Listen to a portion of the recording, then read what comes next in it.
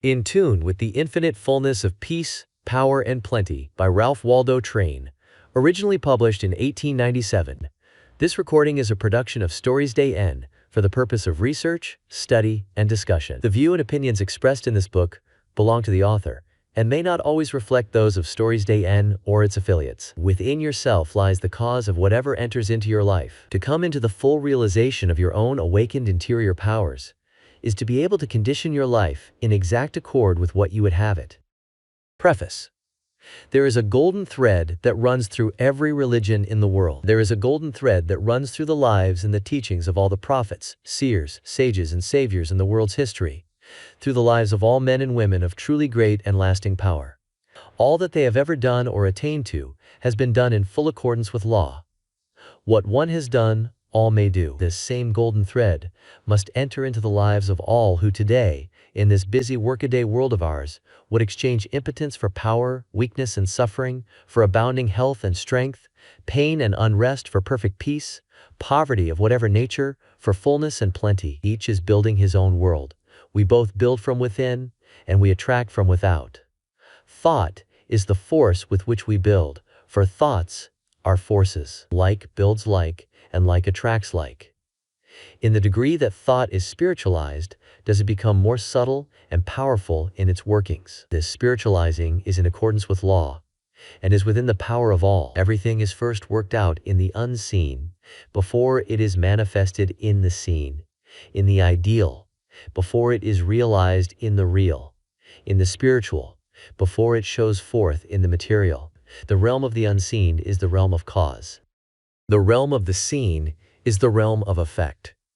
The nature of effect is always determined and conditioned by the nature of its cause. To point out the great facts in connection with, and the great laws underlying the workings of the interior, spiritual, thought forces, to point them out so simply and so clearly that even a child can understand, is the author's aim. To point them out so simply and so clearly that all can grasp them, that all can take them and infuse them into everyday life, so as to mold it in all its details in accordance with what they would have it, is his purpose. That life can be thus molded by them is not a matter of mere speculation or theory with him, but a matter of positive knowledge. There is a divine sequence running throughout the universe. Within and above and below, the human will incessantly works the divine will. To come into harmony with it and thereby with all the higher laws and forces, to come then into league and to work in conjunction with them, in order that they can work in league and in conjunction with us, is to come into the chain of this wonderful sequence. This is the secret of all success. This is to come into the possession of unknown riches, into the realization of undreamed of powers. R.W.T. Boston, Massachusetts, November, 1897. Fullness of peace, power, and plenty.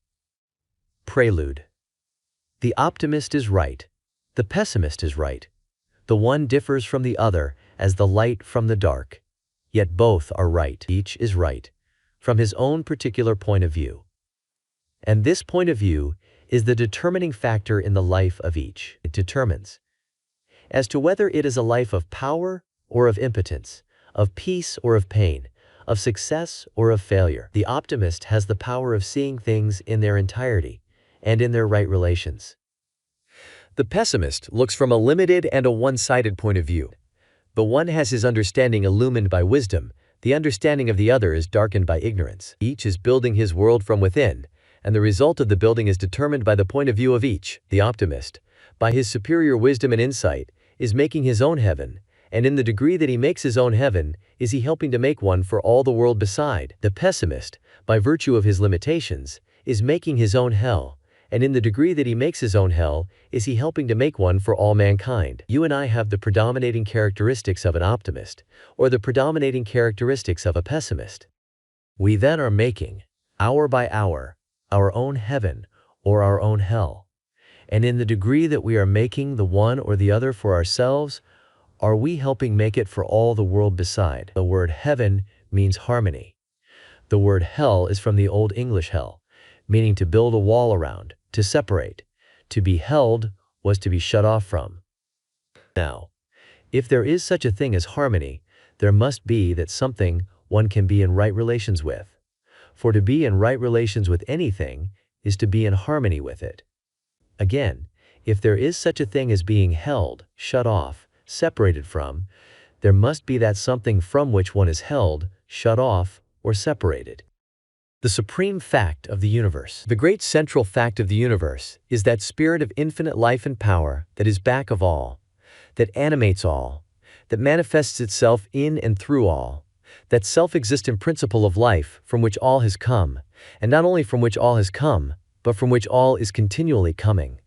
If there is an individual life, there must of necessity be an infinite source of life from which it comes. If there is a quality or a force of love, there must of necessity be an infinite source of love whence it comes. If there is wisdom, there must be the all-wise source back of it from which it springs. The same is true in regard to peace, the same in regard to power, the same in regard to what we call material things. There is, then, this spirit of infinite life and power back of all which is the source of all. This infinite power is creating, working, ruling through the agency of great immutable laws and forces that run through all the universe, that surround us on every side. Every act of our everyday lives is governed by these same great laws and forces. Every flower that blooms by the wayside springs up, grows, blooms, fades, according to certain great immutable laws. Every snowflake that plays between earth and heaven forms, falls, melts, according to certain great unchangeable laws. In a sense, there is nothing in all the great universe but law. If this is true, there must of necessity be a force behind it all that is the maker of these laws, and a force greater than the laws that are made. This spirit of infinite life and power that is back of all is what I call God. I care not what term you may use, be it kindly light, providence, the oversoul, omnipotence, or whatever term may be most convenient. I care not what the term may be as long as we are agreed in regard to the great central fact itself. God, then, is this infinite spirit which fills all the universe with himself alone, so that all is from him and in him, and there is nothing that is outside. Indeed, and in truth then, in him we live and move and have our being. He is the life of our life, our very life itself.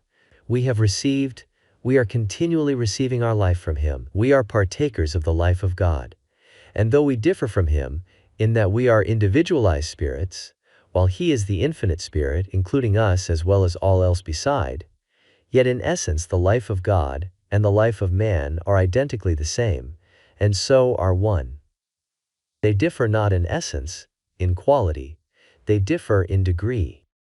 There have been and are highly illumined souls who believe that we receive our life from God after the manner of a divine inflow. And again, there have been and are those who believe that our life is one with the life of God, and so that God and man are one.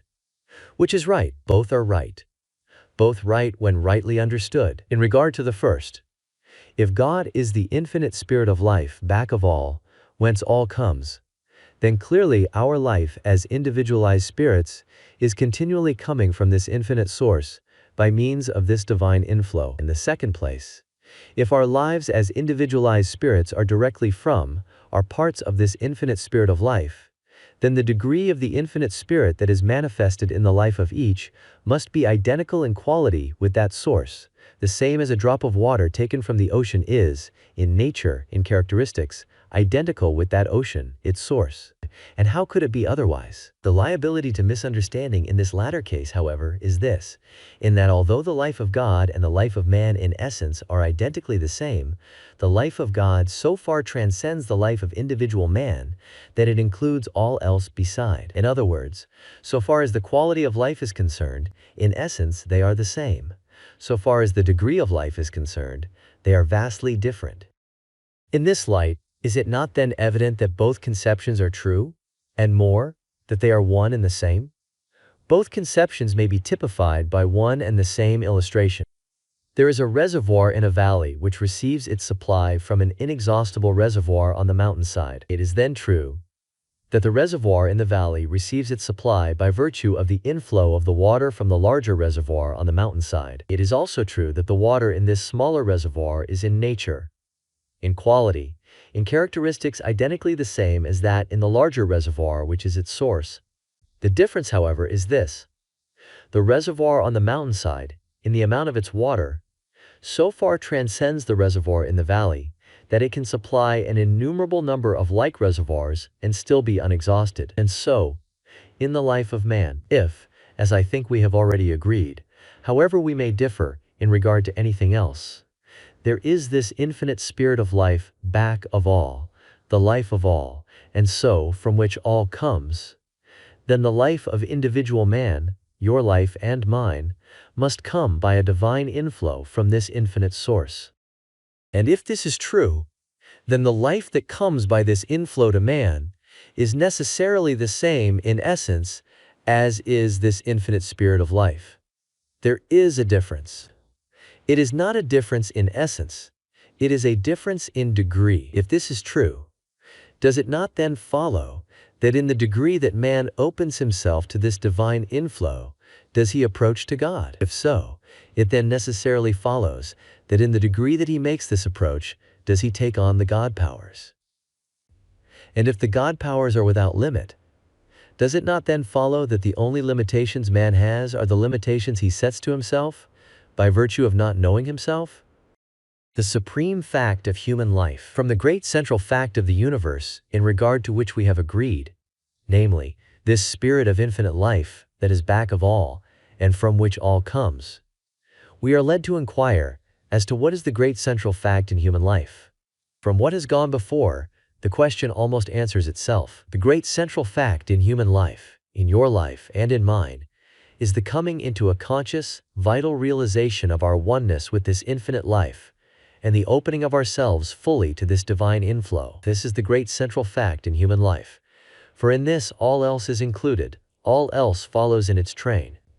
In just the degree that we come into a conscious realization of our oneness with the infinite life, and open ourselves to this divine inflow, do we actualize in ourselves the qualities and powers of the infinite life. And what does this mean? It means simply this, that we are recognizing our true identity, that we are bringing our lives into harmony with the same great laws and forces, and so opening ourselves to the same great inspirations, as have all the prophets, seers, sages, and saviors in the world's history, all men of truly great and mighty power. For in the degree that we come into this realization and connect ourselves with this infinite source, do we make it possible for the higher powers to play, to work, to manifest through us. We can keep closed to this divine inflow, to these higher forces and powers, through ignorance, as most of us do, and thus hinder or even prevent their manifesting through us. Or, we can intentionally close ourselves to their operations, and thus deprive ourselves of the powers to which, by the very nature of our being, we are rightful heirs. On the other hand, we can come into so vital a realization of the oneness of our real selves with this infinite life, and can open ourselves so fully to the incoming of this divine inflow, and so to the operation of these higher forces, inspirations, and powers, that we can indeed and in truth become what we may well term God-men. And what is a God-man? One in whom the powers of God are manifesting, though yet a man. No one can set limitations to a man or a woman of this type, for the only limitations he or she can have are those set by the self. Ignorance is the most potent factor in setting limitations to the majority of mankind, and so the great majority of people continue to live their little, dwarfed, and stunted lives simply by virtue of the fact that they do not realize the larger life to which they are heirs. They have never as yet come into a knowledge of the real identity of their true selves. Mankind has not yet realized that the real self is one with the life of God. Through its ignorance, it has never yet opened itself to the divine inflow, and so has never made itself a channel through which the infinite powers and forces can manifest. When we know ourselves merely as men, we live accordingly, and have merely the powers of men. When we come into the realization of the fact that we are God-men, then again we live accordingly, and have the powers of God-men. In the degree that we open ourselves to this divine inflow, are we changed from mere men into God-men. A friend has a beautiful lotus pond, a natural basin on his estate.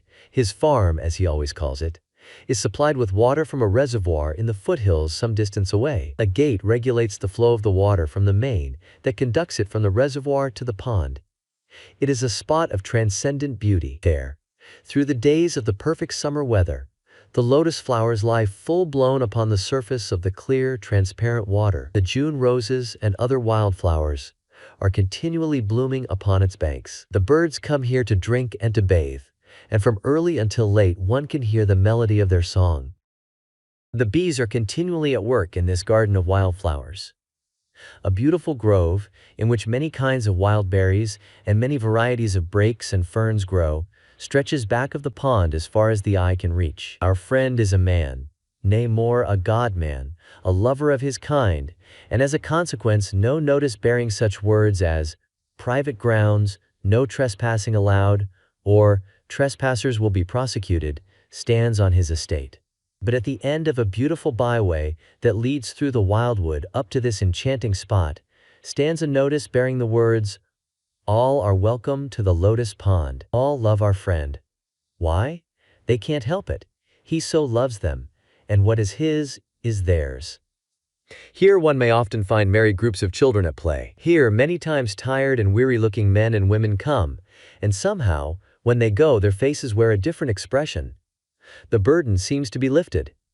And now and then I have heard them when leaving, sometimes in a faint murmur, as if uttering a benediction, say, "God bless our brother friend." Many speak of this spot as the Garden of God. My friend calls it his soul garden, and he spends many hours in quiet here. Often have I seen him, after the others have gone, walking to and fro, or sitting quietly in the clear moonlight on an old rustic bench, drinking in the perfume of the wildflowers.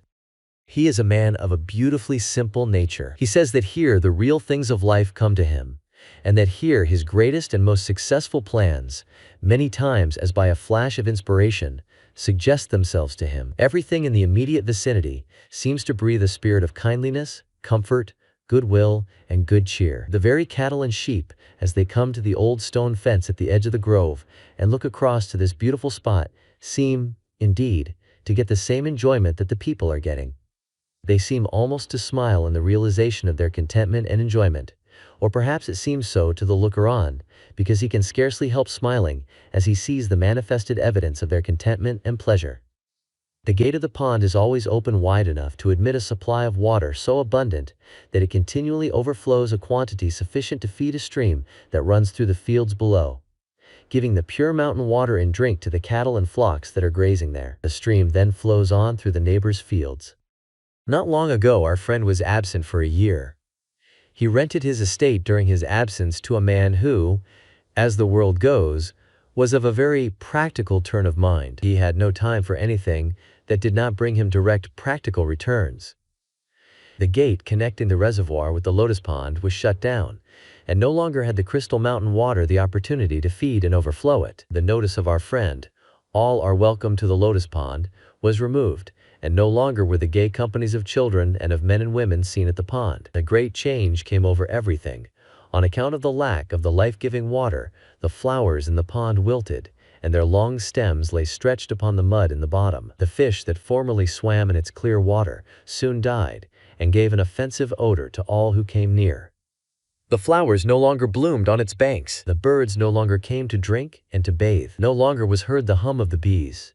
And more, the stream that ran through the fields below dried up, so that the cattle and the flocks no longer got their supply of clear mountain water. The difference between the spot now and the lotus pond when our friend gave it his careful attention was caused, as we readily see, by the shutting of the gate to the pond, thus preventing the water from the reservoir in the hills, which was the source of its life, from entering it.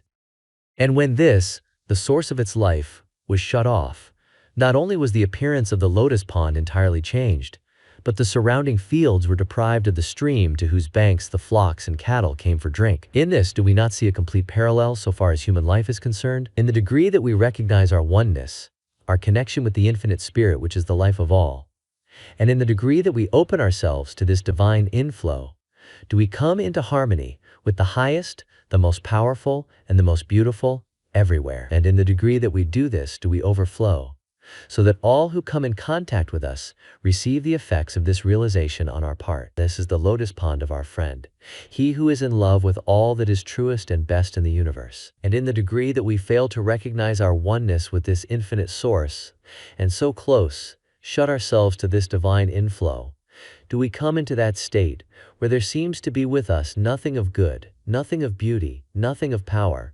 And when this is true, those who come in contact with us receive not good, but harm.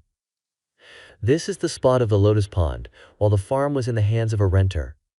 There is this difference between the lotus pond and your life and mine. It has no power in itself of opening the gate to the inflow of the water from the reservoir which is its source. In regard to this, it is helpless and dependent upon an outside agency. You and I have the power within us, to open or to close ourselves to this divine inflow exactly as we choose. This we have through the power of mind, through the operation of thought. There is the soul life, direct from God. This it is that relates us to the infinite. There is, then, the physical life. This it is that relates us to the material universe about us. The thought life connects the one with the other. It is this that plays between the two. Before we proceed farther, let us consider very briefly the nature of thought. Thought is not, as is many times supposed, a mere indefinite abstraction or something of a like nature. It is, on the contrary, a vital, living force, the most vital, subtle, and irresistible force there is in the universe. In our very laboratory experiments, we are demonstrating the great fact that thoughts are forces. They have form and quality and substance and power. And we are beginning to find that there is what we may term a science of thought. We are beginning also to find that through the instrumentality of our thought forces, we have creative power, not merely in a figurative sense, but creative power in reality. Everything in the material universe about us, everything the universe has ever known, had its origin first in thought. From this it took its form. Every castle, every statue, every painting, every piece of mechanism, everything had its birth, its origin, first in the mind of the one who formed it, before it received its material expression or embodiment. The very universe in which we live is the result of the thought energies of God, the infinite spirit that is back of all. And if it is true, as we have found, that we and our true selves are in essence the same, and in this sense are one with the life of this infinite spirit, do we not then see that in the degree that we come into a vital realization of this stupendous fact, we, through the operation of our interior, spiritual thought forces, have in like sense creative power?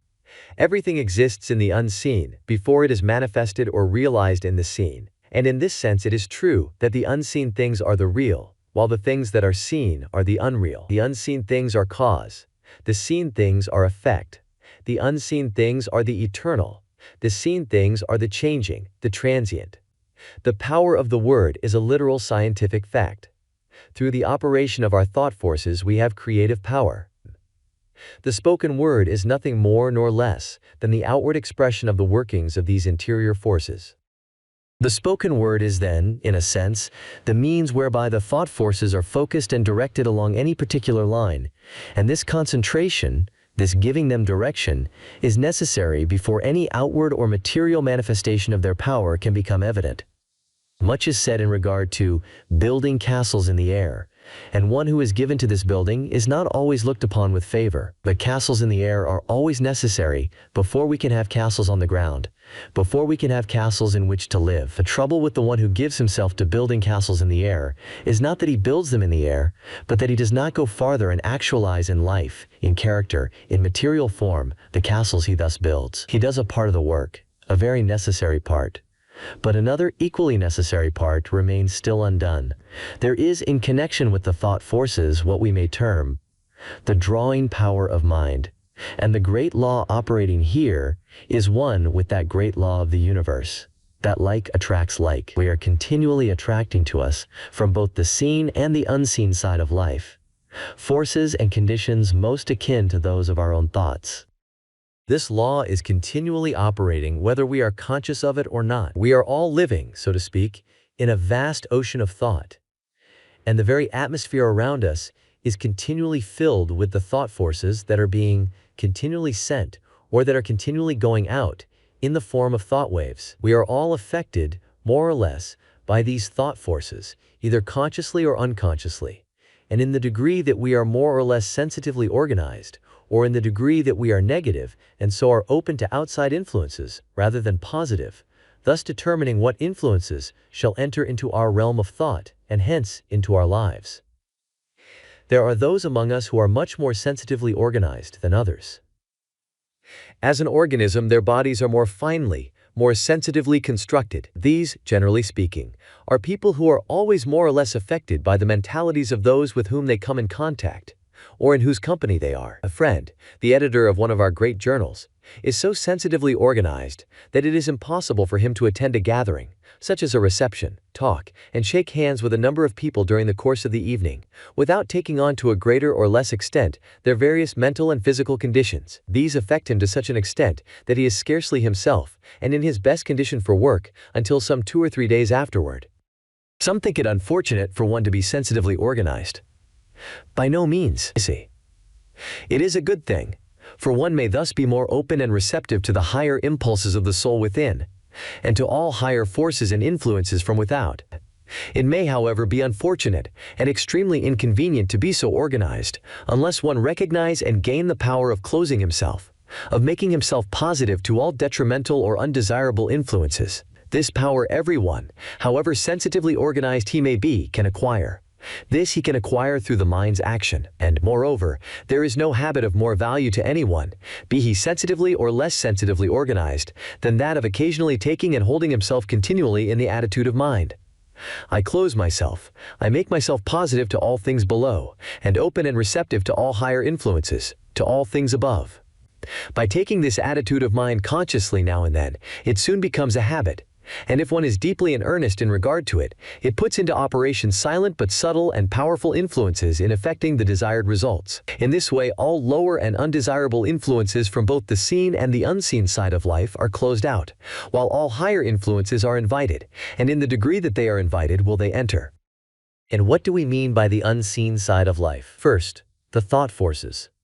The mental and emotional conditions in the atmosphere about us, that are generated by those manifesting on the physical plane through the agency of physical bodies. Second, the same forces generated by those who have dropped the physical body, or from whom it has been struck away, and who are now manifesting through the agency of bodies of a different nature. The individual existence of man begins on the sense plane of the physical world, but rises through successive gradations of ethereal and celestial spheres, corresponding with his ever-unfolding deific life and powers, to a destiny of unspeakable grandeur and glory. Within and above every physical planet is a corresponding ethereal planet, or soul world, as within and above every physical organism is a corresponding ethereal organism, or soul body, of which the physical is but the external counterpart and materialized expression. From this etherealized or soul planet, which is the immediate home of our arisen humanity, there rises or deepens in infinite gradations spheres within and above spheres, to celestial heights of spiritualized existence, utterly inconceivable to the sense man.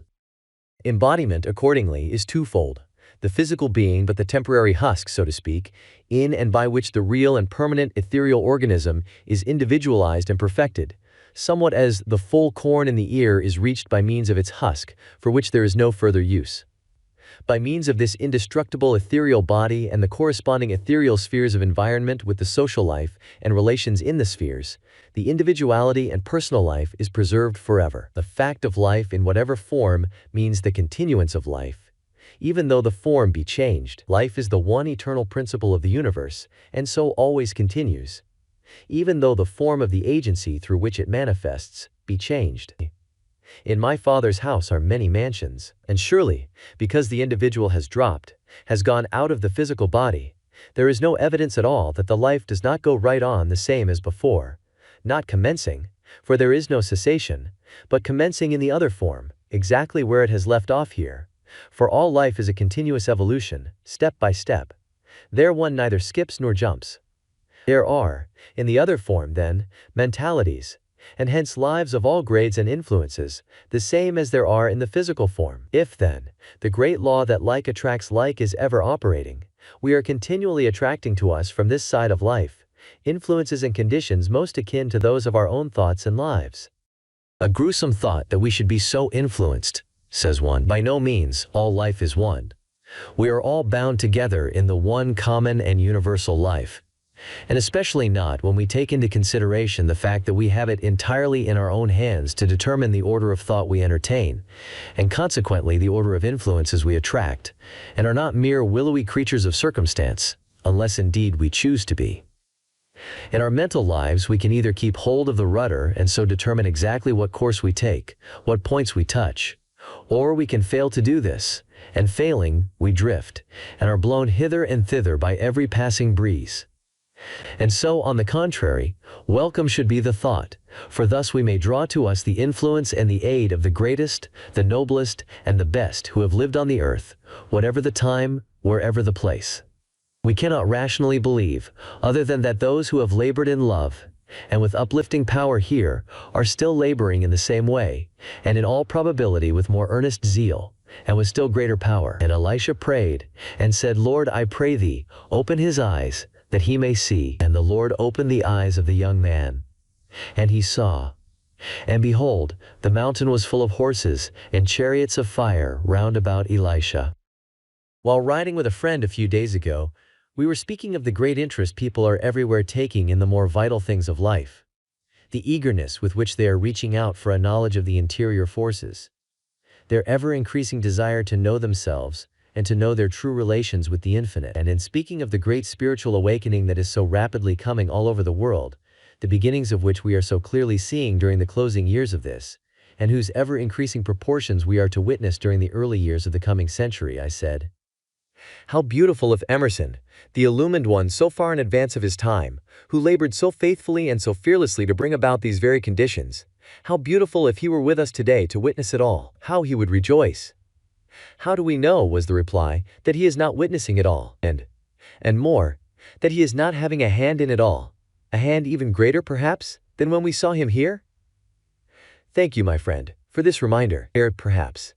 Are they not all ministering spirits sent forth to minister to those who shall be heirs of salvation? As science is so abundantly demonstrating today, the things that we see are but a very small fraction of the things that are.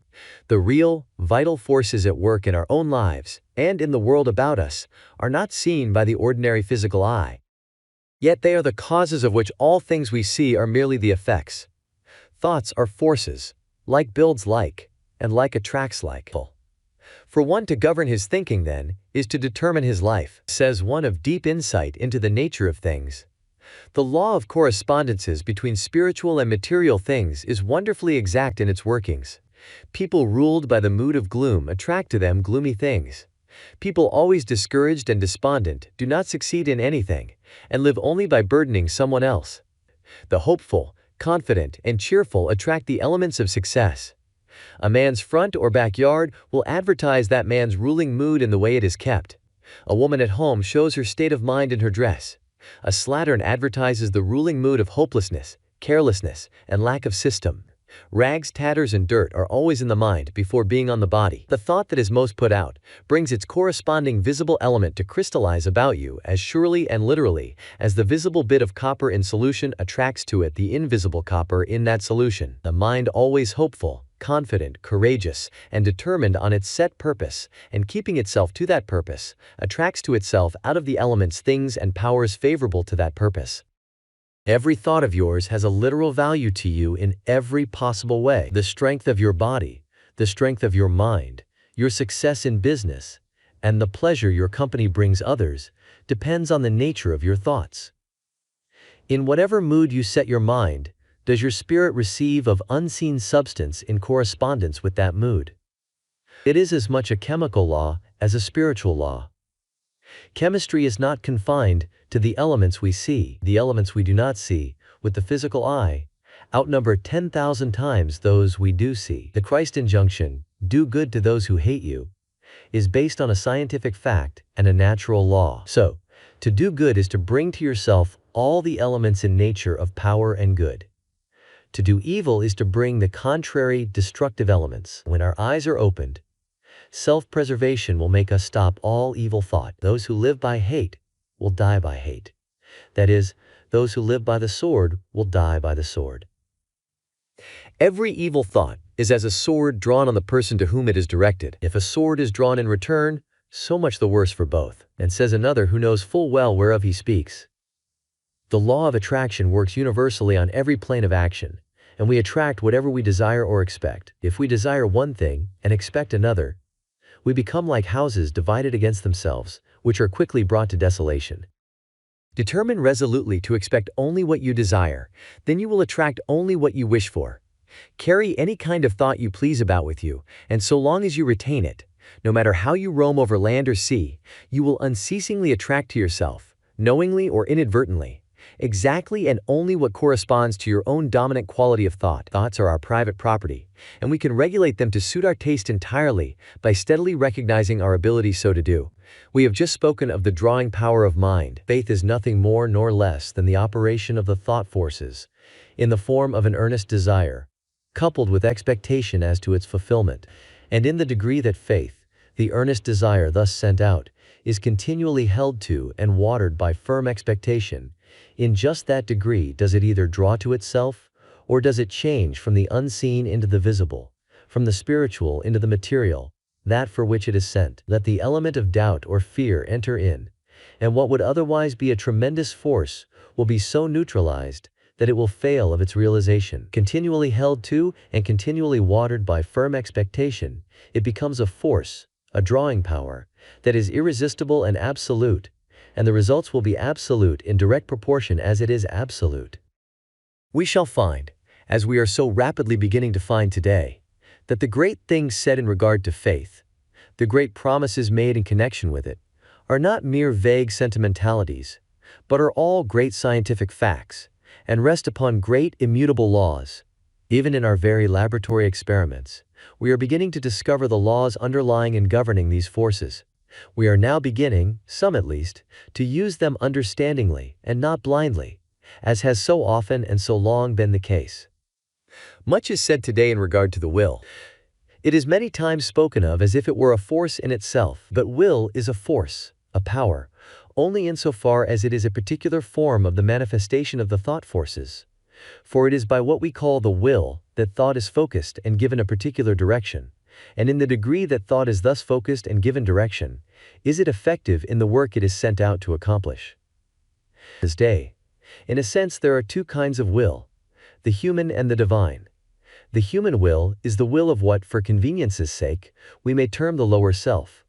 It is the will that finds its life merely in the realm of the mental and the physical. The sense will. It is the will of the one who is not yet awake to the fact that there is a life that far transcends the life of merely the intellect and the physical senses, and which, when realized and lived, does not do away with or minify these, but which, on the contrary, brings them to their highest perfection and to their powers of keenest enjoyment. The divine will is the will of the higher self, the will of the one who recognizes his oneness with the divine, and who consequently brings his will to work in harmony, in conjunction with the divine will. The Lord thy God in the midst of thee is mighty. The human will has its limitations. So far and no farther, says the law. The divine will has no limitations. It is supreme. All things are open and subject to you, says the law. And so, in the degree that the human will is transmuted into the divine, in the degree that it comes into harmony with and so acts in conjunction with the divine, does it become supreme. Then it is that thou shalt decree a thing, and it shall be established unto thee. The great secret of life and of power, then, is to make and to keep one's conscious connection with this infinite source. The power of every life, the very life itself, is determined by what it relates itself to. God is immanent as well as transcendent. He is creating, working, ruling in the universe today, in your life and in mine, just as much as he ever has been. We are too apt to regard him after the manner of an absentee landlord, one who has set into operation the forces of this great universe and then taken himself away. In the degree, however, that we recognize him as immanent as well as transcendent, are we able to partake of his life and power? For in the degree that we recognize him as the infinite spirit of life and power that is today, at this very moment, working and manifesting in and through all, and then, in the degree that we come into the realization of our oneness with this life, do we become partakers of, and so do we actualize in ourselves, the qualities of his life. In the degree that we open ourselves to the inflowing tide of this immanent and transcendent life, do we make ourselves channels through which the infinite intelligence and power can work. It is through the instrumentality of the mind that we are enabled to connect the real soul life with the physical life, and so enable the soul life to manifest and work through the physical. The thought life needs continually to be illumined from within. This illumination can come in just the degree that, through the agency of the mind, we recognize our oneness with the divine, of which each soul is an individual form of expression. This gives us the inner guiding which we call intuition. Intuition is to the spiritual nature, and understanding practically what sense perception is to the sensuous nature and understanding. It is an inner spiritual sense through which man is open to the direct revelation and knowledge of God, the secrets of nature and life, and through which he is brought into conscious unity and fellowship with God, and made to realize his own deific nature and supremacy of being as the Son of God. Spiritual supremacy and illumination, thus realized through the development and perfection of intuition under divine inspiration, gives the perfect inner vision and direct insight into the character, properties, and purpose of all things to which the attention and interest are directed. It is, we repeat, a spiritual sense opening inwardly, as the physical senses open outwardly. And because it has the capacity to perceive, grasp, and know the truth at first hand, independent of all external sources of information, we call it intuition. All inspired teaching and spiritual revelations are based upon the recognition of this spiritual faculty of the soul, and its power to receive and appropriate them. Conscious unity of man in spirit and purpose with the Father, born out of his supreme desire and trust, opens his soul through this inner sense to immediate inspiration and enlightenment from the divine omniscience, and the cooperative energy of the divine omnipotence, under which he becomes a seer and a master.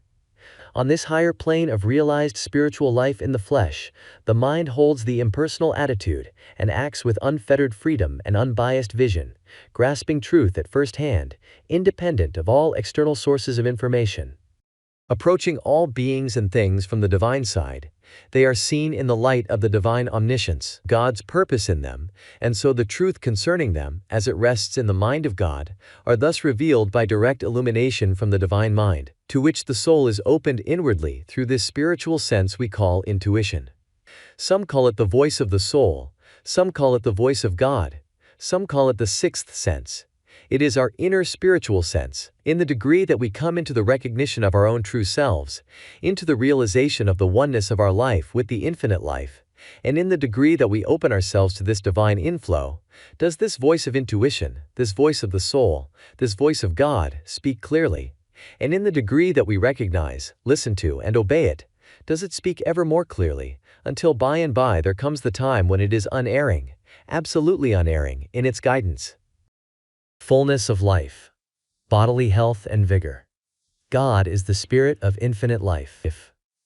If we are partakers of this life, and have the power of opening ourselves fully to its divine inflow, it means more, so far as even the physical life is concerned, than we may at first think. For very clearly, the life of this infinite spirit, from its very nature, can admit of no disease.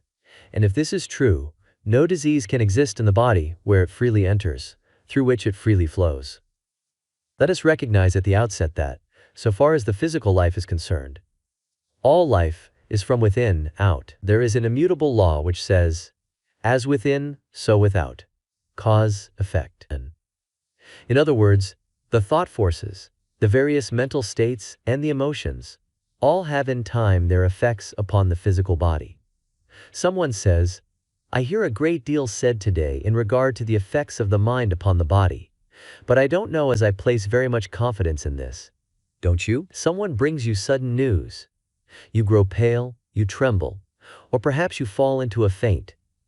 It is, however, through the channel of your mind that the news is imparted to you. A friend says something to you, perhaps at the table, something that seems very unkind. You are hurt by it, as we say. You have been enjoying your dinner, but from this moment your appetite is gone. But what was said entered into and affected you through the channel of your mind. Look! Yonder goes a young man, dragging his feet, stumbling over the slightest obstruction in the path. Why is it? Simply that he is weak-minded, an idiot. In other words, a falling state of mind is productive of a falling condition of the body. To be sure-minded is to be sure-footed. To be uncertain in mind is to be uncertain in step. Again, a sudden emergency arises. You stand trembling and weak with fear. Why are you powerless to move? Why do you tremble again? And yet you believe that the mind has but little influence upon the body. You are for a moment dominated by a fit of anger. For a few hours afterwards you complain of a violent headache. And still you do not seem to realize that the thoughts and emotions have an effect upon the body. A day or two ago, while conversing with a friend, we were speaking of worry. "My father is greatly given to worry," he said. "Your father is not a healthy man," I said. "He is not strong, vigorous, robust and active." I then went on to describe to him more fully his father's condition and the troubles which afflicted him. He looked at me in surprise and said, "Why, you do not know my father?" "No," I replied. "How then can you describe so accurately the disease with which he is afflicted? You have just told me that your father is greatly given to worry. When you told me this, you indicated to me cause. In describing your father's condition, I simply connected with the cause, its own peculiar effects." Fear and worry have the effect of closing up the channels of the body, so that the life forces flow in a slow and sluggish manner. Hope and tranquility open the channels of the body, so that the life forces go bounding through it in such a way that disease can rarely get a foothold. Not long ago, a lady was telling a friend of a serious physical trouble. My friend happened to know that between this lady and her sister the most kindly relations did not exist. He listened attentively to her delineation of her troubles, and then, looking her squarely in the face, in a firm but kindly tone said, "Forgive your sister." The woman looked at him in surprise and said, "I can't forgive my sister." "Very well then," he replied. "Keep the stiffness of your joints, and your kindred rheumatic troubles." A few weeks later he saw her again. With a light step she came toward him and said, "I took your advice. I saw my sister and forgave her. We have become good friends again. And I don't know how it is, but somehow or other from the very day, as I remember, that we became reconciled, my troubles seemed to grow less, and today there is not a trace of the old difficulties left. And really, my sister and I have become such good friends, that now we can scarcely get along without one another again. We have effect following cause. We have several well-authenticated cases of the following nature. A mother has been dominated for a few moments by an intense passion of anger, and the child at her breast has died within an hour's time. So poisoned became the mother's milk by virtue of the poisonous secretions of the system while under the domination of this fit of anger. In other cases it has caused severe illness and convulsions. The following experiment has been tried a number of times by a well-known scientist.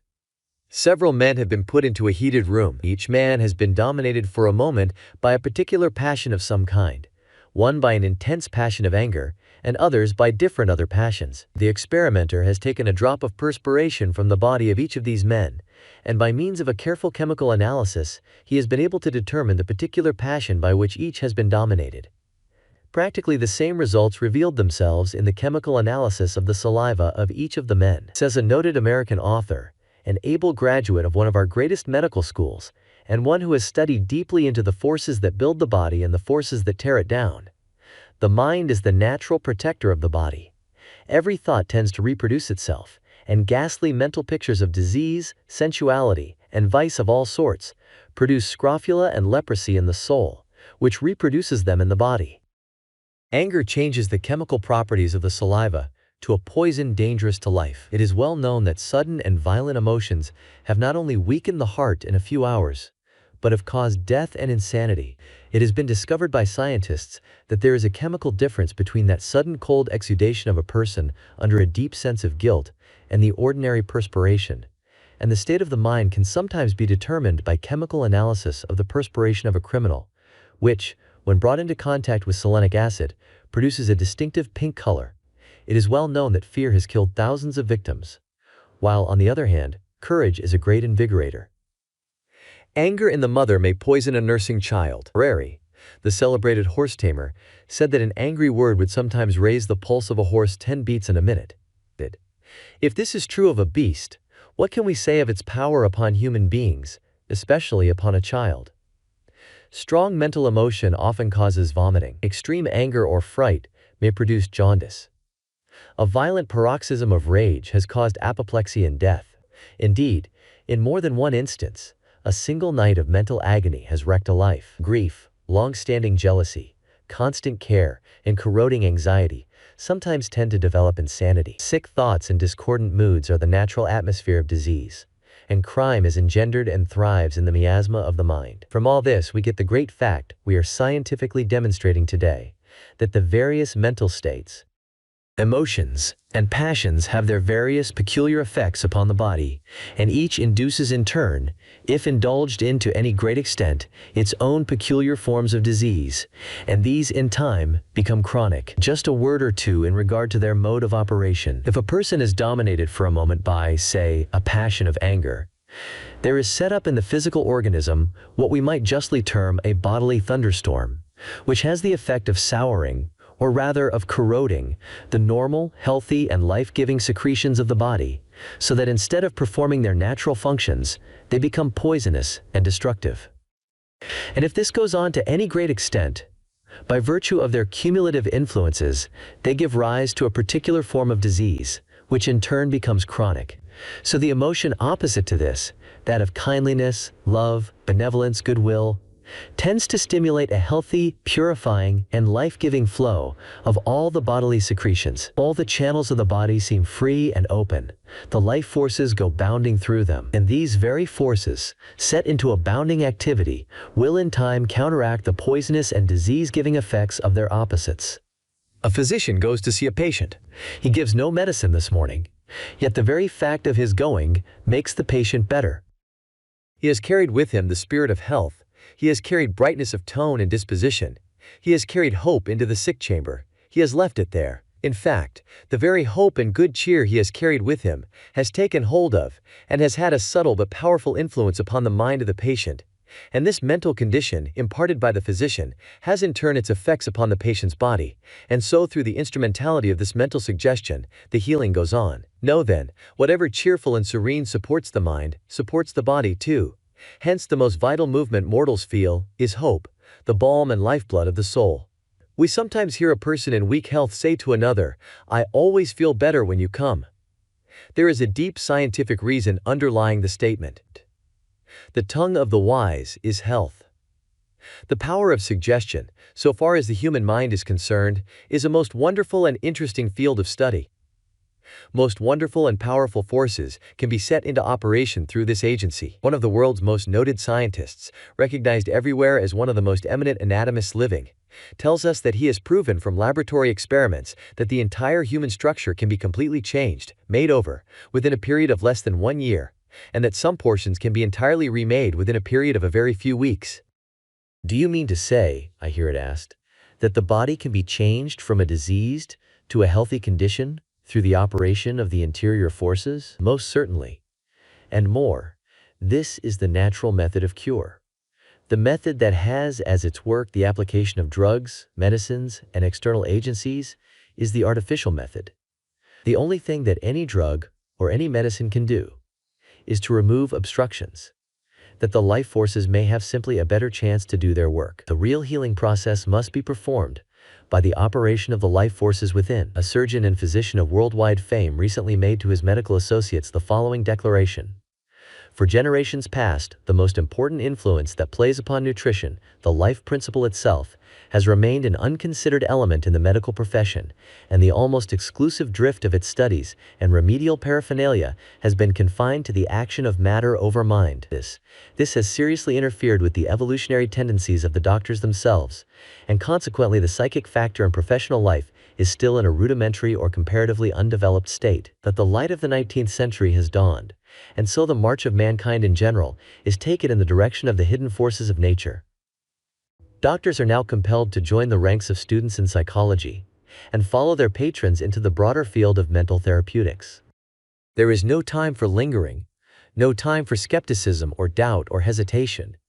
He who lingers is lost, for the entire race is enlisted in the movement. I am aware of the fact that in connection with the matter we are now considering, there has been a great deal of foolishness during the past few years. Many absurd and foolish things have been claimed and done, but this says nothing against, and it has absolutely nothing to do with the great underlying laws themselves.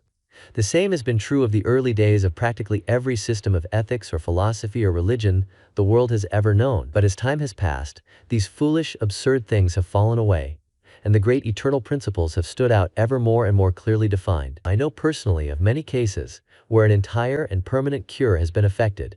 in some within a remarkably short period of time, through the operation of these forces. Some of them are cases that had been entirely given up by the regular practice, materia medica. We have numerous accounts of such cases in all times, and in connection with all religions.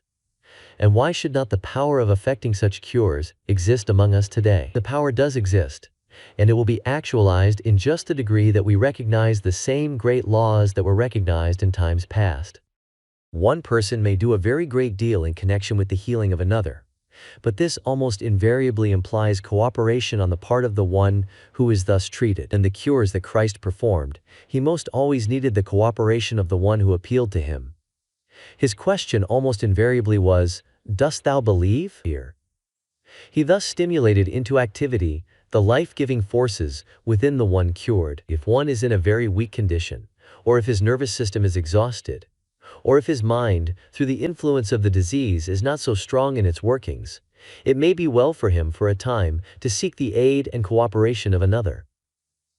But it would be far better for such a one could he bring himself to a vital realization of the omnipotence of his own interior powers. One may cure another, but to be permanently healed one must do it himself.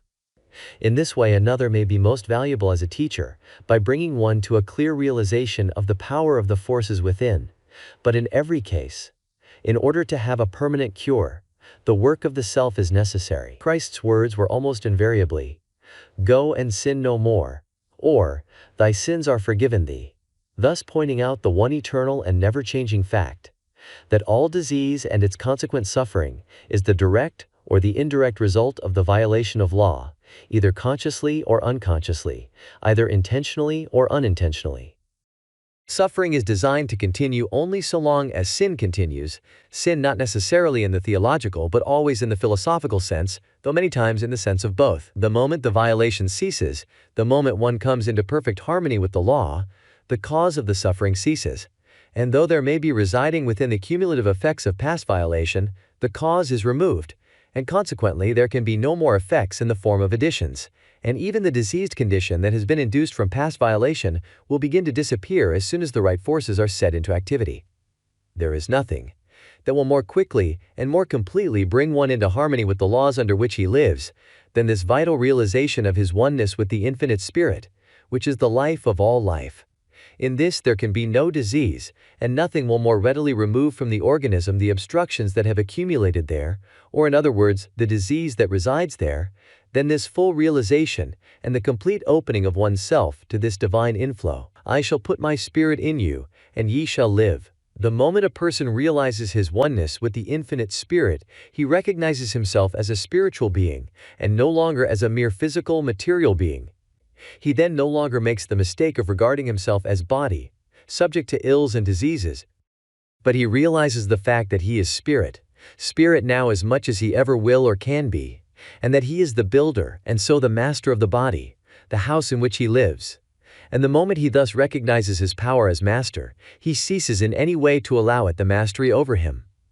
He no longer fears the elements or any of the forces that he now in his ignorance allows to take hold of and affect the body. The moment he realizes his own supremacy, instead of fearing them as he did when he was out of harmony with them, he learns to love them. He thus comes into harmony with them. Or rather, he so orders them that they come into harmony with him. He who formerly was the slave has now become the master. The moment we come to love a thing, it no longer carries harm for us. There are almost countless numbers today, weak and suffering in body, who would become strong and healthy if they would only give God an opportunity to do his work. To such I would say, don't shut out the divine inflow. Do anything else rather than this. Open yourselves to it. Invite it. In the degree that you open yourselves to it, its inflowing tide will course through your bodies a force so vital that the old obstructions that are dominating them today will be driven out before it. Thy words are life to them that find them, and health to all their flesh. There is a trough through which a stream of muddy water has been flowing for many days. The dirt has gradually collected on its sides and bottoms, and it continues to collect as long as the muddy water flows through it. Change this. Open the trough to a swift flowing stream of clear, crystal water, and in a very little while, even the very dirt that is collected on its sides and bottom will be carried away. The trough will be entirely cleansed. It will present an aspect of beauty and no longer an aspect of ugliness. And more, the water that now courses through it will be of value. It will be an agent of refreshment, of health, and of strength to those who use it. Yes, in just the degree that you realize your oneness with this infinite spirit of life, and thus actualize your latent possibilities and powers, you will exchange dis-ease for ease, inharmony for harmony, suffering and pain for abounding health and strength. And in the degree that you realize this wholeness, this abounding health and strength in yourself, will you carry it to all with whom you come in contact. For we must remember that health is contagious as well as disease. Here it asked, what can be said in a concrete way in regard to the practical application of these truths, so that one can hold himself in the enjoyment of perfect bodily health, and more, that one may heal himself of any existing disease? In reply, let it be said that the chief thing that can be done is to point out the great underlying principle, and that each individual must make his own application. One person cannot well make this for another. First, let it be said that the very fact of one's holding the thought of perfect health sets into operation vital forces, which will in time be more or less productive of the effect, perfect health. Then, speaking more directly in regard to the great principle itself, from its very nature, it is clear that more can be accomplished through the process of realization than through the process of affirmation, though for some affirmation may be a help, an aid to realization. In the degree, however, that you come into a vital realization of your oneness with the infinite spirit of life, whence all life in individual form has come and is continually coming, and in the degree that through this realization you open yourself to its divine inflow, do you set into operation forces that will sooner or later bring even the physical body into a state of abounding health and strength. For to realize that this infinite spirit of life can from its very nature admit of no disease, and to realize that this, then, is the life in you, by realizing your oneness with it, you can so open yourself to its more abundant entrance that the diseased bodily conditions effects will respond to the influences of its all-perfect power, this either quickly or more tardily, depending entirely upon yourself. There have been those who have been able to open themselves so fully to this realization that the healing has been instantaneous and permanent. The degree of intensity always eliminates, in like degree, the element of time. It must, however, be a calm, quiet, and expectant intensity, rather than an intensity that is fearing, disturbed, and non-expectant. Then there are others who have come to this realization by degrees. Many will receive great help, and many will be entirely healed by a practice somewhat after the following nature. With a mind at peace, and with a heart going out in love to all, go into the quiet of your own interior self, holding the thought, I am one with the infinite spirit of life, the life of my life. I then, as spirit, I, a spiritual being, can in my own real nature admit of no disease. I now open my body, in which disease has gotten a foothold. I open it fully to the inflowing tide of this infinite life, and it now, even now, is pouring in and coursing through my body, and the healing process is going on. Realize this so fully that you begin to feel a quickening and a warming glow imparted by the life forces to the body. Believe the healing process is going on. Believe it, and hold continually to it. Many people greatly desire a certain thing, but expect something else. They have greater faith in the power of evil than in the power of good, and hence remain ill. If one will give himself to this meditation, realization, treatment, or whatever term it may seem best to use, at stated times, as often as he may choose, and then continually hold himself in the same attitude of mind, thus allowing the force to work continually, he will be surprised how rapidly the body will be exchanging conditions of disease and inharmony for health and harmony. There is no particular reason, however, for this surprise, for in this way he is simply allowing the omnipotent power to do the work, which will have to do it ultimately in any case. If there is a local difficulty, and one wants to open this particular portion, in addition to the entire body, to this inflowing life, he can hold this particular portion in thought. For to fix the thought in this way upon any particular portion of the body stimulates or increases the flow of the life forces in that portion. It must always be borne in mind, however, that whatever healing may be thus accomplished, effects will not permanently cease until causes have been removed. In other words, as long as there is the violation of law, so long disease and suffering will result. This realization that we are considering will have an influence not only where there is a diseased condition of the body, But even where there is not this condition, it will give an increased bodily life, vigor, and power. We have had many cases, in all times and in all countries, of healing through the operation of the interior forces, entirely independent of external agencies. Various have been the methods, or rather, various have been the names applied to them. But the great law underlying all is one and the same today. When the Master sent his followers forth, his injunction to them was to heal the sick and the afflicted, as well as to teach the people. The early church fathers had the power of healing. In short, it was a part of their work. And why should we not have the power today, the same as they had it then? Are the laws at all different? Identically the same. Why then? Simply because, with a few rare exceptions here and there, we are unable to get beyond the mere letter of the law into its real vital spirit and power. It is the letter that killeth. It is the spirit that giveth life and power. Every soul who becomes so individualized that he breaks through the mere letter and enters into the real vital spirit will have the power, as have all who have gone before. And when he does, he will also be the means of imparting it to others, for he will be one who will move and who will speak with authority. We are rapidly finding today, and we shall find even more and more as time passes, that practically all disease, with its consequent suffering, has its origin in perverted mental and emotional states and conditions.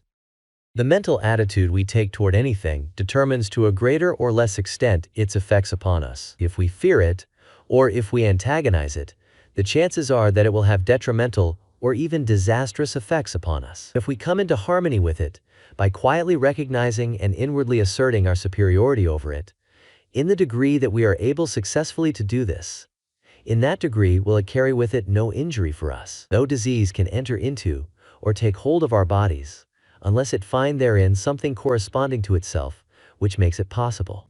And in the same way, no evil or undesirable condition of any kind can come into our lives unless there is already in them that which invites it, and so makes it possible for it to come. The sooner we begin to look within ourselves for the cause of whatever comes to us, the better it will be. For so much, the sooner will we begin to make conditions within ourselves such that only good may enter. We, who from our very natures should be masters of all conditions, by virtue of our ignorance, are mastered by almost numberless conditions of every description. Do I fear a draught? There is nothing in the draught, a little purifying current of God's pure air, to cause me trouble, to bring on a cold, perhaps an illness. The draught can affect me only in the degree that I myself make it possible, only in the degree that I allow it to affect me. We must distinguish between causes and mere occasions. The draught is not cause, nor does it carry cause with it. Two persons are sitting in the same draught. The one is injuriously affected by it, the other experiences not even an inconvenience, but he rather enjoys it. The one is a creature of circumstances. He fears the draught, cringes before it, continually thinks of the harm it is doing him. In other words, he opens every avenue for it to enter and take hold of him, and so it, harmless and beneficent in itself, brings to him exactly what he has empowered it to bring. The other recognizes himself as the master over, and not the creature of circumstances. He is not concerned about the draught. He puts himself into harmony with it, makes himself positive to it, and instead of experiencing any discomfort, he enjoys it, and in addition to its doing him a service by bringing the pure fresh air from without to him, it does him the additional service of hardening him even more to any future conditions of a like nature. But if the draught was cause, it would bring the same results to both. The fact that it does not shows that it is not a cause, but a condition, and it brings to each effects which correspond to the conditions it finds within each. Poor draught! How many thousands, nay millions of times it is made the scapegoat by those who are too ignorant or too unfair to look their own weaknesses square in the face, and who instead of becoming imperial masters, remain cringing slaves. Think of it, what it means. A man created in the image of the eternal God, sharer of his life and power, born to have dominion, fearing, shaking, cringing before a little draught of pure, life-giving air. But scapegoats are convenient things, even if the only thing they do for us is to aid us in our constant efforts at self-delusion. The best way to disarm a draught of the bad effects it has been accustomed to bring one is first to bring about a pure and healthy set of conditions within, then to change one's mental attitude toward it. Recognize the fact that of itself it has no power, It has only the power you invest it with. Thus you will put yourself into harmony with it, and will no longer sit in fear of it. Then sit in a draft a few times, and get hardened to it, as everyone, by going at it judiciously, can readily do. But suppose one is in delicate health, or especially subject to drafts. Then be simply a little judicious at first. Don't seek the strongest that can be found, especially if you do not as yet in your own mind feel equal to it. For if you do not, it signifies that you still fear it. That supreme regulator of all life, good common sense, must be used here, the same as elsewhere. If we are born to have dominion, and that we are is demonstrated by the fact that some have attained to it, and what one has done, soon or late all can do, then it is not necessary that we live under the domination of any physical agent. In the degree that we recognize our own interior powers, then are we rulers and able to dictate. In the degree that we fail to recognize them, we are slaves, and are dictated to us. We build whatever we find within us, we attract whatever comes to us, and all in accordance with spiritual law. For all natural law is spiritual law. The whole of human life is cause and effect. There is no such thing in it as chance, nor is there even in all the wide universe. Are we not satisfied with whatever comes into our lives? The thing to do, then, is not to spend time in railing against the imaginary something we create and call fate, but to look to the within and change the causes at work there, in order that things of a different nature may come, for there will come exactly what we cause to come. This is true not only of the physical body, but of all phases and conditions of life. We invite whatever comes, and did we not invite it, either consciously or unconsciously, it could not and it would not come. This may undoubtedly be hard for some to believe, or even to see, at first, but in the degree that one candidly and open-mindedly looks at it, and then studies into the silent but subtle and, so to speak, omnipotent workings of the thought forces, and as he traces their effects within him and about him, it becomes clearly evident and easy to understand. And then whatever does come to one depends for its effects entirely upon his mental attitude toward it. Does this or that occurrence or condition cause you annoyance? Very well. It causes you annoyance, and so disturbs your peace merely because you allow it to. You are born to have absolute control over your own dominion, but if you voluntarily hand over this power, even if for a little while, to someone or to something else, then you, of course, become the creature, the one controlled. To live undisturbed by passing occurrences, you must first find your own center. You must then be firm in your own center, and so rule the world from within. He who does not himself condition circumstances allows the process to be reversed, and becomes a conditioned circumstance. Find your center and live in it. Surrender it to no person, to no thing. In the degree that you do this, will you find yourself growing stronger and stronger in it. And how can one find his center? By realizing his oneness with the infinite power, and by living continually in this realization. But if you do not rule from your own center, if you invest this or that with the power of bringing you annoyance or evil or harm, then take what it brings, but cease your railings against the eternal goodness and beneficence of all things. I swear the earth shall surely be complete, to him or her who shall be complete. The earth remains jagged and broken, only to him who remains jagged and broken. If the windows of your soul are dirty and streaked, covered with matter foreign to them, then the world as you look out of them will be to you dirty and streaked and out of order. Cease your complainings, however. Keep your pessimism, your poor, unfortunate me, to yourself, lest you betray the fact that your windows are badly in need of something. But know that your friend, who keeps his windows clean, that the eternal sun may illumine all within and make visible all without. Know that he lives in a different world from yours. Then go wash your windows, and instead of longing for some other world, you will discover the wonderful beauties of this world. And if you don't find transcendent beauties on every hand here, the chances are that you will never find them anywhere. The poem hangs on the berry bush when comes the poet's eye, and the whole street is a masquerade when Shakespeare passes by. This same Shakespeare, whose mere passing causes all this commotion, is the one who put into the mouth of one of his creations the words, "The fault, dear Brutus, is not in our stars, but in ourselves, that we are underlings." And the great work of his own life is right good evidence that he realized full well the truth of the facts we are considering. And again he gave us a great truth in keeping with what we are considering when he said, "Our doubts are traitors, and make us lose the good we oft might win by fearing to attempt." There is probably no agent that brings us more undesirable conditions than fear. We should live in fear of nothing, nor will we when we come fully to know ourselves. An old French proverb runs, "Some of your griefs you have cured, and the sharpest you still have survived. But what torments of pain you endured from evils that never arrived." Fear and lack of faith go hand in hand. The one is born of the other. Tell me how much one is given to fear, and I will tell you how much he lacks in faith. Fear. Fear is a most expensive guest to entertain, the same as worry is. So expensive are they that no one can afford to entertain them.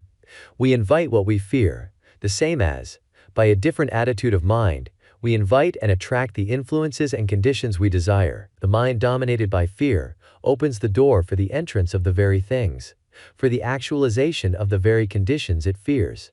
"Where are you going?" asked an Eastern pilgrim on meeting the plague one day. "I am going to Baghdad to kill 5,000 people, was the reply. A few days later the same pilgrim met the plague returning. "You told me you were going to Baghdad to kill 5,000 people, said he, "but instead you killed 50,000. "No," said the plague. "I killed only 5,000, as I told you I would. The others died of fright." Fear can paralyze every muscle in the body. Fear affects the flow of the blood. Likewise, the normal and healthy action of all the life forces. Fear can make the body rigid, motionless, and powerless to move. Not only do we attract to ourselves the things we fear, but we also aid in attracting to others the conditions we, in our own minds, hold them in fear of. This we do in proportion to the strength of our own thought, and in the degree that they are sensitively organized and so influenced by our thought, and this, although it be unconscious both on their part and on ours. Children, and especially when very young, are, generally speaking, more sensitive to their surrounding influences than grown people are. Some are veritable little sensitive plates, registering the influences about them, and embodying them as they grow. How careful in their prevailing mental states, then, should be those who have them in charge, and especially how careful should a mother be during the time she is carrying the child, and when every thought, every mental as well as emotional state has its direct influence upon the life of the unborn child. Let parents be careful how they hold a child, either younger or older, in the thought of fear.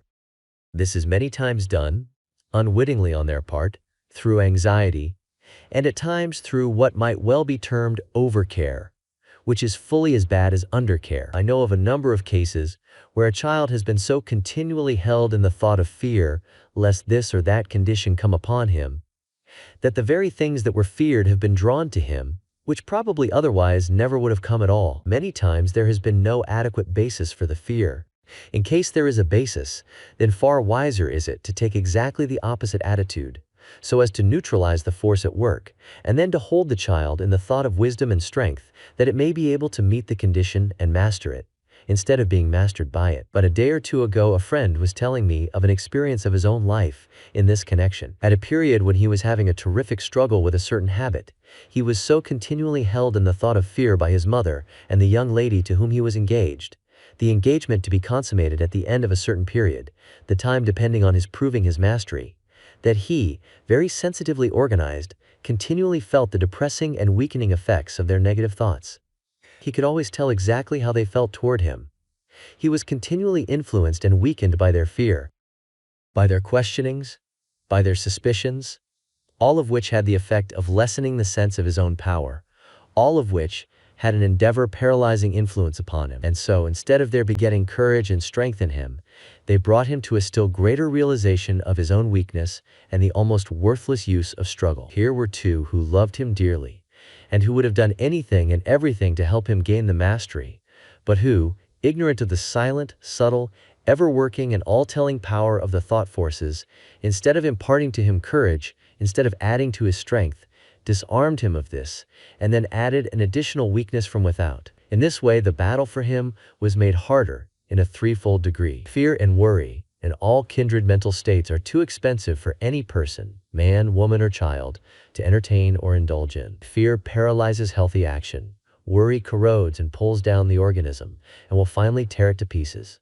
Nothing is to be gained by it, but everything to be lost. Long-continued grief at any loss will do the same. Each brings its own peculiar type of ailment. Gain. An inordinate love of gain, a close-fisted, hoarding disposition, will have kindred effects. Anger, jealousy, malice, continual fault-finding, lust, has each its own peculiar corroding, weakening, tearing down effects.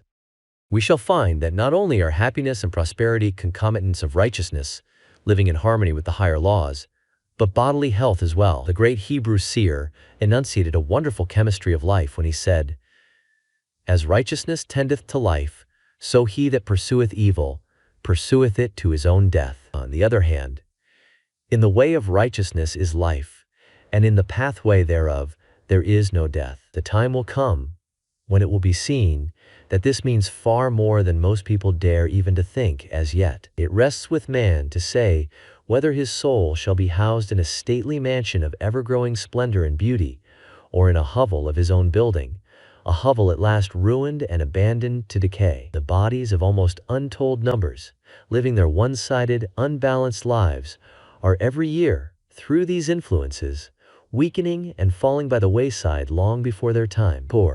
Poor houses, intended to be beautiful temples, brought to desolation by their ignorant, reckless, deluded tenants. A close observer, a careful student of the power of the thought forces, will soon be able to read in the voice, in the movements, in the features, the effects registered by the prevailing mental states and conditions.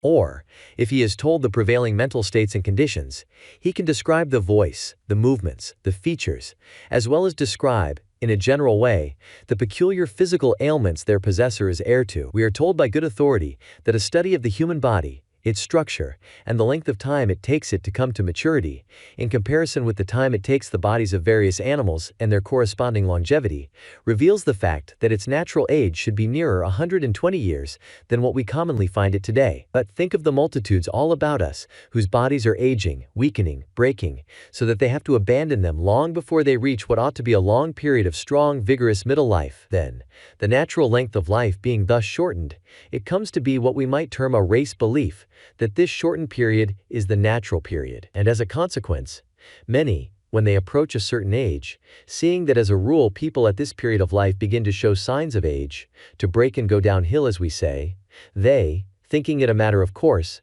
and that it must be the same with them, by taking this attitude of mind, many times bring upon themselves these very conditions long before it is necessary. Subtle and powerful are the influences of the mind in the building and rebuilding of the body. As we understand them better, it may become the custom for people to look forward with pleasure to the teens of their second century. There comes to mind at this moment a friend, a lady, well on to 80 years of age. An old lady, most people in fact, would call her. Especially those who measure age by the number of the seasons that have come and gone since one's birth. But to call our friend old would be to call black white. She is no older than a girl of 25. And indeed younger, I am glad to say, or I am sorry to say, depending upon the point of view, than many a girl of this age. Seeking for the good in all people and in all things, she has found the good everywhere. The brightness of disposition and of voice that is hers today, that attracts all people to her, and that makes her so beautifully attractive to all people, has characterized her all through life. It has in turn carried brightness and hope and courage and strength to hundreds and thousands of people through all these years, and will continue to do so, apparently, for many years yet to come. No fears, no worryings, no hatreds, no jealousies, no sorrowings, no grievings, no sordid graspings after inordinate gain, have found entrance into her realm of thought. As a consequence, her mind, free from these abnormal states and conditions, has not externalized in her body the various physical ailments that the great majority of people are lugging about with them, thinking in their ignorance that they are natural, and that it is all in accordance with the eternal order of things, that they should have them. Her life has been one of varied experiences, so that all these things would have found ready entrance into the realm of her mind, and so into her life were she ignorant enough to allow them entrance. On the contrary, she has been wise enough to recognize the fact that in one kingdom at least she is ruler, the kingdom of her mind, and that it is hers to dictate as to what shall and what shall not enter there. She knows, moreover, that in determining this she is determining all the conditions of her life, It is indeed a pleasure as well as an inspiration to see her as she goes here and there, to see her sunny disposition, her youthful step, to hear her joyous laughter. Indeed and in truth, Shakespeare knew whereof he spoke when he said, "It is the mind that makes the body rich." With great pleasure I watched her, but recently as she was walking along the street, stopping to have a word and so a part in the lives of a group of children at play by the wayside, hastening her step a little to have a word with a washerwoman toting her bundle of clothes, stopping for a word with a laboring man returning with dinner pail in hand from his work, returning the recognition from the lady in her carriage, and so imparting some of her own rich life to all with whom she came in contact.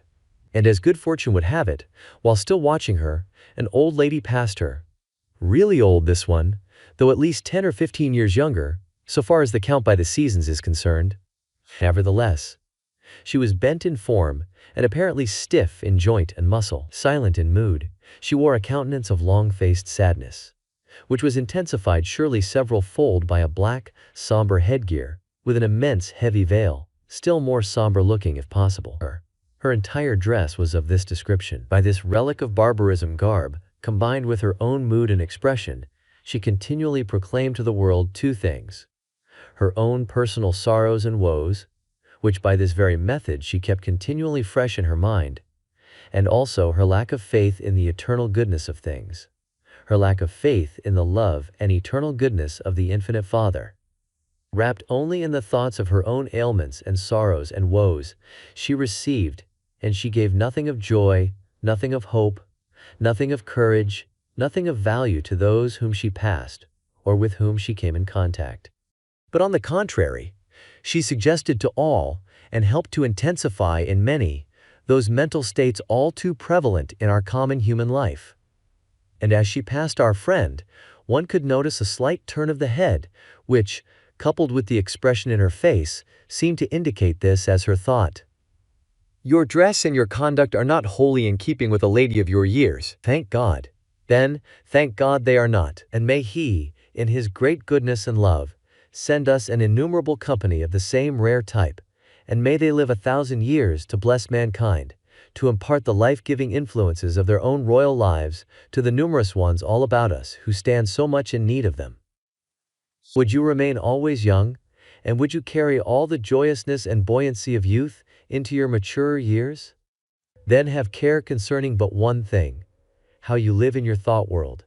This will determine all. It was the inspired one, Gautama, the Buddha, who said, "The mind is everything. What you think you become." Now.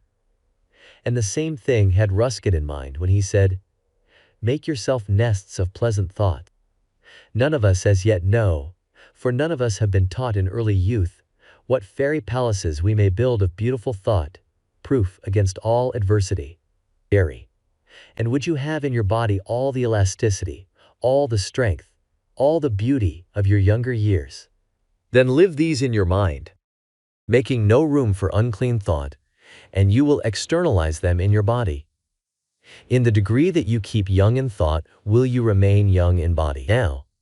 And you will find that your body will in turn aid your mind, for body helps mind the same as mind builds body. You are continually building, and so externalizing in your body conditions most akin to the thoughts and emotions you entertain. And not only are you so building from within, but you are also continually drawing from without, forces of a kindred nature. Your particular kind of thought connects you with a similar order of thought from without. If it is bright, hopeful, cheerful, you connect yourself with a current of thought of this nature. If it is sad, fearing, despondent, then this is the order of thought you connect yourself with. If the latter is the order of your thought, then perhaps unconsciously, and by degrees, you have been connecting yourself with it. You need to go back and pick up again a part of your child nature, with its careless and cheerful type of thought. The minds of the group of children at play are unconsciously concentrated in drawing to their bodies a current of playful thought.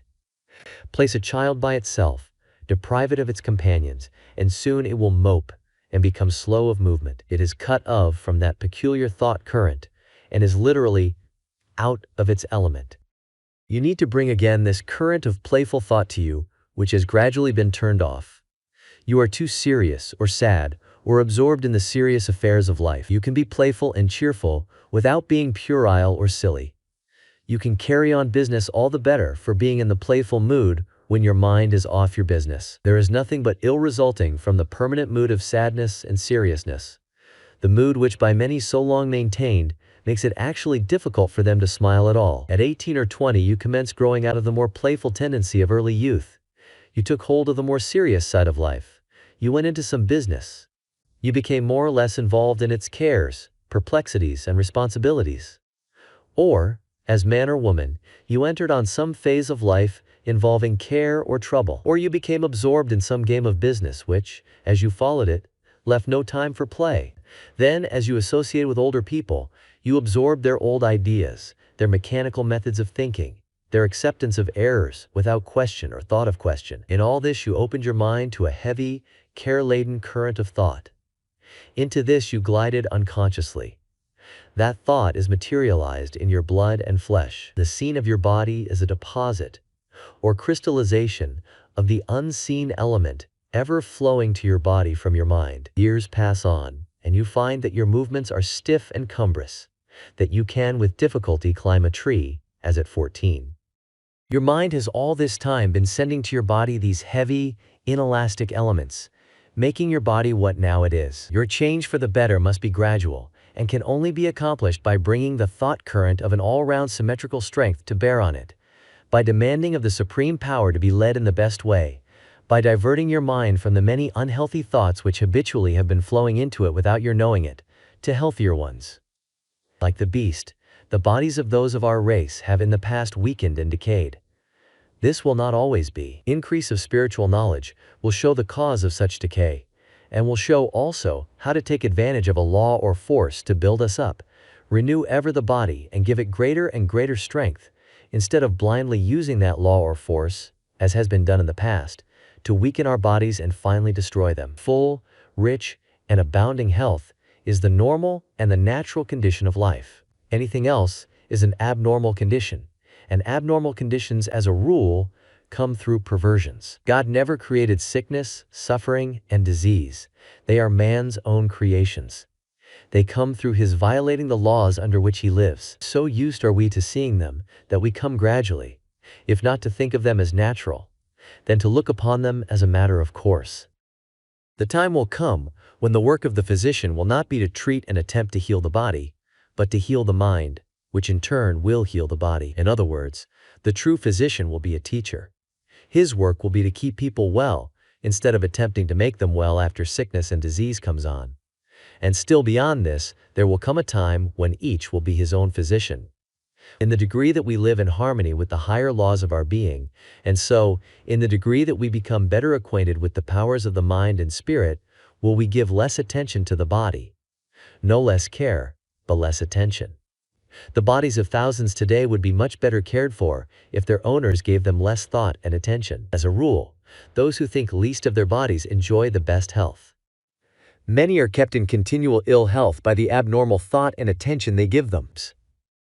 Give the body the nourishment, the exercise, the fresh air, the sunlight it requires, keep it clean, and then think of it as little as possible. In your thoughts and in your conversation, never dwell upon the negative side. Don't talk of sickness and disease. By talking of these, you do yourself harm, and you do harm to those who listen to you. Talk of those things that will make people the better for listening to you. Thus you will infect them with health and strength, and not with weakness and disease.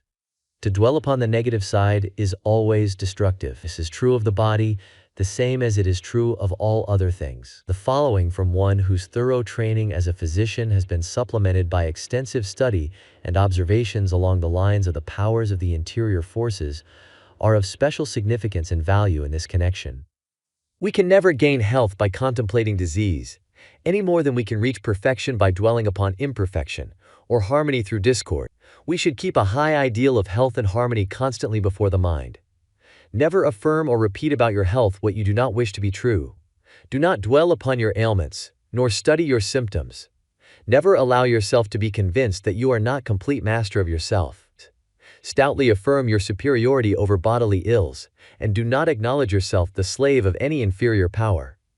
I would teach children early to build a strong barrier between themselves and disease by healthy habits of thought, high thinking, and purity of life. I would teach them to expel all thoughts of death, all images of disease, all discordant emotions like hatred, malice, revenge, envy, and sensuality, as they would banish a temptation to do evil. I would teach them that bad food, bad drink, or bad air makes bad blood, that bad blood makes bad tissue, and bad flesh bad morals. I would teach them that healthy thoughts are as essential to healthy bodies as pure thoughts to a clean life. I would teach them to cultivate a strong willpower and to brace themselves against life's enemies in every possible way. I would teach the sick to have hope, confidence, cheer. Our thoughts and imaginations are the only real limits to our possibilities. No man's success or health will ever reach beyond his own confidence. As a rule, we erect our own barriers. Like produces like the universe through me. Hatred, envy, malice, jealousy, and revenge all have children. Every bad thought breeds others, and each of these goes on, ever reproducing itself, until our world is peopled with their offspring. The true physician and parent of the future will not medicate the body with drugs so much as the mind with principles. The coming mother will teach her child to assuage the fever of anger, hatred, malice, with the great panacea of the world, love. The coming physician will teach the people to cultivate cheerfulness, goodwill, and noble deeds for a health tonic as well as a heart tonic, and that a merry heart doeth good like a medicine. The health of your body, the same as the health and strength of your mind, depends upon what you relate yourself with. This infinite spirit of life, this source of all life, can from its very nature, we have found, admit of no weakness, no disease. Come then into the full, conscious, vital realization of your oneness with this infinite life. Open yourself to its more abundant entrance, and full and ever-renewing bodily health and strength will be yours. And good may ever conquer ill, health walk where pain has trod. As a man thinketh, so is he. Rise then, and think with God. The whole matter may then be summed up in the one sentence: God is well, and so are you. You must awaken to the knowledge of your real being. When this awakening comes, you will have, and you will see that you have, the power to determine what conditions are externalized in your body. You must recognize, you must realize yourself as one with infinite spirit. God's will is then your will. Your will is God's will. And with God, all things are possible. When we are able to do away with all sense of separateness, by living continually in the realization of this oneness, not only will our bodily ills and weaknesses vanish, but all limitations along all lines. Then, delight thyself in the Lord, and he shall give thee the desires of thine heart. Then will you feel like crying all the day long. The lines are fallen unto me in pleasant places. Yea, I have a goodly heritage. Drop out of mind your belief in good things and good events coming to you in the future. Come now into the real life, and coming, appropriate and actualize them now. Remember that only the best is good enough for one with a heritage so royal as yours. We buy ashes for bread. We buy diluted wine. Give me the true, whose ample leaves and tendrils curled among the silver hills of heaven draw everlasting dew. The secret, power, and effects of love. This is the spirit of infinite love. The moment we recognize ourselves as one with it, we become so filled with love that we see only the good in all. And when we realize that we are all one with this infinite spirit, then we realize that in a sense we are all one with each other. When we come into a recognition of this fact, we can then do no harm to anyone, to anything. We find that we are all members of the one great body, and that no portion of the body can be harmed without all the other portions suffering thereby. When we fully realize the great fact of the oneness of all life, that all are partakers from this one infinite source, and so that the same life is the life in each individual, then prejudices go, and hatreds cease. Love grows, and reigns supreme. Then, wherever we go, whenever we come in contact with the fellow man, we are able to recognize the God within. We thus look only for the good, and we find it. It always pays.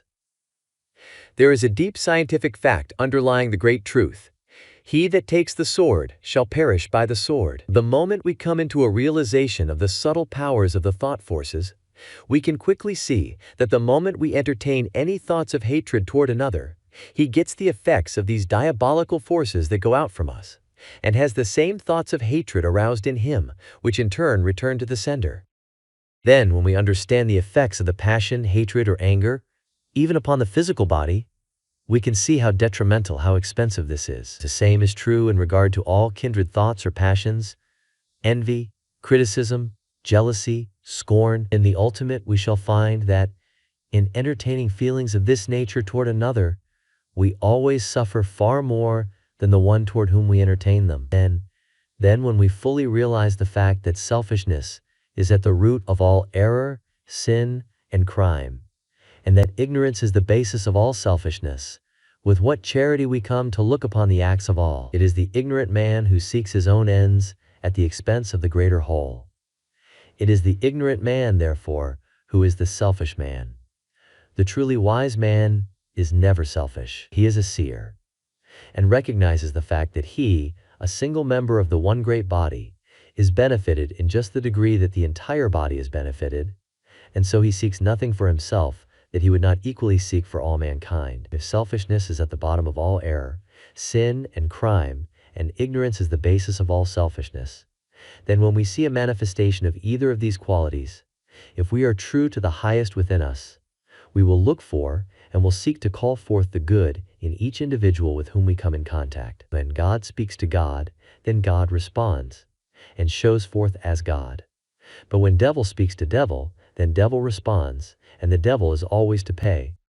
I sometimes hear a person say, "I don't see any good in him." No? Then you are no seer. Look deeper and you will find the very God in every human soul. But remember, it takes a God to recognize a God. Christ always spoke to the highest, the truest, and the best in men. He knew and he recognized the God in each, because he had first realized it in himself. He ate with publicans and sinners. Abominable, the scribes and Pharisees said. They were so wrapped up in their own conceits, their own self-centeredness, hence their own ignorance, that they had never found the God in themselves. And so they never dreamed that it was the real life of even publicans and sinners. In the degree that we hold a person in the thought of evil or of error, do we suggest evil and error to him? In the degree that he is sensitively organized or not well individualized, and so subject to the suggestions of the thought forces from others, will he be influenced? And so in this way we may be sharers in the very evil doing in which we hold another in thought. In the same way, when we hold a person in the thought of the right, the good, and the true, righteousness, goodness, and truth are suggested to him, and thus we have a most beneficent influence on his life and conduct. If our hearts go out in love to all with whom we come in contact, we inspire love, and the same ennobling and warming influences of love always return to us from those in whom we inspire them. There is a deep scientific principle underlying the precept. If you would have all the world love you, you must first love all the world. In the degree that we love, will we be loved? Thoughts are forces. Each creates of its kind. Each comes back laden with the effect that corresponds to itself, and of which it is the cause. Then let your secret thoughts be fair. They have a vital part and share in shaping words and molding fate. God's system is so intricate. I know of no better practice than that of a friend who continually holds himself in an attitude of mind that he continually sends out his love in the form of the thought, "Dear everybody, I love you, anyone wish." And when we realize the fact that a thought invariably produces its effect before it returns, or before it ceases, we can see how he is continually breathing out a blessing not only upon all with whom he comes in contact, but upon all the world. These same thoughts of love, moreover, tokened in various ways, are continually coming to him from all quarters. Even animals feel the effects of these forces. Some animals are much more sensitively organized than many people are, and consequently they get the effects of our thoughts, our mental states, and emotions much more readily than many people do. Therefore, whenever we meet an animal, we can do it good by sending out to it these thoughts of love. It will feel the effects whether we simply entertain or whether we voice them, and it is often interesting to note how quickly it responds and how readily it gives evidence of its appreciation of this love and consideration on our part. What a privilege, and how enjoyable it would be to live and walk in a world where we meet only gods. In such a world you can live, In such a world I can live. For in the degree that we come into this higher realization, do we see only the God in each human soul. And when we are thus able to see Him in everyone we meet, we then live in such a world. And when we thus recognize the God in everyone, we by this recognition help to call it forth ever more and more. What a privilege, this privilege of yours, this privilege of mine, that hypocritical judging of another, is something then with which we can have nothing to do. For we have the power of looking beyond the evolving, changing, error-making self, and seeing the real, the changeless, the eternal self, which by and by will show forth in the full beauty of holiness. We are then large enough also to realize the fact that when we condemn another, by that very act we condemn ourselves. This realization so fills us with love that we continually overflow it, and all with whom we come in contact feel its warming and life-giving power. These in turn send back the same feelings of love to us, and so we continually attract love from all quarters. Tell me how much one loves, and I will tell you how much he has seen of God. Tell me how much he loves, and I will tell you how much he lives with God. Tell me how much he loves, and I will tell you how far into the kingdom of heaven, the kingdom of harmony, he has entered. For love is the fulfilling of the law, and in a sense love is everything. It is the key to life, and its influences are those that move the world. Live only in the thought of love for all, and you will draw love to you from all. Live in the thought of malice or hatred, and malice and hatred will come back to you. For evil poisons, malice shafts like boomerangs return, inflicting wounds that will not heal, while rage and anger burn. Every thought you entertain is a force that goes out, and every thought comes back laden with its kind. This is an immutable law. Every thought you entertain has moreover a direct effect upon your body. Love and its kindred emotions are the normal and the natural, those in accordance with the eternal order of the universe. For God is love. These have a life-giving, health-engendering influence upon your body, besides beautifying your countenance, enriching your voice, and making you ever more attractive in every way. And as it is true that in the degree that you hold thoughts of love for all, you call the same from them in return, and as these have a direct effect upon your mind, and through your mind upon your body, it is as so much life force added to your own from without. You are then continually building this into both your mental and your physical life, and so your life is enriched by its influence. Hatred and all its kindred emotions are the unnatural, the abnormal, the perversions, and so, out of harmony with the eternal order of the universe. For if love is the fulfilling of the law, then these, its opposites, are direct violations of law, and there can never be a violation of law without its attendant pain and suffering, in one form or another. There is no escape from this. And what is the result of this particular form of violation? When you allow thoughts of anger, hatred, malice, jealousy, envy, criticism, or scorn to exercise sway, they have a corroding and poisoning effect upon the organism. They pull it down, and if allowed to continue will eventually tear it to pieces by externalizing themselves in the particular forms of disease they give rise to. And then, in addition to the destructive influences from your own mind, you are continually calling the same influences from other minds, and these come as destructive forces augmenting your own, thus aiding in the tearing down process. And so love inspires love. Hatred breeds hatred. Love and good will stimulate and build up the body. Hatred and malice corrode and tear it down. Love is a savor of life unto life. Hatred is a savor of death unto death. There are loyal hearts, there are spirits brave, there are souls that are pure and true. Then give to the world the best you have, and the best will come back to you. Give love, and love to your heart will flow, a strength in your utmost need. Have faith, and a score of hearts will show their faith in your word and deed. I hear it said, "How in regard to one who bears me hatred, towards whom I have entertained no such thoughts and feelings, and so have not been the cause of his becoming my enemy." This may be true, but the chances are that you will have but few enemies, if there is nothing of an antagonistic nature in your own mind and heart. Be sure there is nothing of this nature. But if hatred should come from another, without apparent cause on your part, then meet it from first to last, with thoughts of love and goodwill. In this way you can, so to speak, so neutralize its effects that it cannot reach you, and so cannot harm you. Love is positive, and stronger than hatred. Hatred can always be conquered by love. On the other hand, if you meet hatred with hatred, you simply intensify it. You add fuel to the flame already kindled, upon which it will feed and grow, and so you increase and intensify the evil conditions. Nothing is to be gained by it, everything is to be lost. By sending love for hatred, you will be able so to neutralize it that it will not only have no effect upon you, but will not be able even to reach you. But more than this, you will by this course sooner or later be able literally to transmute the enemy into the friend. Meet hatred with hatred, and you degrade yourself. Meet hatred with love, and you elevate not only yourself but also the one who bears you hatred. The Persian sage has said, "Always meet petulance with gentleness, and perverseness with kindness. A gentle hand can lead even an elephant by a hair. Reply to thine enemy with gentleness. Opposition to peace is sin." The Buddhist says, "If a man foolishly does me wrong, I will return him the protection of my ungrudging love. The more evil comes from him, the more good shall go from me." The wise man avenges injuries by benefits, says the Chinese. Return good for evil, overcome anger by love. Hatred never ceases by hatred, but by love, says the Hindu. The truly wise man or woman will recognize no one as an enemy.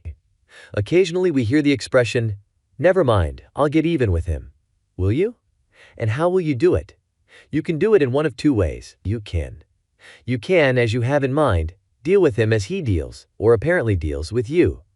Pay him, as we say, in his own coin. If you do this, you will get even with him by sinking yourself to his level, and both of you will suffer by it. Or, you can show yourself the larger, you can send him love for hatred, kindness for ill treatment, and so get even with him by raising him to the higher level. But remember that you can never help another without by that very act helping yourself. And, if forgetful of self, then in most all cases, the value to you is greater than the service you render another. If you are ready to treat him as he treats you, then you show clearly that there is in you that which draws the hatred and ill treatment to you. You deserve what you are getting and should not complain, nor would you complain if you were wise. By following the other course, you most effectually accomplish your purpose. You gain a victory for yourself, and at the same time, you do a great service for him, for which it is evident he stands greatly in need. Thus you may become his savior. He in turn may become the savior of other error-making, and consequently care-encumbered men and women. Many times the struggles are greater than we can ever know. We need more gentleness and sympathy and compassion in our common human life. Then we will neither blame nor condemn. Instead of blaming or condemning, we will sympathize, and all the more we will comfort one another, for the way is often dreary, and the feet are often weary, and the heart is very sad. There's a heavy burden bearing, when it seems that none are caring, and we half forget that ever we were glad. Comfort one another, with the hand clasp close and tender, with the sweetness love can render, and the looks of friendly eyes. Do not wait with grace unspoken, while life's daily bread is broken. Gentle speech is oft like manna from the skies. When we come fully to realize the great fact that all evil and error and sin with all their consequent sufferings come through ignorance, then wherever we see a manifestation of these in whatever form, if our hearts are right, we will have compassion, sympathy and compassion for the one in whom we see them. Compassion will then change itself into love, and love will manifest itself in kindly service. Such is the divine method. And so instead of aiding and trampling and keeping a weaker one down, we will hold him up until he can stand alone and become the master. But all life growth is from within out, and one becomes a true master in the degree that the knowledge of the divinity of his own nature dawns upon his inner consciousness, and so brings him to a knowledge of the higher laws. And in no way can we so effectually hasten this dawning in the inner consciousness of another, as by showing forth the divinity within ourselves simply by the way we live. By example and not by precept. By living, not by preaching. By doing, not by professing. By living the life, not by dogmatizing as to how it should be lived. There is no contagion equal to the contagion of life. Whatever we sow, that shall we also reap. And each thing sown produces of its kind. We can kill not only by doing another bodily injury directly, but we can and we do kill by every antagonistic thought. Not only do we thus kill, but while we kill, we suicide. Many a man has been made sick by having the ill thoughts of a number of people centered upon him. Some have been actually killed. Put hatred into the world, and we make it a literal hell. Put love into the world, and heaven with all its beauties and glories becomes a reality. Not to love is not to live, or it is to live a living death. The life that goes out in love to all is the life that is full and rich and continually expanding in beauty and in power. Such is the life that becomes ever more inclusive, and hence larger in its scope and influence. The larger the man and the woman, the more inclusive they are in their love and their friendships. The smaller the man and the woman, the more dwarfed and dwindling their natures, the more they pride themselves upon their exclusiveness. Anyone, a fool or an idiot, can be exclusive. It comes easy. It takes and it signifies a large nature to be universal, to be inclusive. Only the man or the woman of a small, personal, self-centered, self-seeking nature is exclusive. The man or the woman of a large, royal, unself-centered nature never is. The small nature is the one that continually strives for effect. The larger nature never does. The one goes here and there in order to gain recognition, in order to attach himself to the world. The other stays at home and draws the world to him. The one loves merely himself. The other loves all the world. But in his larger love for all the world he finds himself included. Verily then, the more one loves, the nearer he approaches to God. For God is the spirit of infinite love. And when we come into the realization of our oneness with this infinite spirit, then divine love so fills us that, enriching and enrapturing our own lives, from them it flows out to enrich the life of all the world. And coming into the realization of our oneness with the infinite life, we are brought at once into right relations with our fellow men. We are brought into harmony with the great law, that we find our own lives in losing them in the service of others. We are brought to a knowledge of the fact that all life is one, and so that we are all parts of the one great whole. We then realize that we can't do for another without at the same time doing for ourselves. We also realize that we cannot do harm to another without, by that very act, doing harm to ourselves. We realize that the man who lives to himself alone lives a little, dwarfed, and stunted life, because he has no part in this larger life of humanity. But the one who in service loses his own life in this larger life has his own life increased and enriched 1,000 or 1,000,000-fold, and every joy, every happiness, everything of value coming to each member of this greater whole comes as such to him, for he has a part in the life of each and all. And here let a word be said in regard to true service. Peter and John were one day going up to the temple, and as they were entering the gate they were met by a poor cripple who asked them for alms. Instead of giving him something to supply the day's needs, and then leaving him in the same dependent condition for the morrow and the morrow, Peter did him a real service, and a real service for all mankind, by saying, "Silver and gold have I none, but such as I have I give unto thee." And then he made him whole. He thus brought him into the condition where he could help himself. In other words, the greatest service we can do for another is to help him to help himself. To help him directly might be weakening, though not necessarily. It depends entirely upon circumstances, but to help one to help himself is never weakening, but always encouraging and strengthening, because it leads him to a larger and stronger life. There is no better way to bring one to a knowledge of himself than to lead him to a knowledge of the powers that are lying dormant within his own soul. There is nothing that will enable him to come more readily or more completely into an awakened knowledge of the powers that are lying dormant within his own soul than to bring him into the conscious, vital realization of his oneness with the infinite life and power, so that he may open himself to it in order that it may work and manifest through him.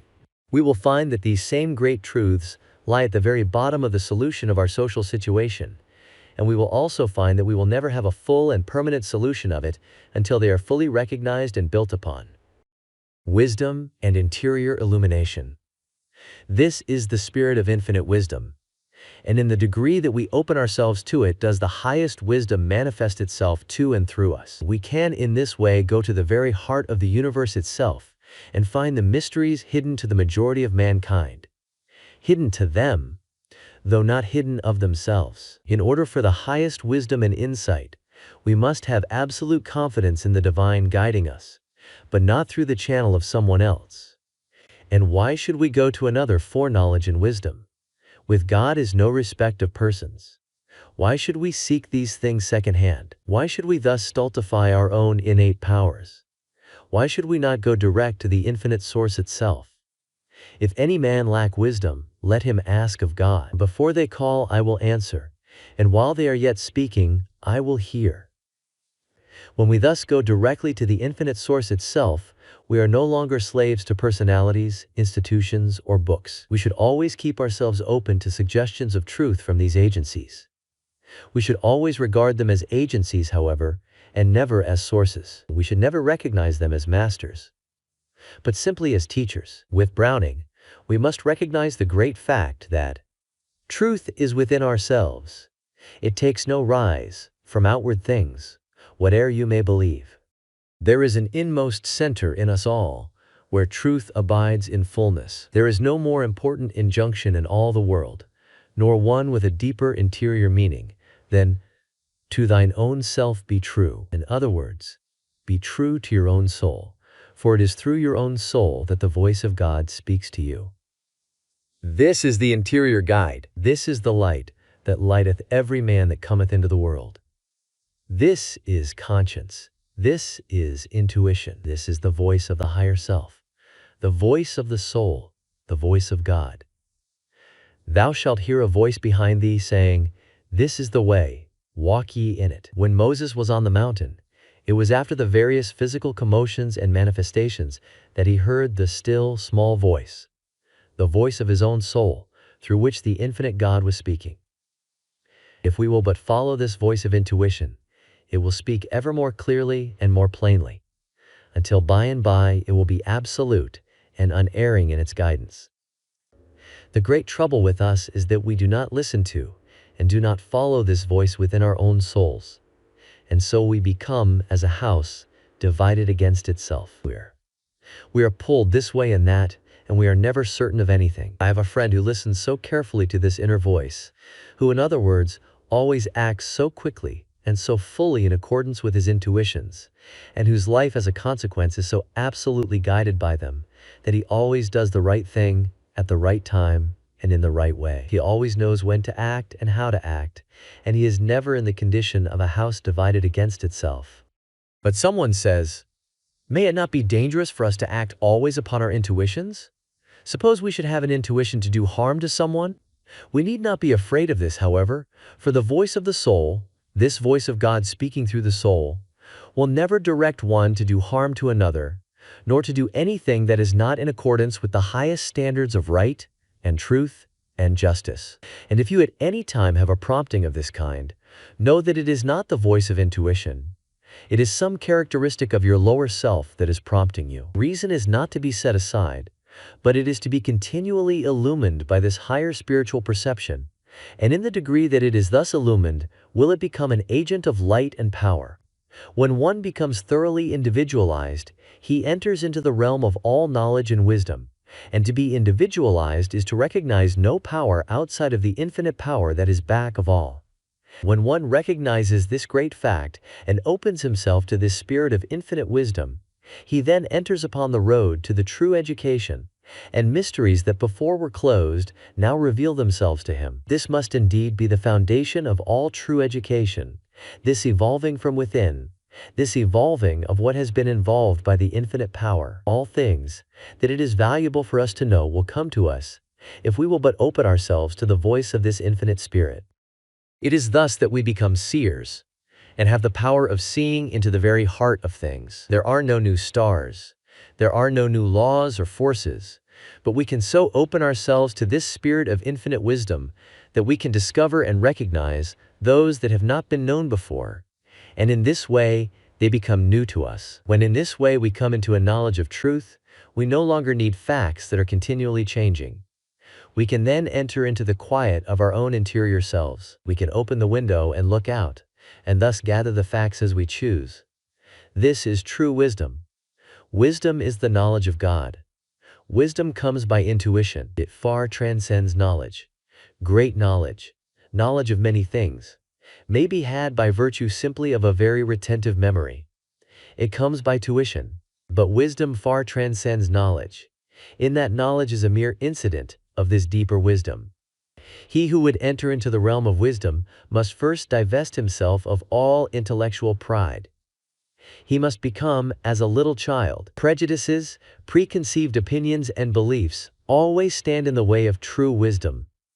Conceited opinions are always suicidal in their influences. They bar the door to the entrance of truth. All about us we see men, in the religious world, in the world of science, in the political, in the social world, who through intellectual pride are so wrapped in their own conceits and prejudices that larger and later revelations of truth can find no entrance to them, and instead of growing and expanding, they are becoming dwarfed and stunted, and still more incapable of receiving truth. Instead of actively aiding in the progress of the world, they are as so many dead sticks in the way that would retard the wheels of progress. This, however, they can never do. Such always in time get bruised, broken, and left behind, while God's triumphal car of truth moves steadily onward. When the steam engine was still being experimented with, and before it was perfected sufficiently to come into practical use, a well-known Englishman, well known then in scientific circles, wrote an extended pamphlet proving that it would be impossible for it ever to be used in ocean navigation, that is, in a trip involving the crossing of the ocean, because it would be utterly impossible for any vessel to carry with it sufficient coal for the use of its furnace. And the interesting feature of the whole matter was that the very first steam vessel that made the trip from England to America had among its cargo a part of the first edition of this carefully prepared pamphlet. There was only the one edition. Many editions might be sold now. This seems indeed an amusing fact.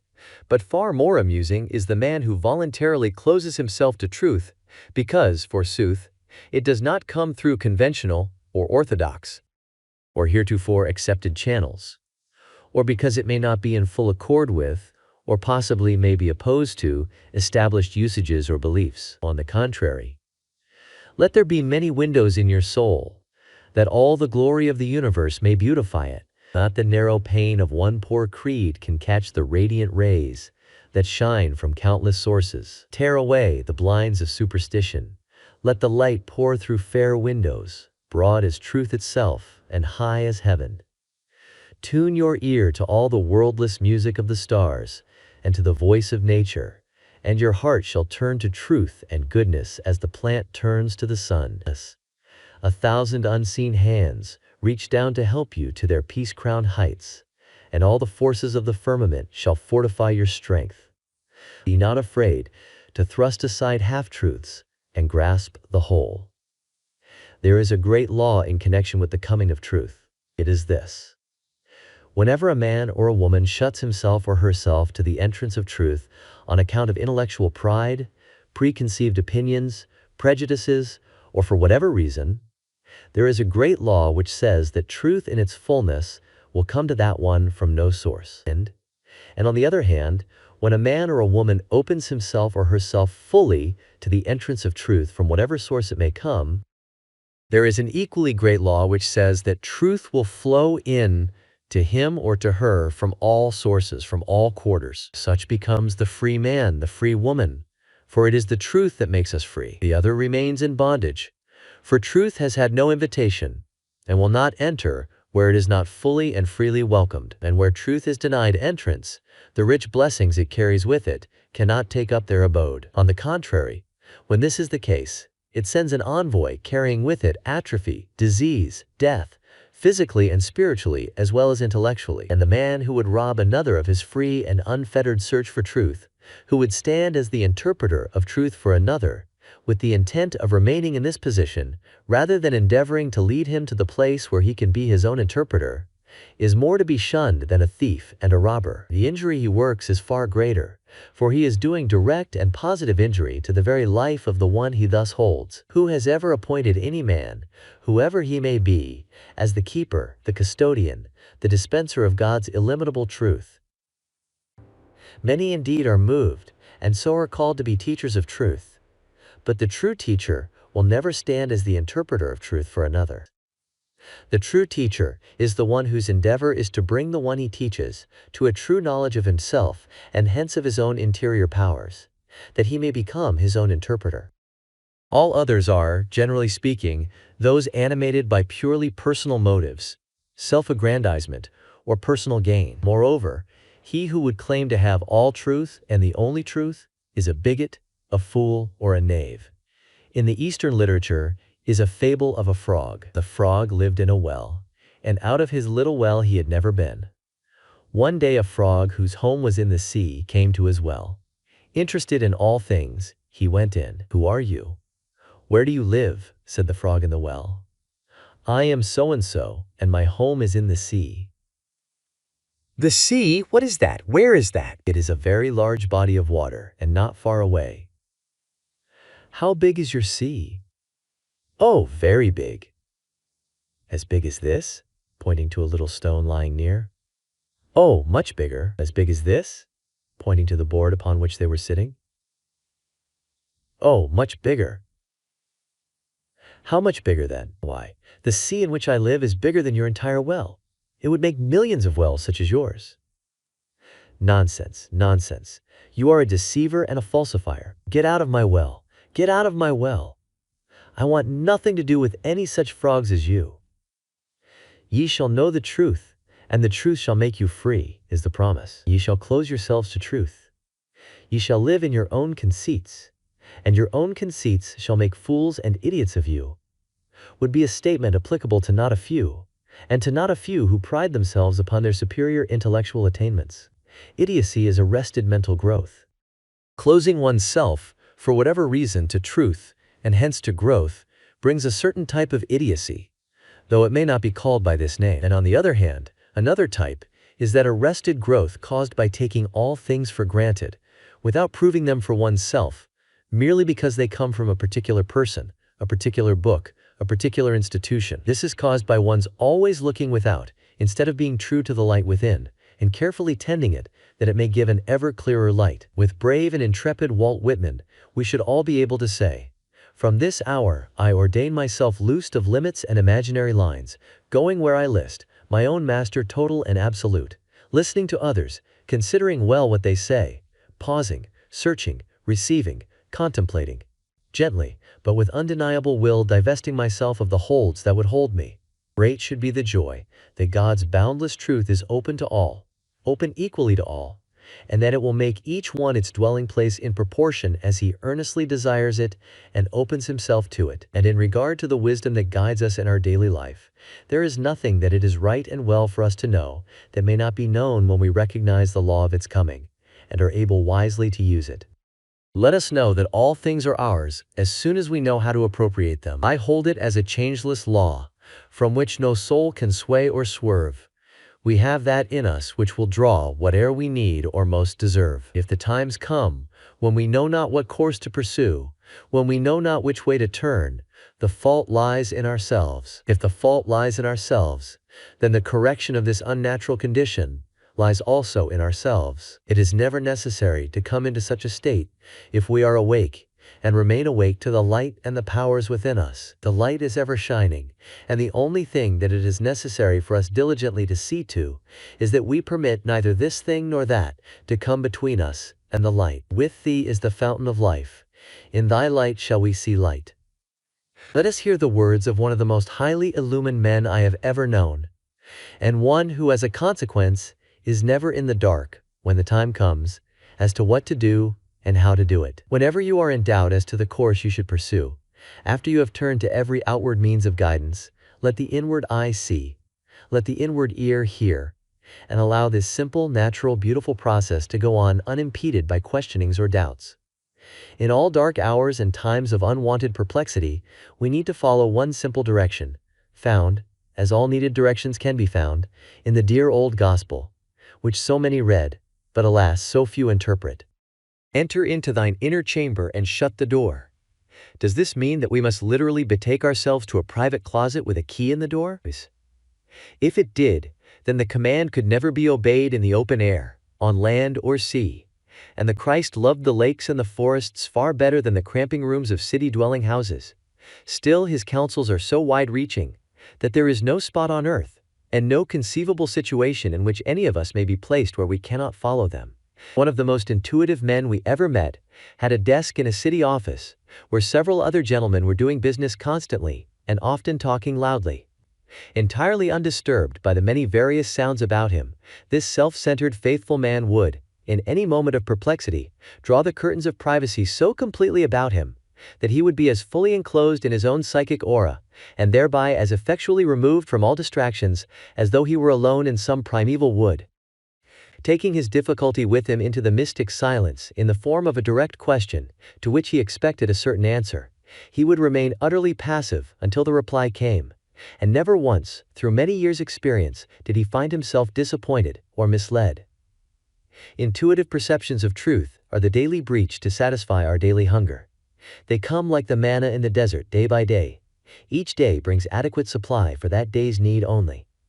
They must be followed instantly, for dalliance with them means their obscuration, and the more we dally, the more we invite erroneous impressions to cover intuition with a pall of conflicting moral fantasy born of illusions of the tyrant's will. One condition is imposed by universal law, and this we must obey. Put all wishes aside, save the one desire to know truth. Couple with this one, demand the fully consecrated determination to follow what is distinctly perceived as truth. Immediately it is revealed. No other affection must be permitted to share the field with this all-absorbing love of truth, for its own sake. Obey this one direction, and never forget that expectation and desire are bride and bridegroom, and forever inseparable, and you will soon find your hitherto darkened way grow luminous with celestial radiance, for with the heaven within, all heavens without incessantly cooperate. This may be termed going into the silence. This it is to perceive and to be guided by the light that lighteth every man that cometh into the world. This it is to listen to and be guided by the voice of your own soul, the voice of your higher self. The soul is divine, and in allowing it to become translucent to the infinite spirit, it reveals all things to us. As man turns away from the divine light, do all things become hidden. There is nothing hidden of itself. When the spiritual sense is opened, then it transcends all the limitations of the physical senses and the intellect. And in the degree that we are able to get away from the limitations set by them, and realize that so far as the real life is concerned, it is one with the infinite life, then we begin to reach the place where this voice will always speak, where it will never fail us if we follow it, and as a consequence, where we will always have the divine illumination and guidance. To know this and to live in this realization is not to live in heaven hereafter, but to live in heaven here and now, today and every day. No human soul need be without it. When we turn our face in the right direction, it comes as simply and as naturally as the flower blooms and the winds blow. It is not to be bought with money or with price. It is a condition waiting simply to be realized, by rich and by poor, by king and by peasant, by master and by servant the world over. All are equal heirs to it, and so the peasant, if he find it first, lives a life far transcending in beauty and in real power the life of his king. The servant, if he find it first, lives a life surpassing the life of his master. If you would find the highest, the fullest, and the richest life that not only this world but that any world can know, then do away with the sense of the separateness of your life from the life of God. Hold to the thought of your oneness. In the degree that you do this, you will find yourself realizing it more and more. And as this life of realization is lived, you will find that no good thing will be withheld, for all things are included in this. Then it will be yours, without fears or forebodings, simply to do today what your hands find to do, and so be ready for tomorrow, when it comes, knowing that tomorrow will bring tomorrow's supplies for the mental, the spiritual, and the physical life. Remember, however, that tomorrow's supplies are not needed until tomorrow comes. If one is willing to trust himself fully to the law will never fail him. It is the half-hearted trusting to it that brings uncertain, and so, unsatisfactory results. Nothing is firmer and surer than deity, though. It will never fail the one who throws himself wholly upon it. The secret of life, then, is to live continually in this realization. Whatever one may be doing, wherever one may be, by day and by night, both waking and sleeping. It can be lived in while we are sleeping no less than when we are awake. And here shall we consider a few facts in connection with sleep, in connection with receiving instruction and illumination while asleep. During the process of sleep, it is merely the physical body that is at rest and in quiet. The soul life, with all its activities, goes right on. Sleep is nature's provision for the recuperation of the body, for the rebuilding, and hence the replacing of the waste that is continually going on during the waking hours. It is nature's great restorer. If sufficient sleep is not allowed the body, so that the rebuilding may equalize the wasting process, the body is gradually depleted and weakened, and any ailment or malady, when it is in this condition, is able to find a more ready entrance. It is for this reason that those who are subject to it will take a cold, as we term it, more readily when the body is tired or exhausted through loss of sleep than at most any other time. The body is in that condition where outside influences can have a more ready effect upon it than when it is in its normal condition. And when they do have an effect, they always go to the weaker portions first. Our bodies are given us to serve far higher purposes than we ordinarily use them for. Especially is this true in the numerous cases where the body is master of its owner, in the degree that we come into the realization of the higher powers of the mind and spirit. In that degree does the body, through their influence upon it, become less gross and heavy, finer in its texture and form. And then, because the mind finds a kingdom of enjoyment in itself, and in all the higher things it becomes related to, excesses in eating and drinking, as well as all others, naturally and of their own accord fall away. There also falls away the desire for the heavier, grosser, less valuable kinds of food and drink, such as the flesh of animals, alcoholic drinks, and all things of the class that stimulate the body and the passions, rather than build the body and the brain into a strong, clean, well-nourished, enduring, and fibrous condition. In the degree that the body thus becomes less gross and heavy, finer in its texture and form, is there less waste, and what there is more easily replaced, so that it keeps in a more regular and even condition. When this is true, less sleep is actually required. And even the amount that is taken does more for a body of this finer type than it can do for one of the other natures. As the body in this way grows finer, in other words, as the process of its evolution is thus accelerated, it in turn helps the mind and the soul in the realization of ever higher perceptions, and thus body helps mind the same as mind builds body. It was undoubtedly this fact that Browning had in mind when he said, "Let us cry, all good things are ours, nor soul helps flesh, more now than flesh helps soul." Sleep, then, is for the resting and the rebuilding of the body. The soul needs no rest, and while the body is at rest in sleep, the soul life is active, the same as when the body is in activity. There are some, having a deep insight into the soul's activities, who say that we travel when we sleep. Some are able to recall and bring over into the conscious, waking life the scenes visited, the information gained, and the events that have transpired. Those people are not able to do this, and so much that might otherwise be gained is lost. They say, however, that it is in our power, in proportion as we understand the laws, to go where we will, and to bring over into the conscious, waking life all the experiences thus gained. Be this, however, as it may, it certainly is true that while sleeping we have the power, in a perfectly normal and natural way, to get much of value by way of light, instruction, and growth that the majority of people now miss.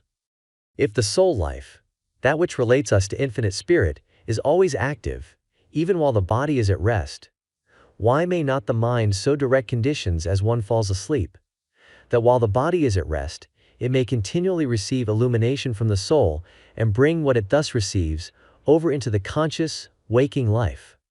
This indeed can be done, and is done by some to great advantage. And many times the highest inspirations from the soul come in this way, as would seem most natural, since at this time all communications from the outer material world no longer enter. I know those who do much work during sleep, the same as they get much light along desired lines. By charging the mind on going to sleep as to a particular time for waking, it is possible, as many of us know, to wake on the very minute. Not infrequently, we have examples of difficult problems. Problems that defied solution during waking hours, being solved during sleep. A friend, a well-known journalist, had an extended newspaper article clearly and completely worked out for her in this way. She frequently calls this agency to her aid. She was notified by the managing editor one evening to have the article ready in the morning, an article requiring more than ordinary care, and one in which quite a knowledge of facts was required. It was a matter in connection with which she knew scarcely anything, and all her efforts at finding information regarding it seemed to be of no avail. She set to work, but it seemed as if even her own powers defied her. Failure seemed imminent.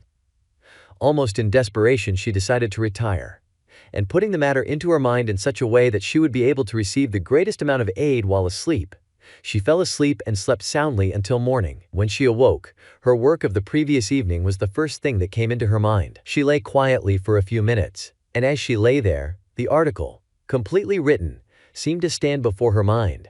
She ran through it, arose, and without dressing took her pen and transcribed it onto paper, literally acting simply as her own amanuensis.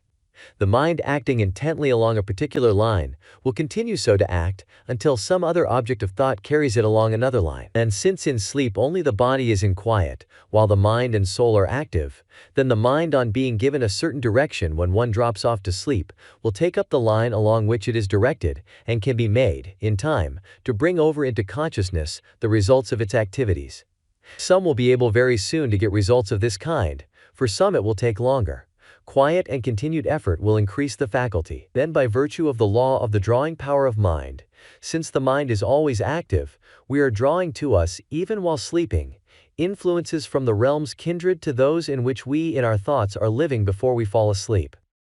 In this way we can put ourselves into relation with whatever kinds of influence we choose, and accordingly gain much during the process of sleep. In many ways, the interior faculties are more open and receptive while we are in sleep than while we are awake. Hence, the necessity of exercising even greater care as to the nature of the thoughts that occupy the mind as we enter into sleep.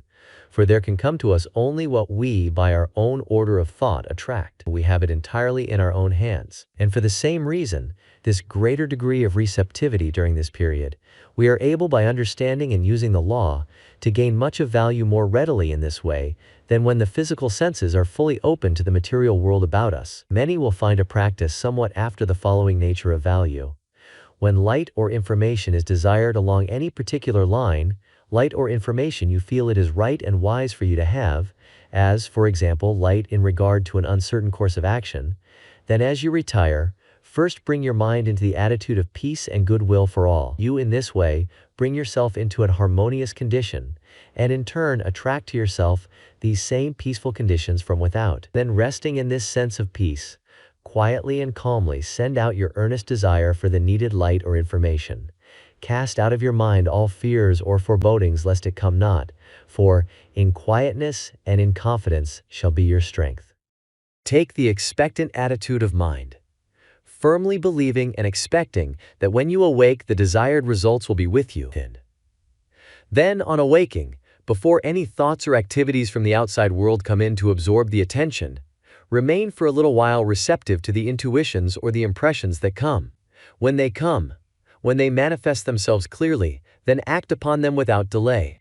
In the degree that you do this, in that degree will the power of doing it ever more effectively grow. Or, if for unselfish purposes you desire to grow and develop any of your faculties, or to increase the health and strength of your body, take a corresponding attitude of mind, the form of which will readily suggest itself in accordance with your particular needs or desires. In this way you will open yourself to, you will connect yourself with, and you will set into operation within yourself the particular order of forces that will make for these results. Don't be afraid to voice your desires. In this way you set into operation vibratory forces which go out and which make their impress felt somewhere, and which, arousing into activity or uniting with other forces, set about to actualize your desires. No good thing shall be withheld from him who lives in harmony with the higher laws and forces. There are no desires that shall not be satisfied to the one who knows and who wisely uses the powers with which he or she is endowed. Your sleep will be more quiet and peaceful and refreshing, and so your power increased mentally, physically, and spiritually, simply by sending out, as you fall asleep, thoughts of love and goodwill, thoughts of peace and harmony for all. In this way you are connecting yourself with all the forces in the universe that make for peace and harmony. A friend who has known the world over, through his work along humane lines, has told me that many times in the middle of the night he is awakened suddenly, and there comes to his mind, as a flash of inspiration, a certain plan in connection with his work, and as he lays there quietly and opens himself to it, the methods for its successful carrying out all reveal themselves to him clearly. In this way, many plans are entered upon and brought to a successful culmination that otherwise would never be thought of. Plans that seem, indeed, marvelous to the world at large. He is a man with a sensitive organism. his life in thorough harmony with the higher laws, and given wholly and unreservedly to the work to which he has dedicated it. Just how, and from what source these inspirations come, he does not fully know. Possibly no one does, though each may have his theory. But this we do know, and it is all we need to know now, at least, that to the one who lives in harmony with the higher laws of his being, and who opens himself to them, they come. Visions and inspirations of the highest order will come in the degree that we make for them the right conditions. One who has studied deeply into the subject in hand has said, "To receive education spiritually while the body is resting in sleep is a perfectly normal and orderly experience, and would occur definitely and satisfactorily in the lives of all of us, if we paid more attention to internal and consequently less to external states with their supposed but unreal necessities. Our thoughts make us what we are here and hereafter, and our thoughts are often busier by night than by day, for when we are asleep to the exterior we can be wide awake to the interior world, and the unseen world is a substantial place, the conditions of which are entirely regulated by when we are not deriving information through outward avenues of sensation, we are receiving instruction through interior channels of perception, and when this fact is understood for what it is worth, it will become a universal custom for persons to take to sleep with them the special subject on which they most earnestly desire particular instruction. The Pharaoh type of person dreams, and so does his butler and baker. But the Joseph type, which is that of the truly gifted seer, both dreams and interprets. But why had not Pharaoh the power of interpreting his dreams? Why was Joseph the type of the truly gifted seer? Why did he not only dream, but had also the power to interpret both his own dreams and the dreams of others? Simply read the lives of the two. He who runs may read. In all true power it is, after all, living the life that tells. And in proportion as one lives the life does he not only attain to the highest power and joy for himself, but he also becomes of ever greater service to all the world. One need remain in no hell longer than he himself chooses to, and the moment he chooses not to remain longer, not all the powers in the universe can prevent his leaving it. One can rise to any heaven he himself chooses, and when he chooses so to rise, all the higher powers of the universe combine to help him heavenward. When one awakes from sleep, and so returns to conscious life, he is in a peculiarly receptive and impressionable state. All relations with the material world have for a time been shut off.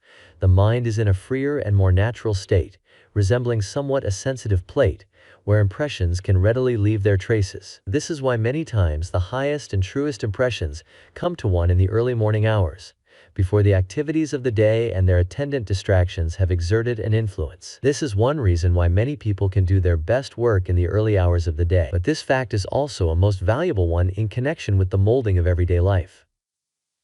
The mind is at this time as a clean sheet of paper. We can most valuably use this quiet, receptive, impressionable period by wisely directing the activities of the mind along the highest and most desirable paths, and thus, so to speak, set the pace for the day. Each morning is a fresh beginning. We are, as it were, just beginning life. We have it entirely in our own hands, and when the morning with its fresh beginning comes, all yesterdays should be yesterdays, with which we have nothing to do. Sufficient is it to know that the way we lived our yesterday has determined for us our today, and, again, when the morning with its fresh beginning comes, all tomorrows should be tomorrows, with which we have nothing to do. Sufficient to know that the way we live our today determines our tomorrow. Every day is a fresh beginning. Every morn is the world made new. You who are weary of sorrow and sinning, here is a beautiful hope for you, a hope for me, and a hope for you. All the past things are past and over. The tasks are done, and the tears are shed. Yesterday's errors let yesterday cover. Yesterday's wounds, which smarted and bled, are healed with the healing which might has shed. Let them go, since we cannot relieve them, cannot undo, and cannot atone. God in His mercy receive, forgive them. Only the new days are our own. Today is ours, and today alone. Here are the skies all burnished brightly. Here is the spent earth all reborn. Here are the tired limbs springing lightly to face the sun and to share with the morn, in the chrism of dew and the cool of dawn. Every day is a fresh beginning. Listen, my soul, to the glad refrain, and spite of old sorrow and older sinning, and puzzles forecasted and possible pain, take heart with the day and begin again. Simply the first hour of this new day, with all its richness and glory, with all its sublime and eternity-determining possibilities, and each succeeding hour as it comes, but not before it comes. This is the secret of character building. This simple method will bring anyone to the realization of the highest life that can be even conceived of, and there is nothing in this connection that can be conceived of that cannot be realized somehow, somewhen, somewhere. This brings such a life within the possibilities of all. For there is no one, if really in earnest and if he really desires it, who cannot live to his highest for a single hour. But even though there should be, if he is only earnest in his endeavor, then, through the law that like builds like, he will be able to come a little nearer to it the next hour, and still nearer the next, and the next, until sooner or later comes the time when it becomes the natural, and any other would require the effort. In this way one becomes in love and in league with the highest and best in the universe, and as a consequence, the highest and best in the universe becomes in love and in league with him. They aid him at every turn. They seem literally to move all things his way, because forsooth, he has first moved their way. The realization of perfect peace. This is the spirit of infinite peace. And the moment we come into harmony with it, there comes to us an inflowing tide of peace. For peace is harmony. A deep interior meaning underlies the great truth. To be spiritually minded is life and peace. To recognize the fact that we are spirit, and to live in this thought, is to be spiritually minded, and so to be in harmony and peace.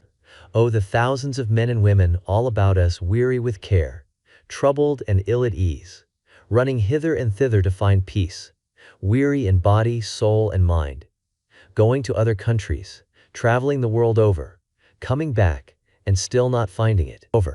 Of course they have not found it, and they never will find it in this way, because they are looking for it where it is not. They are looking for it without when they should look within. Peace is to be found only within, and unless one find it there, he will never find it at all. Peace lies not in the external world. It lies within one's own soul. We may travel over many different avenues in pursuit of it. We may seek it through the channels of the bodily appetites and passions.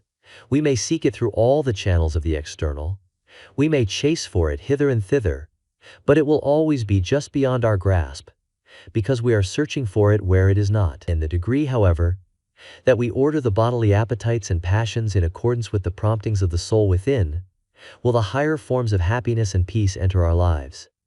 But in the degree that we fail in doing this, will disease, suffering, and discontent enter in.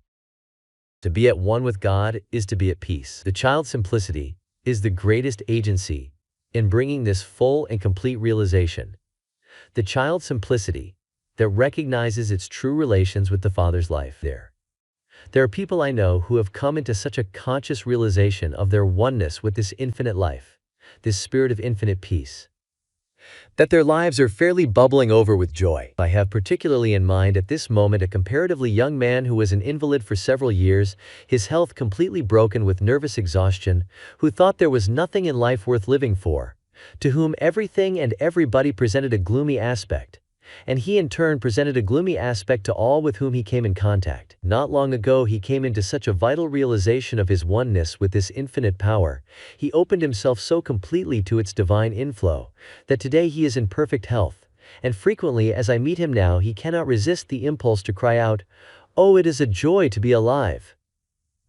I know an officer on our police force, who has told me that many times when off duty and on his way home in the evening, there comes to him such a vivid and vital realization of his oneness with this infinite power, and this spirit of infinite peace so takes hold of and so fills him, that it seems as if his feet could scarcely keep to the pavement. So buoyant and so exhilarated does he become by reason of this inflowing tide. He who comes into this higher realization never has any fear, for he has always with him a sense of protection, and the very realization of this makes his protection complete. Of him it is true, "No weapon that is formed against thee shall prosper. There shall no ill come nigh thy dwelling. Thou shalt be in league with the stones of the field, and the beasts of the field shall be at peace with thee." These are the men and the women who seem to live charmed lives. The moment we fear anything, we open the door for the entrance of the actualization of the very thing we fear. An animal will never harm a person who is absolutely fearless in regard to it. The instant he fears, he opens himself to danger. And some animals, the dog for example, can instantly detect the element of fear, and this gives them the courage to do harm. In the degree that we come into a full realization of our oneness with this infinite power, do we become calm and quiet, undisturbed by the little occurrences that before so vex and annoy us. We are no longer disappointed in people, for we always read them aright. We have the power of penetrating into their very souls and seeing the underlying motives that are at work there. A gentleman approached a friend the other day, and with great show of cordiality grasped him by the hand and said, "Why, mister, I am so glad to see you." Quick as a flash my friend read him, and looking him steadily in the eye replied, "No, you are mistaken. You are not glad to see me, but you are very much disconcerted, so much so that you are now blushing in evidence of it." The gentleman replied, "Well, you know, in this day and age of conventionality and form, we have to put on the show, and sometimes make believe what we do not really feel."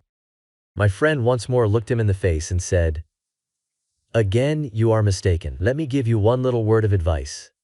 You will always fare better and will think far more of yourself, always to recognize and to tell the truth, rather than to give yourself to any semblance of it.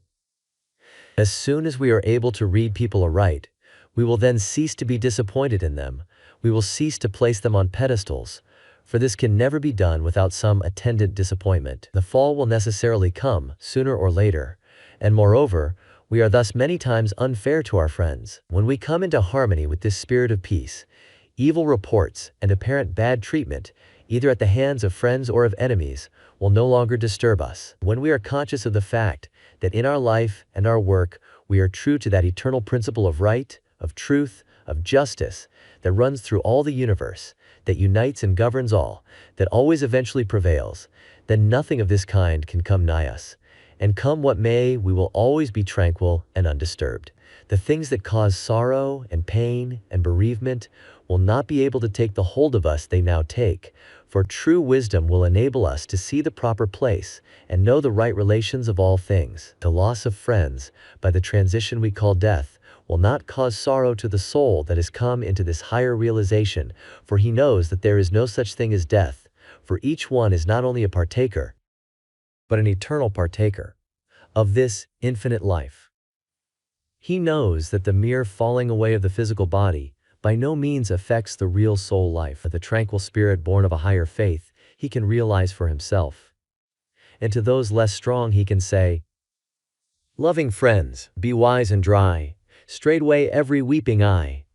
What you left upon the bier is not worth a single tear. 'Tis a simple seashell, one, out of which the pearl has gone. As her shell, the shell was nothing, leave it there. The pearl, the soul, was all, is here." And so far as the element of separation is concerned, he realizes that to spirit there are no bounds, and that spiritual communion, whether between two persons in the body, or two persons, one in the body and one out of the body, is within the reach of all. In the degree that the higher spiritual life is realized can there be this higher spiritual communion. The things that we open ourselves to always come to us. People, in the olden times, expected to see angels, and they saw them. But there is no more reason why they should have seen them than that we should see them now. No more reason why they should come and dwell with them than that they should come and dwell with us. For the great laws governing all things are the same today as they were then. If angels come not to minister unto us, it is because we do not invite them. It is because we keep the door closed through which they otherwise might enter. In the degree that we are filled with this spirit of peace, by thus opening ourselves to its inflow, does it pour through us, so that we carry it with us wherever we go. In the degree that we thus open ourselves, do we become magnets to attract peace from all sources. And in the degree that we attract and embody it in ourselves, are we able to give it forth to others. We can in this way become such perfect embodiments of peace that wherever we go we are continually shedding benedictions. But a day or two ago I saw a woman grasp the hand of a man. His face showed the indwelling God, saying, "Oh, it does me so much good to see you. I have been in anxiety and almost in despair during the past few hours, but the very sight of you has rolled the burden entirely away." There are people all around us who are continually giving out blessings and comfort, persons whose mere presence seems to change sorrow into joy, fear into courage, despair into hope, weakness into power. It is the one who has come into the realization of his own true self who carries this power with him, and who radiates it wherever he goes.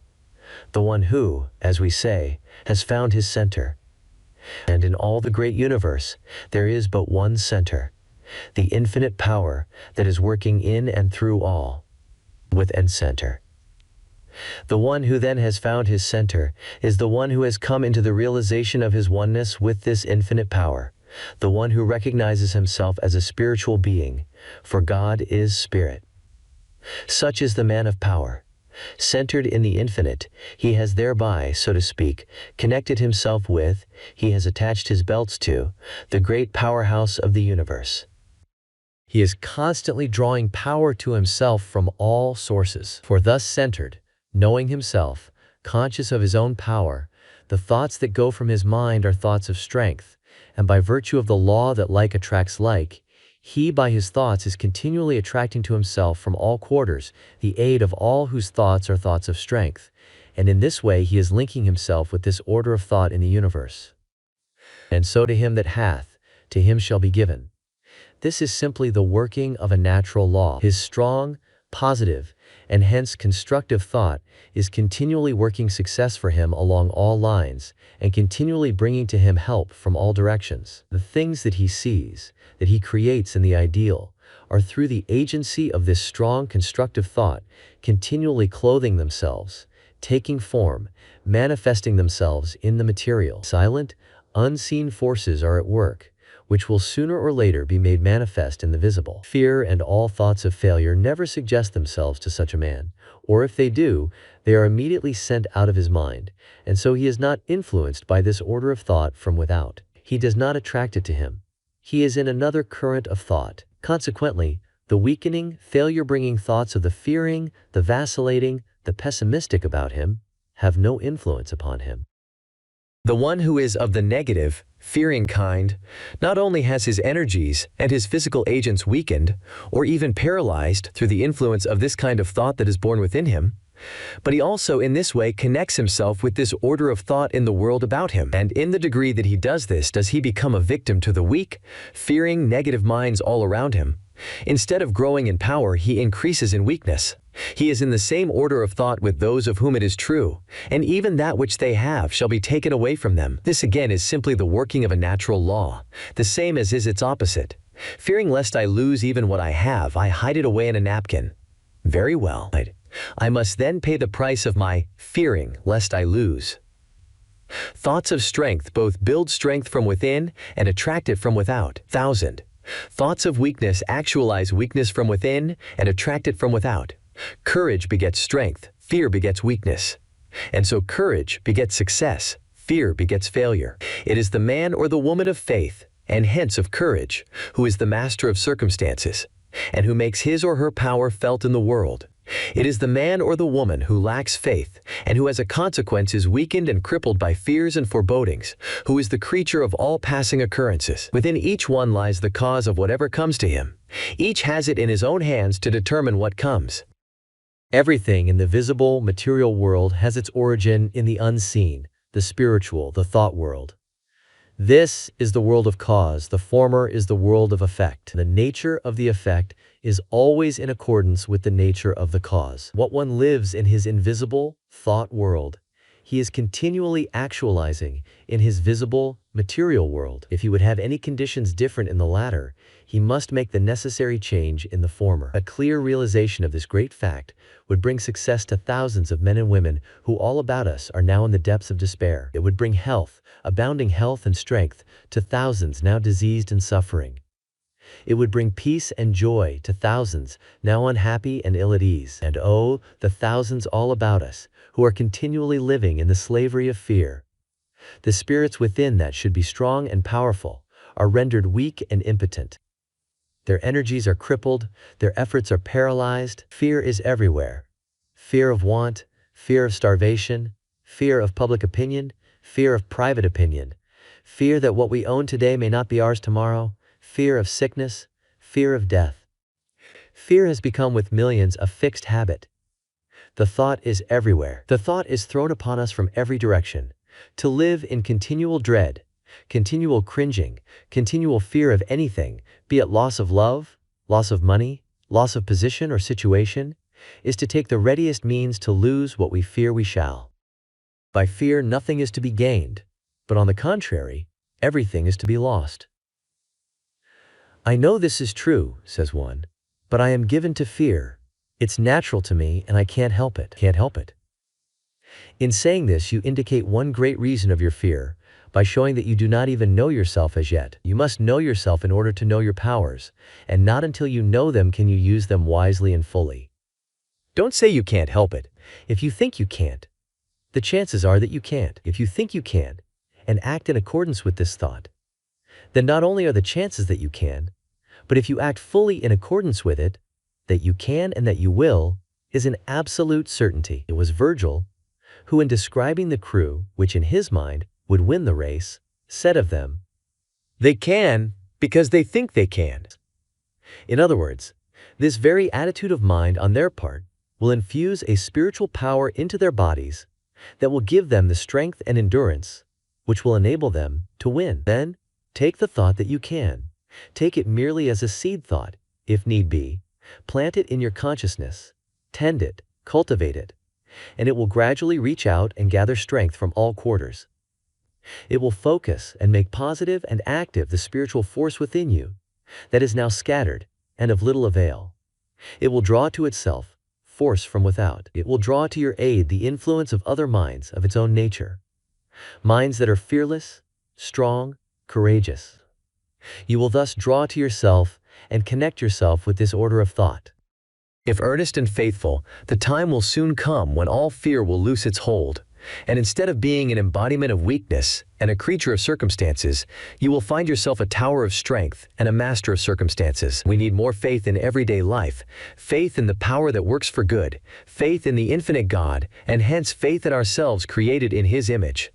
And however things at times may seem to go, however dark at times appearances may be, the knowledge of the fact that the Supreme Power has us in its charge, as it has the suns and endless systems of worlds in space, will give us the supreme faith that all is well with us, the same as all is well with the world. Thou wilt keep him in perfect peace, whose mind is stayed on thee. There is nothing firmer, and safer, and surer than deity.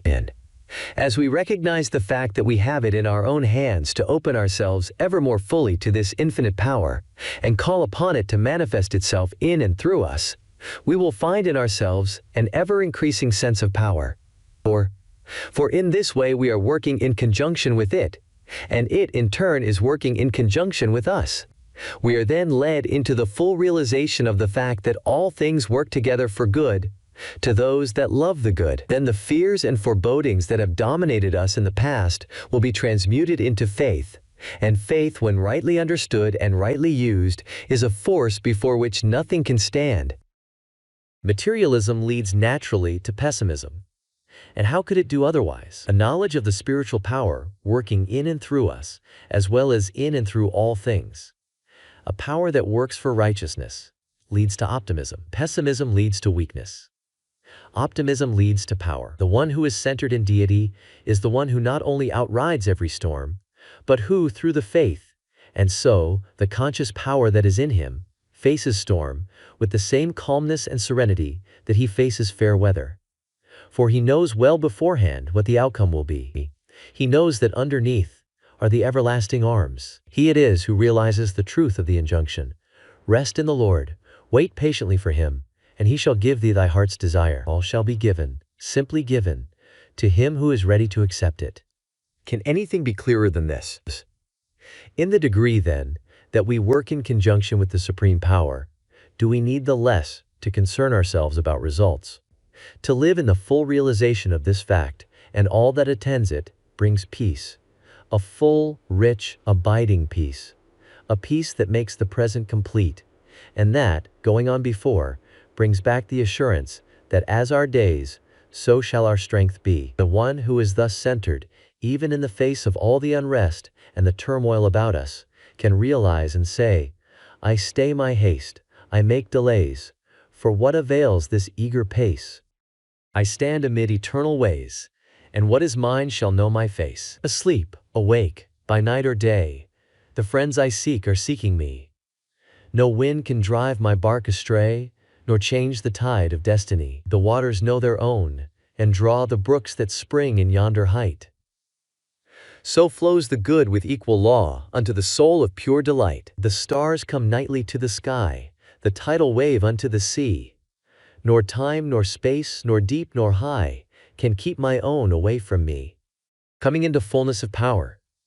This is the spirit of infinite power, and in the degree that we open ourselves to it, does power become manifest in us. With God all things are possible. That is, in conjunction with God all things are possible. The true secret of power lies in keeping one's connection with the God who worketh all things. And in the degree that we keep this connection, are we able literally to rise above every conceivable limitation. Why then waste time in running hither and thither to acquire power? Why waste time with this practice or that practice? Why not go directly to the mountaintop itself, instead of wandering through the byways, in the valleys, and on the mountainsides? That man has absolute dominion, as taught in all the scriptures of the world, is true not of physical man, but of spiritual man. There are many animals, for example, larger and stronger, over which from a physical standpoint he would not have dominion, but he can gain supremacy over even these by calling into activity the higher mental, psychic, and spiritual forces with which he is endowed. Whatever can't be done in the physical can be done in the spiritual, and in direct proportion as a man recognizes himself as spirit and lives accordingly, is he able to transcend in power the man who recognizes himself merely as material. All the sacred literature of the world is teeming with examples of what we call miracles. They are not confined to any particular times or places. There is no age of miracles, in distinction from any other period that may be an age of miracles. Whatever has been done in the world's history can be done again through the operation of the same laws and forces. These miracles were performed not by those who were more than men, but by those who, through the recognition of their oneness with God, became God-men, so that the higher forces and powers worked through them. For what, let us ask, is a miracle? Is it something supernatural? Supernatural only in the sense of being above the natural, or rather, above that which is natural to man in his ordinary state. A miracle is nothing more nor less than this: one who has come into a knowledge of his true identity, of his oneness with the all-pervading wisdom and power, thus makes it possible for laws higher than the ordinary mind knows of to be revealed to him. These laws he makes use of. The people see the results, and by virtue of their own limitations, call them miracles, and speak of the person who performs these apparently supernatural works as a supernatural being. But they, as supernatural beings, could themselves perform these supernatural works if they would open themselves to the recognition of the same laws, and consequently to the realization of the same possibilities and powers. And let us also remember that the supernatural of yesterday becomes, as in the process of evolution we advance from the lower to the higher, from the more material to the more spiritual, the common and the natural of today, and what seems to be the supernatural of today becomes in the same way the natural of tomorrow, and so on through the ages. Yes, it is the God-man who does the things that appear supernatural, the man who by virtue of his realization of the higher powers transcends the majority and so stands out among them. But any power that is possible to one human soul is possible to another.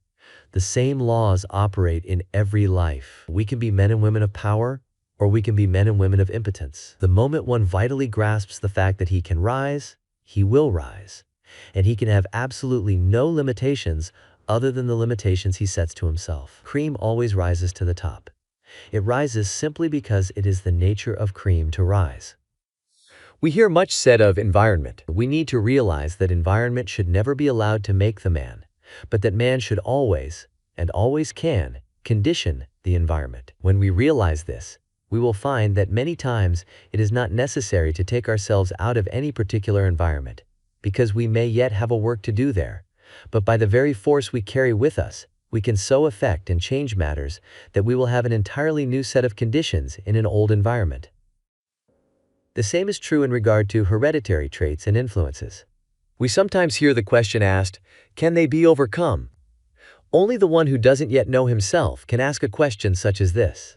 If we entertain and live in the belief that they cannot be overcome, then the chances are that they will always remain. The moment, however, that we come into a realization of our true selves, and so of the tremendous powers and forces within, the powers and forces of the mind and spirit, hereditary traits and influences that are harmful in nature will begin to lessen, and will disappear with a rapidity directly in proportion to the completeness of this realization. There is no thing we cannot overcome. Say not thy evil instinct is inherited, or that some trait inborn makes thy whole life forlorn, and calls down punishment that is not merited. Back of thy parents and grandparents lies the great eternal will. That too is thine inheritance, strong, beautiful, divine, sure lever of success for one who tries. There is no noble height thou canst not climb. All triumphs may be thine in time's futurity. If, whatsoe'er thy fault, thou dost not faint or halt, but lean upon the staff of God's security. Earth has no claim the soul cannot contest. Know thyself part of the eternal source. Naught can stand before thy spirit's force. The soul's divine inheritance is best. Again, there are many who are living far below their possibilities because they are continually handing over their individualities to others. Do you want to be a power in the world? Then be yourself. Don't allow yourself to be classed among the second hand, among the they say people. Be true to the highest within your own soul, and then allow yourself to be governed by no customs or conventionalities or arbitrary man-made rules that are not founded upon principle. Those things that are founded upon principle will be observed by the right-minded, the right-hearted man or woman. In any case, don't surrender your individuality, which is your greatest agent of power, to the customs and conventionalities that have gotten their life from the great mass of those who haven't enough force to preserve their individualities. Those who, in other words, have given them over as ingredients to the mush of concession, which one of our greatest writers has said characterizes our modern society. If you do surrender your individuality in this way, you simply aid in increasing the undesirable conditions. In payment for this, you become a slave, and the chances are that in time you will be unable to hold even the respect of those whom you, in this way, try to please. If you preserve your individuality, then you become a master. And if wise and discreet, your influence and power will be an aid in bringing about a higher, a better, and a more healthy set of conditions in the world. All people, moreover, will think more of you, will honor you more highly for doing this, than if you show your weakness by contributing yourself to the same mush of concession that so many of them are contributing themselves to. With all classes of people, you will then have an influence. A great style of hero draws equally all classes, all extremes of society to him, till we say the very dogs believe in him. To be oneself is the only worthy, and by all means the only satisfactory thing to be. May it not be good policy, says one, to be governed sometimes by one's surroundings? What is good policy? To be yourself, first, last, and always, this above all. To thine own self be true. And it must follow, as the night the day, thou canst not then be false to any man. When we appeal to the Supreme and our life is governed by a principle, we are not governed either by fear of public opinion or loss of others' approbation, and we may be sure that the Supreme will sustain us. If in any way we try to live to suit others, we never shall suit them, and the more we try, the more unreasonable and exacting do they become. The government of your life is a matter that lies entirely between God and yourself, and when your life is swayed and influenced from any other source, you are on the wrong path. When we find the kingdom within and become centered in the infinite, then we become a law unto ourselves. When we become a law unto ourselves, then we are able to bring others to a knowledge of laws higher than they are governed, or many times even enslaved by. When we have found this center, then that beautiful simplicity, at once the charm and the power of a truly great personality, enters into our lives. Then all striving for effect, that sure indicator of weakness and a lack of genuine power, is absent. This striving for effect, that is so common, is always an indicator of a lack of something.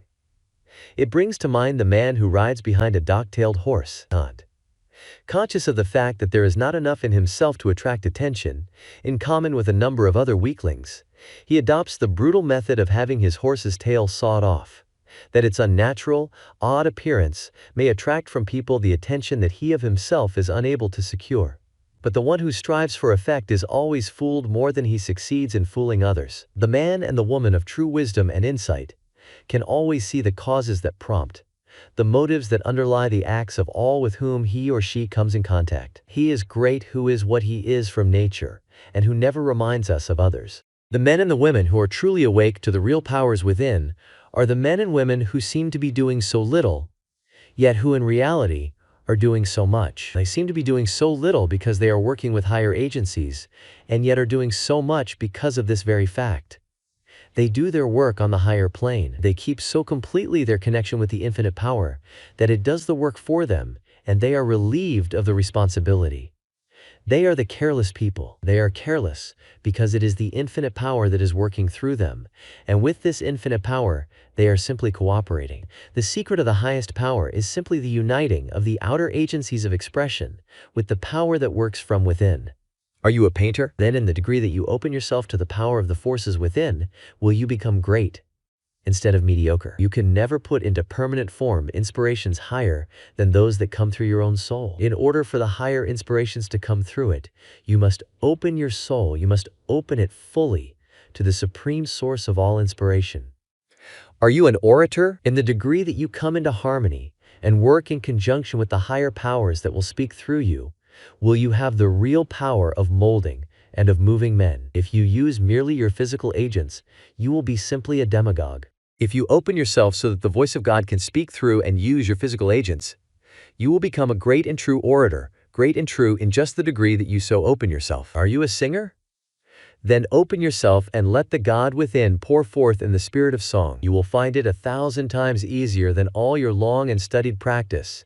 Without this, and other things being equal, there will come to you a power of song so enchanting and so enrapturing that its influence upon all who hear will be irresistible. When my cabin or tent has been pitched during the summer on the edge or in the midst of a forest, I have sometimes lain awake on my cot in the early morning, just as the day was beginning to break. Silence at first. Then an intermittent chirp here and there, and as the unfolding tints of the dawn became faintly perceptible, these grew more and more frequent, until by and by the whole forest seemed to burst forth in one grand chorus of song. Wonderful! Wonderful! It seemed as if the very trees, as if every grass blade, as if the bushes, the very sky above, and the earth beneath, had part in this wonderful symphony. Then, as I have listened as it went on and on, I have thought, what a study in the matter of song! If we could but learn from the birds, if we could but open ourselves to the same powers and allow them to pour forth in us, what singers, what movers of men we might have. Nay, what singers and what movers of men we would have. Do you know the circumstances under which Mr. Sankey sang for the first time? The 90 and 9, says one of our able journals. At a great meeting recently in Denver, Mr. Ira W. Sankey, before singing the 90 and 9, which, perhaps of all his compositions is the one that has brought him the most fame, gave an account of its birth. Leaving Glasgow for Edinburgh with Mr. Moody, he stopped at a newsstand and bought a penny religious paper. Glancing over it as they rode on the cars, his eye fell on a few little verses in the corner of the page. Turning to Mr. Moody, he said, "I've found my hymn." But Mr. Moody was busily engaged and did not hear a word. Mr. Sankey did not find time to make a tune for the verses, so he pasted them in his music scrapbook. One day they had an unusually impressive meeting in Edinburgh, in which Dr. Bonar had spoken with great effect on the Good Shepherd. At the close of the address, Mr. Moody beckoned to his partner to sing. He thought of nothing but the 23rd Psalm, but that he had sung so often. His second thought was to sing the verses he had found in the newspaper. But the third thought was, how could it be done when he had no tune? Then a fourth thought came, and that was to sing them anyway. He put the verses before him, touched the keys of the organ, opened his mouth and sang, not knowing where he was going to come out. He finished the first verse, amid profound silence. He took a long breath and wondered if he could sing the second the same way. He tried and succeeded. After that it was easy to sing it. When he finished the hymn, the meeting was all broken down and the throngs were crying. Mr. Sankey says it was the most intense moment of his life. Mr. Moody said he never heard a song like it. It was sung at every meeting and was soon going over the world. When we open ourselves to the highest inspirations, they never fail us. When we fail to do this, we fail in attaining the highest results, whatever the undertaking. Are you a writer? Then remember that the one great precept underlying all successful literary work is, look into thine own heart and write. Be true. Be fearless. Be loyal to the promptings of your own soul. Remember that an author can never write more than he himself is. If he would write more, then he must be more. He is simply his own amanuensis. He in a sense writes himself into his book. He can put no more into it than he himself is. If he is one of a great personality, strong in purpose, deep in feeling, open always to the highest inspirations, a certain indefinable something gets into his pages that makes them breathe forth a vital, living power. A power so great that each reader gets the same inspirations as those that spoke through the author. That's written between the lines is many times more than that's written in the lines. It is the spirit of the author that engenders this power. It is this that gives that extra 25 or 30% that takes a book out of the class called medium and lifts it into the class called superior. That extra percent that makes it the one of the 100 that is truly successful, while the 99 never see more than their first edition. It is this same spiritual power that the author of a great personality puts into his work that causes it to go so rapidly from reader to reader. For the only way that any book circulates in the ultimate is from mouth to mouth. Any book that reaches a large circulation. It is this that many times causes a single reader, in view of its value to himself, to purchase numbers of copies for others. A good poem, says Emerson, goes about the world offering itself to reasonable men, who read it with joy and carry it to their reasonable neighbors. Thus it draws to it the wise and generous souls, confirming their secret thoughts, and through their sympathy, really publishing itself. This is the type of author who writes not with the thought of having what he writes become literature, but he writes with the sole thought of reaching the hearts of the people, giving them something of vital value, something that will broaden, sweeten, enrich, and beautify their lives, that will lead them to the finding of the higher life, and with it the higher powers and the higher joys.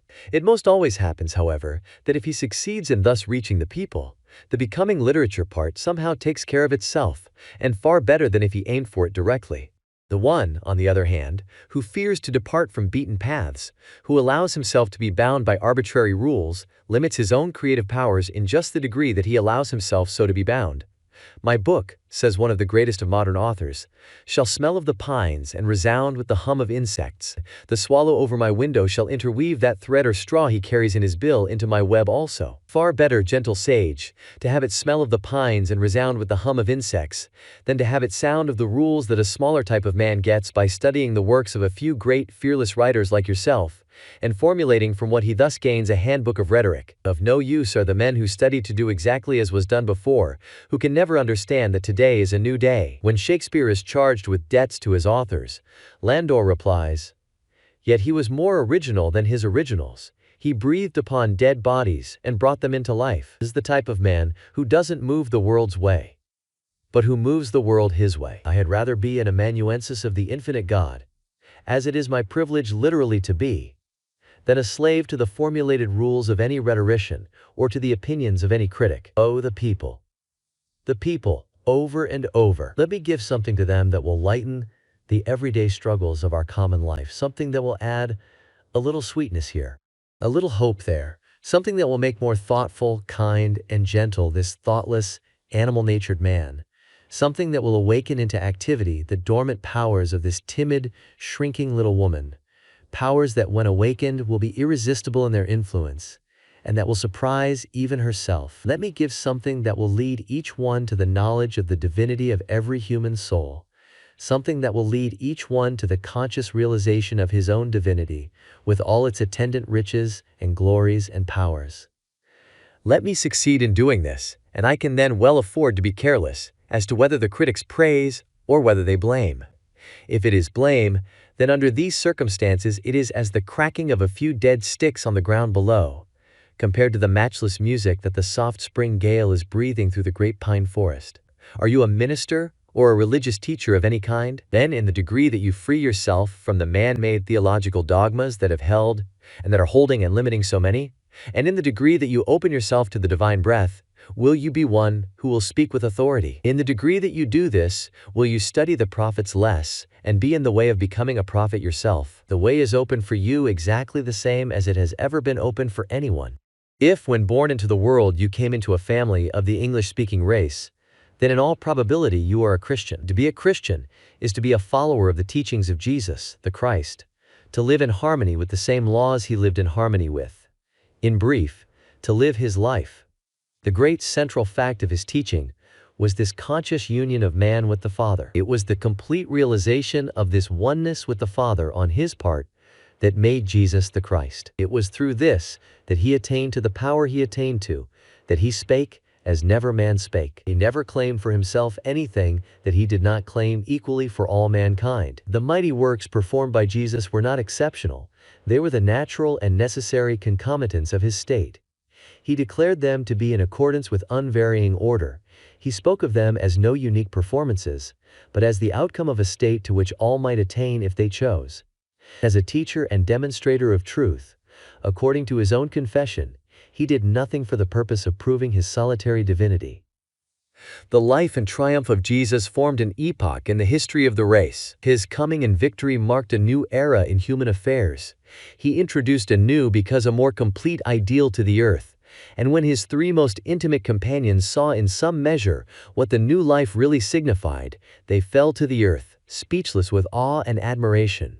By coming into this complete realization of his oneness with the Father, by absolutely mastering every circumstance that crossed his path through life, even to the death of the body, and by pointing out to us the great laws which are the same for us as they were for him, he has given us an ideal of life, an ideal for us to attain to here and now, that we could not have without him. One has conquered first, all may conquer afterward, by completely realizing it first for himself, and then by pointing out to others this great law of the at-one-ment with the Father. He has become probably the world's greatest Savior. Don't mistake his mere person for his life and his teachings, an error that has been made in connection with most all great teachers by their disciples over and over again. And if you have been among the number who have been preaching a dead Christ, then for humanity's sake, for Christ's sake, for God's sake, and I speak most reverently, don't steal the people's time any longer, don't waste your own time more, in giving them stones in place of bread, dead form for the spirit of living truth. In his own words, let the dead bury their dead. Come out from among them. Teach as did Jesus, the living Christ. Teach as did Jesus, the Christ within. Find this in all its transcendent beauty and power. Find it as Jesus found it. Then you also will be one who will speak with authority. Then you will be able to lead large numbers of others to its finding.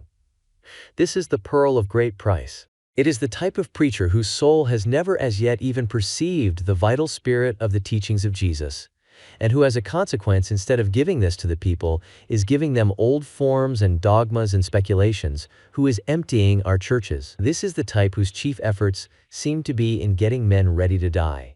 The Germans have a saying, never go to the second thing first. We need men who will teach us first how to live. Living quite invariably precedes dying. This also is true.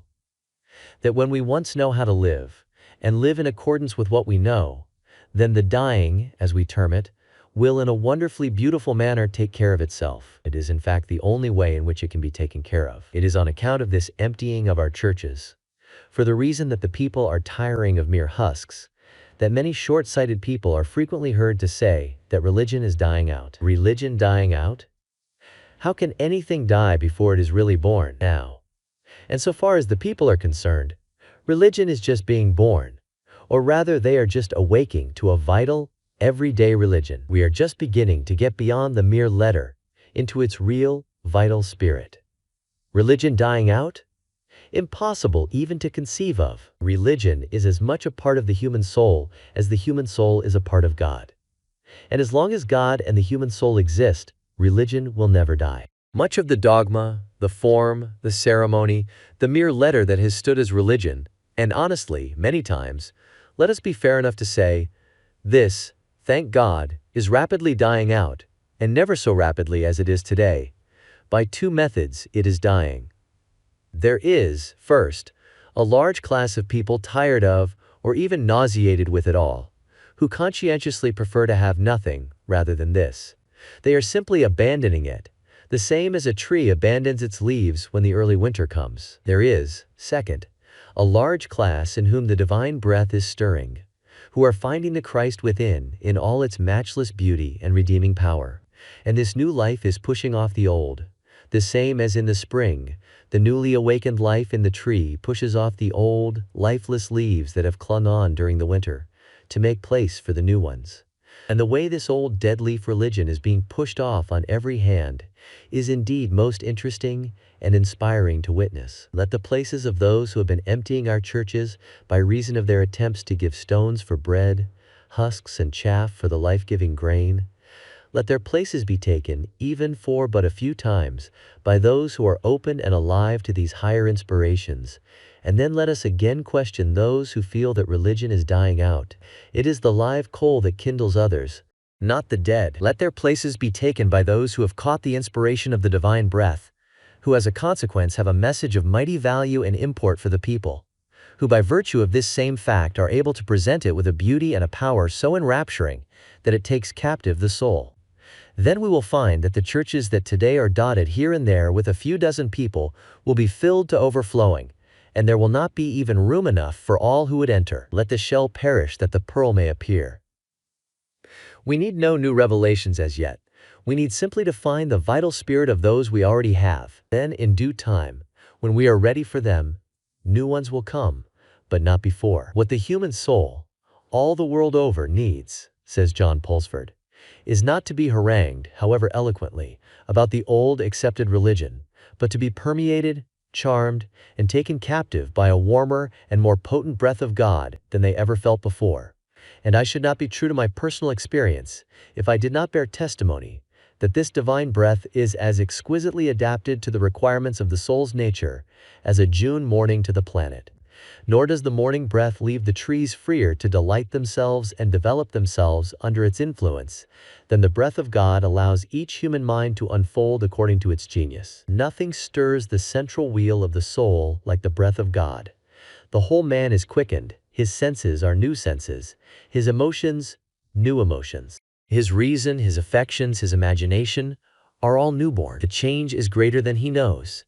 He marvels at the powers in himself which the breath is opening and calling forth. He finds his nature to be an unutterable thing.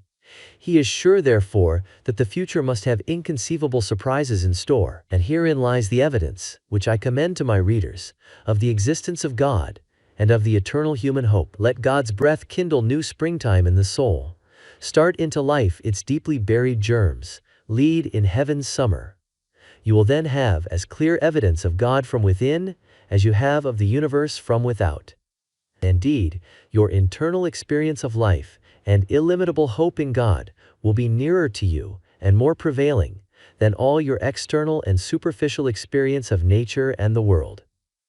There is but one source of power in the universe. Whatever then you are, painter, orator, musician, writer, religious teacher, or whatever it may be, know that to catch and take captive the secret of power is so to work in conjunction with the infinite power, in order that it may continually work and manifest through you. If you fail in doing this, you fail in everything. If you fail in doing this, your work, whatever it may be, will be third or fourth rate, possibly at times second rate, but it positively never can be first rate. Absolutely impossible will it be for you ever to become a master. Whatever estimate you put upon yourself will determine the effectiveness of your work along any line. As long as you live merely in the physical and the intellectual, you set limitations to yourself that will hold you as long as you so live. When, however, you come into the realization of your oneness with the infinite life and power, and open yourself that it may work through you, you will find that you have entered upon an entirely new phase of life, and that an ever-increasing power will be yours. Then it will be true that your strength will be as the strength of 10, because your heart is pure. O God, I am one forever with thee by the glory of birth. The celestial powers proclaim it to the utmost bounds of the earth. I think of this birthright immortal, and my being expands like a rose, as an odorous cloud of incense around and above me flows. A glorious song of rejoicing in an innermost spirit I hear, and it sounds like heavenly voices, in a chorus divine and clear, and I feel a power uprising, like the power of an embryo God. With a glorious wall it surrounds me, and lifts me up from the sod. Plenty of all things, the law of prosperity. This is the spirit of infinite plenty, the power that has brought, that is continually bringing, all things into expression in material form. He who lives in the realization of his oneness with this infinite power becomes a magnet to attract to himself a continual supply of whatsoever things he desires. If one hold himself in the thought of poverty, he will be poor, and the chances are that he will remain in poverty. If he hold himself, whatever present conditions may be, continually in the thought of prosperity, he sets into operation forces that will sooner or later bring him into prosperous conditions. The law of attraction works unceasingly throughout the universe. And the one great and never-changing fact in connection with it is, as we have found, that like attracts like. If we are one with this infinite power, this source of all things, then in the degree that we live in the realization of this oneness, in that degree do we actualize in ourselves a power that will bring to us an abundance of all things that it is desirable for us to have. In this way, we come into possession of a power whereby we can actualize at all times those conditions that we desire. As all truth exists now and awaits simply our perception of it, so all things necessary for present needs exist now and await simply the power in us to appropriate them. God holds all things in his hands. His constant word is, "My child, acknowledge me in all your ways, and in the degree that you do this, in the degree that you live this, then what is mine is yours." Jehovah Jireh, the Lord will provide. He giveth to all men liberally and upbraideth not. He giveth liberally to all men who put themselves in the right attitude to receive from him. He forces no good things upon anyone.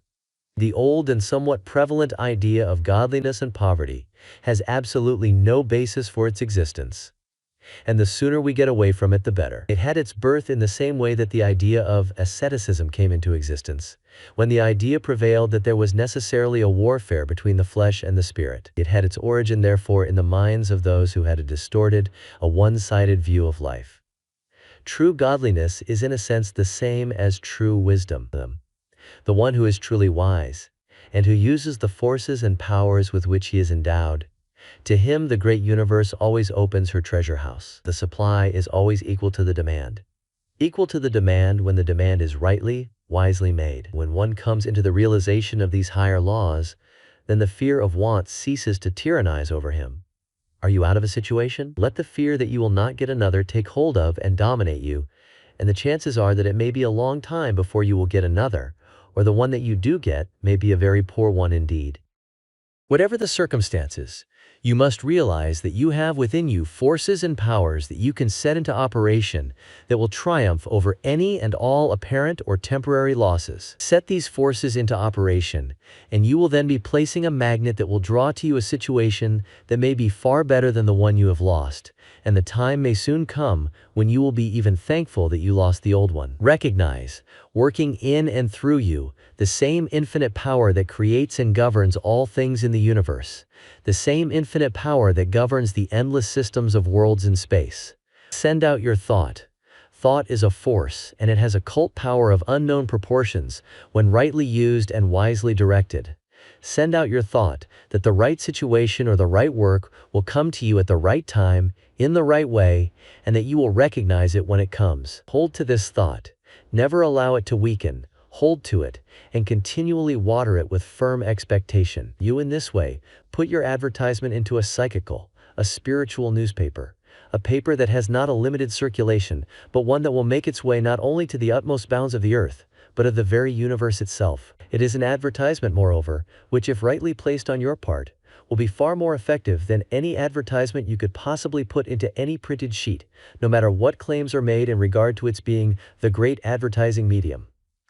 In the degree that you come into this realization and live in harmony with the higher laws and forces, in that degree will you be able to do this effectively. If you wish to look through the want columns of the newspapers, then do it not in the ordinary way. Put the higher forces into operation and thus place it on a higher basis. As you take up the paper, take this attitude of mind. If there is here an advertisement that it will be well for me to reply to, the moment I come to it, I will recognize it. Affirm this, believe it, expect it. If you do this in full faith, you will somehow feel the intuition the moment you come to the right one. And this intuition will be nothing more nor less than your own soul speaking to you. When it speaks, Then act at once. If you get the situation, and it does not prove to be exactly what you want, if you feel that you are capable of filling a better one, then the moment you enter upon it, take the attitude of mind that this situation is the stepping stone that will lead you to one that will be still better. Hold this thought steadily. Affirm it, believe it, expect it, and all the time be faithful, absolutely faithful to the situation in which you are at present placed. If you are not faithful to it, then the chances are that it will not be the stepping stone to something better, but to something poorer. If you are faithful to it, the time may soon come when you will be glad and thankful, when you will rejoice that you lost your old position. This is the law of prosperity. When apparent adversity comes, be not cast down by it, but make the best of it, and always look forward for better things, for conditions more prosperous. To hold yourself in this attitude of mind is to set into operation subtle, silent, and irresistible forces that sooner or later will actualize in material form that which is today merely an idea. But ideas have occult power, and ideas, when rightly planted and rightly tended, are the seeds that actualize material conditions. Never give a moment to complaint, but utilize the time that would otherwise be spent in this way in looking forward and actualizing the conditions you desire. Suggest prosperity to yourself. See yourself in a prosperous condition. Affirm that you will before long be in a prosperous condition. Affirm it calmly and quietly, but strongly and confidently. Believe it. Believe it absolutely. Expect it. Keep it continually watered with expectation. You thus make yourself a magnet to attract the things that you desire. Don't be afraid to suggest, to affirm these things, for by so doing you put forth an ideal which will begin to clothe itself in material form. In this way, you are utilizing agents among the most subtle and powerful in the universe. If you are particularly desirous for anything that you feel it is good and right for you to have, something that will broaden your life or that will increase your usefulness to others, simply hold the thought that at the right time, in the right way, and through the right instrumentality, there will come to you, or there will open up for you, the way whereby you can attain what you desire. I know of a young lady who a short time ago wanted some money very badly. She wanted it for a good purpose. She saw no reason why she shouldn't have it. She is one who has come into an understanding of the power of the interior forces. She took and held herself in the attitude of mind we have just pointed out. In the morning, she entered into the silence for a few moments. In this way, she brought herself into a more complete harmony with the higher powers. Before the day closed, a gentleman called, a member of a family with which she was acquainted. He asked her if she would do for the family some work that they wanted done. She was a little surprised that they should ask her to do this particular kind of work, but she said to herself, "Here is a call. I will respond and see what it will lead to." She undertook the work. She did it well. When she had completed it, there was put into her hands an amount of money far beyond what she had expected. She felt that it was an amount too large for the work she had done. She protested. They replied, "No. You have done us a service that transcends in value the amount we offer to pay you." The sum thus received was more than sufficient for the work she wished to accomplish. This is but one of many instances in connection with the wise and effective use of the higher powers. It also carries a lesson. Don't fold your hands and expect to see things drop into your lap, but set into operation the higher forces and then take hold of the first thing that offers itself. Do what your hands find to do, and do it well. If this work is not thoroughly satisfactory to you, then affirm, believe, and expect that it is the agency that will lead you to something better. The basis for attracting the best of all the world can give to you is to first surround, own, and live in these things in mind, or what is falsely called imagination. All so-called imaginings are realities and forces of unseen element. Live in mind in a palace, and gradually palatial surroundings will gravitate to you. But so living is not pining, or longing, or complainingly wishing. It is when you are down in the world, calmly and persistently seeing yourself as up. It is when you are now compelled to eat from a tin plate, regarding that tin plate as only the certain step to one of silver.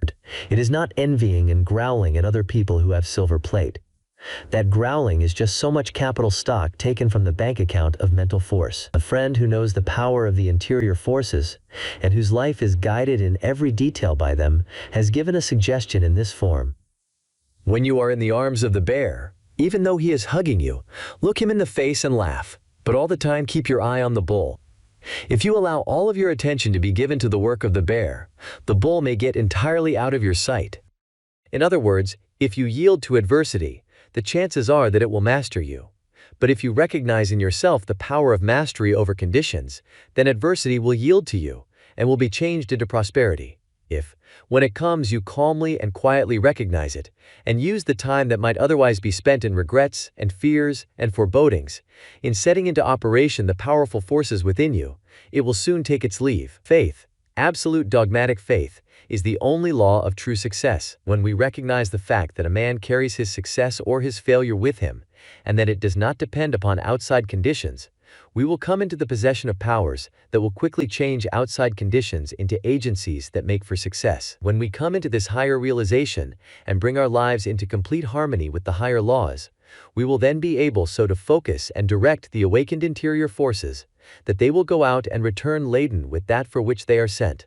We will then be great enough to attract success, and it will not always be apparently just a little ways ahead. We can then establish in ourselves a center so strong that instead of running hither and thither for this or that, we can stay at home and draw to us the conditions we desire. If we firmly establish and hold to this center, things will seem continually to come our way.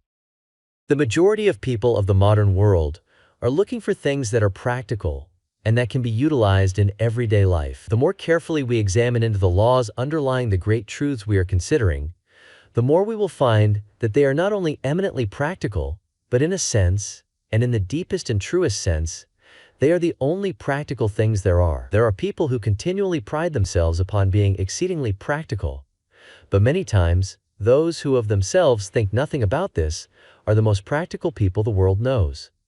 And, on the other hand, those who take great pride in speaking of their own practicality are many times the least practical. Or again, in some ways they may be practical, but so far as life in its totality is concerned, they are absurdly impractical. What profit, for example, can there be for the man who, materially speaking, though he has gained the whole world, has never yet become acquainted with his own soul? There are multitudes of men all about us who are entirely missing the real life, men who have not learned even the ABC of true living.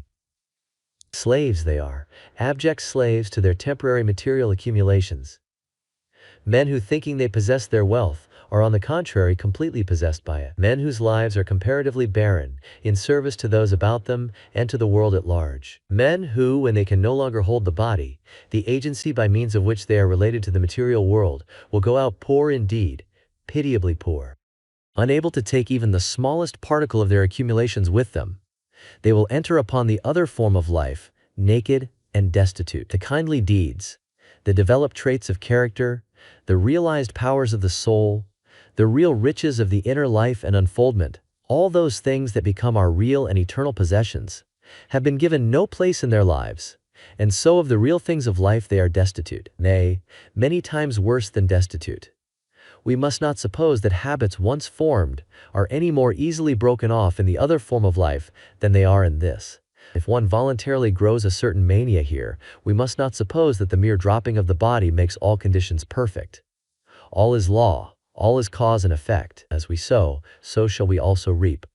Not only in this life but in all lives. He who is enslaved with the sole desire for material possessions here will continue to be enslaved even after he can no longer retain his body. Then, moreover, he will have not even the means of gratifying his desires. Dominated by this habit, he will be unable to set his affections, for a time at least, upon other things, and the desire, without the means of gratifying it, will be doubly torturing to him. Perchance this torture may be increased by his seeing the accumulations he thought were his now being scattered and wasted by spendthrifts. He wills his property, as we say, to others, but he can have no word as to its use. How foolish, then, for us to think that any material possessions are ours. How absurd, for example, for one to fence off a number of acres of God's earth and say they are his. Nothing is ours that we cannot retain. The things that come into our hands come not for the purpose of being possessed, as we say, much less for the purpose of being hoarded. They come into our hands to be used, to be wisely used. We are stewards merely, and as stewards we shall be held accountable for the way we use whatever is entrusted to us. That, That great law of compensation that runs through all life is wonderfully exact in its workings. Although we may not always fully comprehend it, or even recognize it when it operates in connection with ourselves. The one who has come into the realization of the higher life no longer has a desire for the accumulation of enormous wealth, any more than he has a desire for any other excess. In the degree that he comes into the recognition of the fact that he is wealthy within, external wealth becomes less important in his estimation. When he comes into the realization of the fact that there is a source within, from which he can put forth a power to call to him and actualize in his hands at any time a sufficient supply for all his needs, he no longer burdens himself with vast material accumulations that require his constant care and attention, and thus take his time and his thought from the real things of life. In other words, he first finds the kingdom, and he realizes that when he has found this, all other things follow in full measure. "It is as hard for a rich man to enter into the kingdom of heaven," said the Master, "he who having nothing had everything, as it is for a camel to pass through the eye of a needle." In other words, if a man give all his time to the accumulation, the hoarding of outward material possessions far beyond what he can possibly ever use, what time has he for the finding of that wonderful kingdom, which, when found, brings all else with it, which is better? To have millions of dollars, and to have the burden of taking care of it all, for the one always involves the other, or to come into the knowledge of such laws and forces that every need will be supplied in good time, to know that no good thing shall be withheld, to know that we have it in our power to make the supply always equal to the demand. The one who enters into the realm of this higher knowledge never cares to bring upon himself the species of insanity that has such a firm hold upon so many in the world today. He avoids it as he would avoid any loathsome disease of the body. When we come into the realization of the higher powers, we will then be able to give more attention to the real life, instead of giving so much to the piling up of vast possessions that hamper rather than help it. It is the medium ground that brings the true solution here, the same as it is in all phases of life. Wealth beyond a certain amount cannot be used. And when it cannot be used, it then becomes a hindrance rather than an aid, a curse rather than a blessing. All about us are persons with lives now stunted and dwarfed, who could make them rich and beautiful, filled with a perennial joy, if they would begin wisely to use that which they have spent the greater portion of their lives in accumulating. The man who accumulates during his entire life, and who leaves even all when he goes out for benevolent purposes, comes far short of the ideal life. It is but a poor excuse of a life. It is not especially commendable in me to give a pair of old, worn-out shoes that I shall never use again to another who is in need of shoes. But it is commendable, if indeed doing anything we ought to do can be spoken of as being commendable, it is commendable for me to give a good pair of strong shoes to the man who in the midst of a severe winter is practically shoeless, the man who is exerting every effort to earn an honest living, and thereby take care of his family's needs. And if in giving the shoes I also give myself, he then has a double gift, and I a double blessing. There is no wiser use that those who have great accumulations can make of them, than wisely to put them into life, into character, day by day while they live. In this way their lives will be continually enriched and increased. The time will come when it will be regarded as a disgrace for a man to die and leave vast accumulations behind him. Many a person is living in a palace today, who in the real life is poorer than many a one who has not even a roof to cover him. A man may own and live in a palace, but the palace for him may be a poorhouse still. Moth and rust are nature's wise provisions, God's methods for disintegrating and scattering, in this way getting ready for use in new forms, that which is hoarded and consequently serving no use.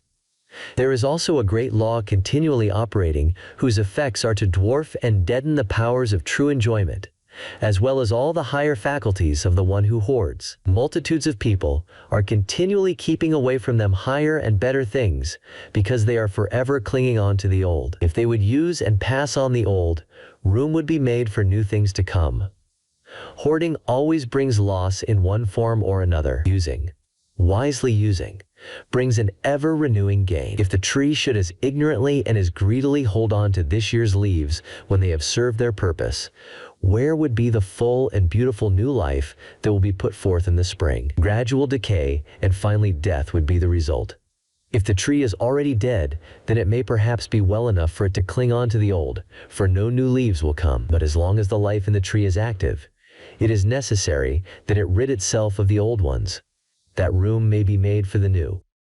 Opulence is the law of the universe. An abundant supply for every need if nothing is put in the way of its coming. The natural and the normal life for us is this: to have such a fullness of life and power by living so continually in the realization of our oneness with the infinite life and power, that we find ourselves in the constant possession of an abundant supply of all things needed. Then not by hoarding but by wisely using and ridding ourselves of things as they come, an ever-renewing supply will be ours.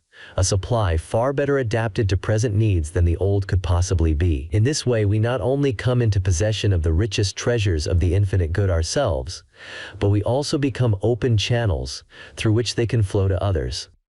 How men have become prophets, seers, sages, and saviors. I have tried thus far to deal fairly with you in presenting these vital truths, and have spoken of everything on the basis of our own reason and insight. It has been my aim to base nothing on the teachings of others, though they may be the teachings of those inspired. Let us now look for a moment at these same great truths in the light of the thoughts and the teachings as put forth by some of the world's great thinkers and inspired teachers. The sum and substance of the thought presented in these pages is, you will remember, that the great central fact in human life is the coming into a conscious, vital realization of our oneness with the infinite life, and the opening of ourselves fully to this divine inflow. I and the Father are one, said the Master.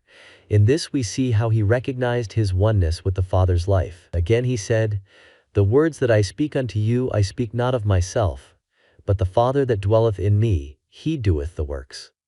In this we see how clearly he recognized the fact that he of himself could do nothing, only as he worked in conjunction with the Father. Again, my Father works, and I work, and at the power. In other words, my Father sends the power, I open myself to it, and work in conjunction with it. Again he said, "Seek ye first the kingdom of God and his righteousness, and all these things shall be added unto you."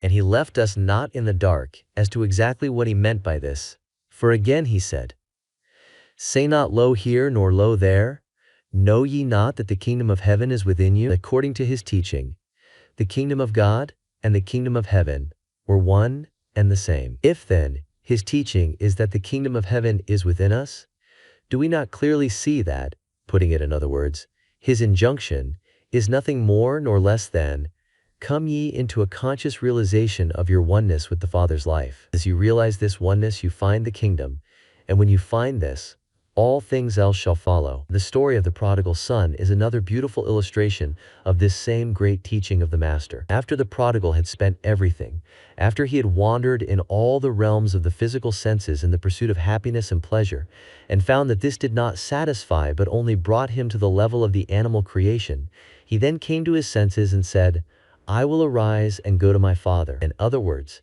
after all these wanderings, his own soul at length spoke to him and said, "You are not a mere animal. You are your Father's child. Arise and go to your Father, who holds all things in his hands." Again the Master said, "Call no man your father upon the earth, for one is your Father, which is in heaven." Here he recognized the fact that the real life is direct from the life of God. Our fathers and our mothers are the agents that give us the bodies, the houses in which we live, but the real life comes from the infinite source of life, God, who is our Father. One day word was brought to the Master that his mother and his brethren were without, wishing to speak with him. "Who is my mother, and who are my brethren?" said he. "Whosoever shall do the will of my Father which is in heaven, the same is my brother, and my sister, and mother." Many people are greatly enslaved by what we term ties of relationship. It is well, however, for us to remember that our true relatives are not necessarily those who are connected with us by ties of blood. Our truest relatives are those who are nearest akin to us in mind, in soul, in spirit. Our nearest relatives may be those living on the opposite side of the globe, people whom we may never have seen as yet, but to whom we will yet be drawn, either in this form of life or in another, through that ever-working and never-failing law of attraction. When the Master gave the injunction, "Call no man your father upon the earth, for one is your Father, which is in heaven," he here gave us the basis for that grand conception of the fatherhood of God. And if God is equally the Father of all, then we have here the basis for the brotherhood of man. But there is, in a sense, a conception still higher than this, namely, the oneness of man and God, and hence, the oneness of the whole human race. When we realize this fact, then we clearly see how, in the degree that we come into the realization of our oneness with the infinite life, and so, every step that we make Godward, we aid in lifting all mankind up to this realization, and enable them, in turn, to make a step Godward. The Master again pointed out our true relations with the infinite life when he said, "Except ye become as little children, ye shall not enter into the kingdom of heaven." When he said, "Man shall not live by bread alone, but by every word that proceedeth out of the mouth of God," he gave utterance to a truth of far greater import than we have as yet commenced fully to grasp. Here he taught that even the physical life cannot be maintained by material food alone, but that one's connection with this infinite source determines to a very great extent the condition of even the bodily structure and activities. Blessed are the pure in heart, for they shall see God. In other words, blessed are they who in all the universe recognize only God, for by such God shall be seen, said the great Hindu sage, Manu. He who in his own soul perceives the Supreme Soul in all beings and acquires equanimity toward them all, attains the highest bliss. It's Athanasius who said, "Even we may become gods walking about in the flesh." The same great truth we are considering is the one that runs through the life and the teachings of Gautama, he who became the Buddha. "People are in bondage," said he, "because they have not yet removed the idea of I." To do away with all sense of separateness, and to recognize the oneness of the self with the infinite, is the spirit that breathes through all his teachings. Running through the lives of all the medieval mystics was this same great truth, union with God. Then, coming nearer to our own time, we find the highly illumined seer, Emanuel Swedenborg, pointing out the great laws in connection with what he termed the divine influx, and how we may open ourselves more fully to its operations. The great central fact in the religion and worship of the Friends is the inner light, God in the soul of man speaking directly in just the degree that the soul is open to him.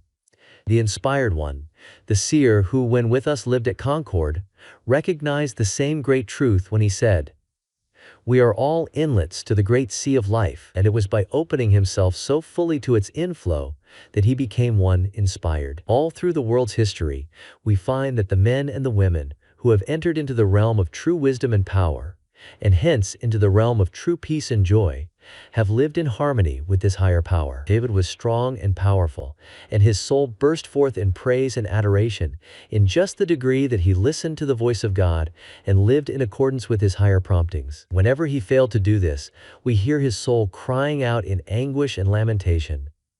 The same is true of every nation or people. When the Israelites acknowledged God and followed according to his leadings, they were prosperous, contented, and powerful, and nothing could prevail against them. When they depended upon their own strength alone and failed to recognize God as the source of their strength, we find them overcome, in bondage, or despair. A great immutable law underlies the truth. Blessed are they that hear the word of God and do it. Then follows all. We are wise in the degree that we live, according to the higher light. All the prophets, seers, sages, and saviors in the world's history became what they became, and consequently had the powers they had, through an entirely natural process. They all recognized and came into the conscious realization of their oneness with the infinite life. God is no respecter of persons. It founds. He doesn't create prophets, seers, sages, and saviors as such. He creates men, but here and there one recognizes his true identity, recognizes the oneness of his life with the source whence it came. He lives in the realization of this oneness, and in turn becomes a prophet, seer, sage, or savior. Neither is God a respecter of races or of nations. He has no chosen people. But here and there a race or nation becomes a respecter of God, and hence lives the life of a chosen people. There has been no age or place of miracles in distinction from any other age or place. What we term miracles have abounded in all places and at all times where conditions have been made for them. They are being performed today just as much as they ever have been, when the laws governing them are respected. Mighty men, we are told they were, mighty men who walked with God. And in the words, who walked with God, lies the secret of the words, mighty men. Cause, effect. The Lord never prospers any man, but the man prospers because he acknowledges the Lord and lives in accordance with the higher laws. Solomon was given the opportunity of choosing whatever he desired. His better judgment prevailed and he chose wisdom. But when he chose wisdom, he found that it included all else beside. We are told that God hardened Pharaoh's heart. I don't believe it. God never hardens anyone's heart. Pharaoh hardened his own heart, and God was blamed for it. But when Pharaoh hardened his heart and disobeyed the voice of God, the plagues came. Again, cause, effect. Had he, on the contrary, listened, in other words, had he opened himself to and obeyed the voice of God, the plagues would not have come. We can be our own best friends, or we can be our own worst enemies. In the degree that we become friends to the highest and best within us, we become friends to all. And in the degree that we become enemies to the highest and best within us, do we become enemies to all. In the degree that we open ourselves to the higher powers and let them manifest through us, then, by the very inspirations we carry with us, do we become, in a sense, the saviors of our fellow men. And in this way we all are, or may become, the saviors one of another. In this way you may become, indeed, one of the world's redeemers. The basic principle of all religions. The universal religion. The great truth we are considering is the fundamental principle running through all religions. We find it in everyone. In regard to it all agree. It is, moreover, a great truth in regard to which all people can agree. Whether they belong to the same or to different religions, people always quarrel about the trifles, about their personal views of minor, insignificant points. They always come together in the presence of great fundamental truths, the threads of which run through all. The quarrels are in connection with the lower self, the agreements are in connection with the higher self. A place may have its factions that quarrel and fight among themselves, but let a great calamity come upon the land, flood, famine, pestilence, and these little personal differences are entirely forgotten, and all work shoulder to shoulder in the one great cause. The changing, the evolving self gives rise to quarrels. The permanent, the soul self unites all in the highest efforts of love and service. Patriotism is a beautiful thing. It is well for me to love my country, but why should I love my own country more than I love all others? If I love my own and hate others, I then show my limitations, and my patriotism will stand the test not even for my own. If I love my own country, and in the same way love all other countries, then I show the largeness of my nature, and a patriotism of this kind is noble and always to be relied upon. The view of God in regard to which we are agreed, that He is the infinite spirit of life and power that is back of all, that is working in and through all, that is the life of all, is a matter in regard to which all men, all religions can agree. With this view there can be no infidels or atheists. There are atheists and infidels in connection with many views that are held concerning God, and thank God there are. Even devout and earnest people among us attribute things to God that no respectable men or women would permit to be attributed to themselves. This view is satisfying to those who cannot see how God can be angry with His children, jealous, vindictive. A display of these qualities always lessens our respect for men and women, and still we attribute them to God. The earnest, sincere heretic is one of the greatest friends true religion can have. Heretics are among God's greatest servants. They are among the true servants of mankind. Christ was one of the greatest heretics the world has ever known. He allowed himself to be bound by no established or orthodox teachings or beliefs. Christ is preeminently a type of the universal. John the Baptist is a type of the personal. John dressed in a particular way, ate a particular kind of food, belonged to a particular order, lived and taught in a particular locality, and he himself recognized the fact that he must decrease while Christ must increase. Christ, on the other hand, gave himself absolutely no limitations. He allowed himself to be bound by nothing. He was absolutely universal, and as a consequence taught not for his own particular day, but for all time. This mighty truth, which we have agreed upon as the great central fact of human life, is the golden thread that runs through all religions. When we make it the paramount fact in our lives, we will find that minor differences, narrow prejudices, and all these laughable absurdities will so fall away by virtue of their very insignificance, that a Jew can worship equally as well in a Catholic cathedral, a Catholic in a Jewish synagogue, a Buddhist in a Christian church, a Christian in a Buddhist temple, or all can worship equally well about their own hearthstones, or out on the hillside, or while pursuing the avocations of everyday life. For true worship, only God and the human soul are necessary. It does not depend upon times, or seasons, or occasions. Anywhere and at any time, God and man in the bush may meet. This is the great, fundamental principle of the universal religion upon which all can agree. This is the great fact that is permanent. There are many things in regard to which all cannot agree. These are the things that are personal, non-essential, and so as time passes they gradually fall away. One who doesn't grasp this great truth, a Christian for example, asks, but was not Christ inspired? Yes, but he was not the only one inspired. Another who is a Buddhist asks, was not Buddha inspired? Yes, but he was not the only one inspired. A Christian asks, but is not our Christian Bible inspired? Yes, but there are other inspired scriptures. A Brahmin or a Buddhist asks, are not the Vedas inspired? Yes, but there are other inspired sacred books. Your error is not in believing that your particular scriptures are inspired, but your error is, and you show your absurdly laughable limitations by it, your inability to see that other scriptures are also inspired. The sacred books, the inspired writings, all come from the same source. God. God speaking through the souls of those who open themselves, that he may thus speak. Some may be more inspired than others. It depends entirely on the relative degree that this one or that one opens himself to the divine voice. Says one of the inspired writers in the Hebrew Scriptures, wisdom is the breath of the power of God, and in all ages entering into holy souls, she maketh them friends of God and prophets. Let us not be among the number so dwarfed, so limited, so bigoted, as to think that the infinite God has revealed himself to one little handful of his children, in one little quarter of the globe, and at one particular period of time. This isn't the pattern by which God works. Of a truth I perceive that God is no respecter of persons, but in every nation he that revereth God and worketh righteousness is accepted of him, says the Christian Bible. When we fully realize this truth, we will then see that it makes but little difference what particular form of religion one holds to, but it does make a tremendous difference how true he is to the vital principles of this one. In the degree that we love self less and love truth more, in that degree will we care less about converting people to our particular way of thinking, but all the more will we care to aid them in coming into the full realization of truth through the channels best adapted to them. The doctrine of our master, says the Chinese, consisted solely in integrity of heart. We will find as we search that this is the doctrine of everyone who is at all worthy the name of master. The great fundamental principles of all religions are the same.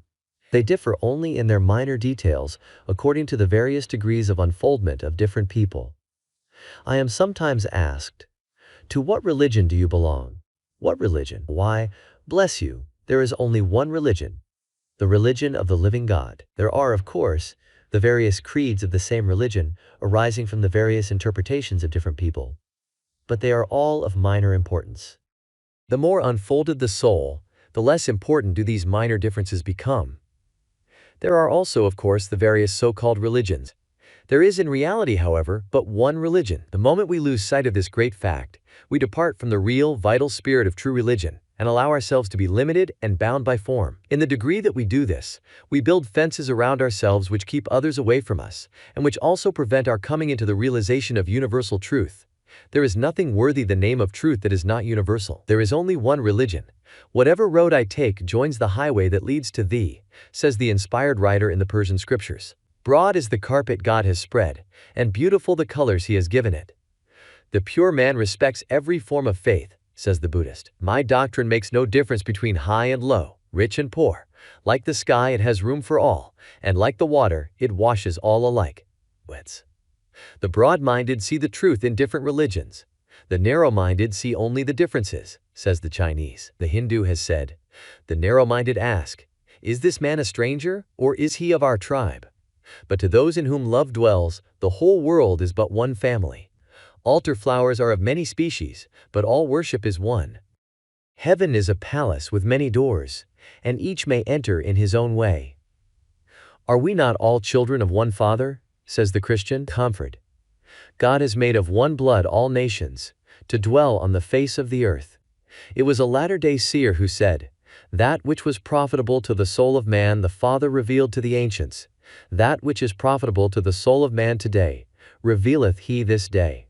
It was Tennyson who said, "I dreamed that stone by stone I reared a sacred fane, a temple, neither pagoda, mosque nor church, but loftier, simpler, always open-doored to every breath from heaven, and truth and peace and love and justice came and dwelt therein." Religion in its true sense is the most joyous thing the human soul can know, and when the real religion is realized, we will find that it will be an agent of peace, of joy, and of happiness, and never an agent of gloomy, long-faced sadness.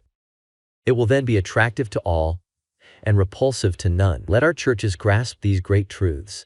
Let them give their time and attention to bringing people into a knowledge of their true selves, into a knowledge of their relations, of their oneness with the infinite God, and such joy will be the result, and such crowds will flock to them, that their very walls will seem almost to burst, and such songs of joy will continually pour forth, as will make all people in love with the religion that makes for everyday life, and hence the religion that is true and vital. Adequacy for life. Adequacy for everyday life here and now must be the test of all true religion. If it does not bear this test, then it simply is not religion. We need an everyday, a this world religion.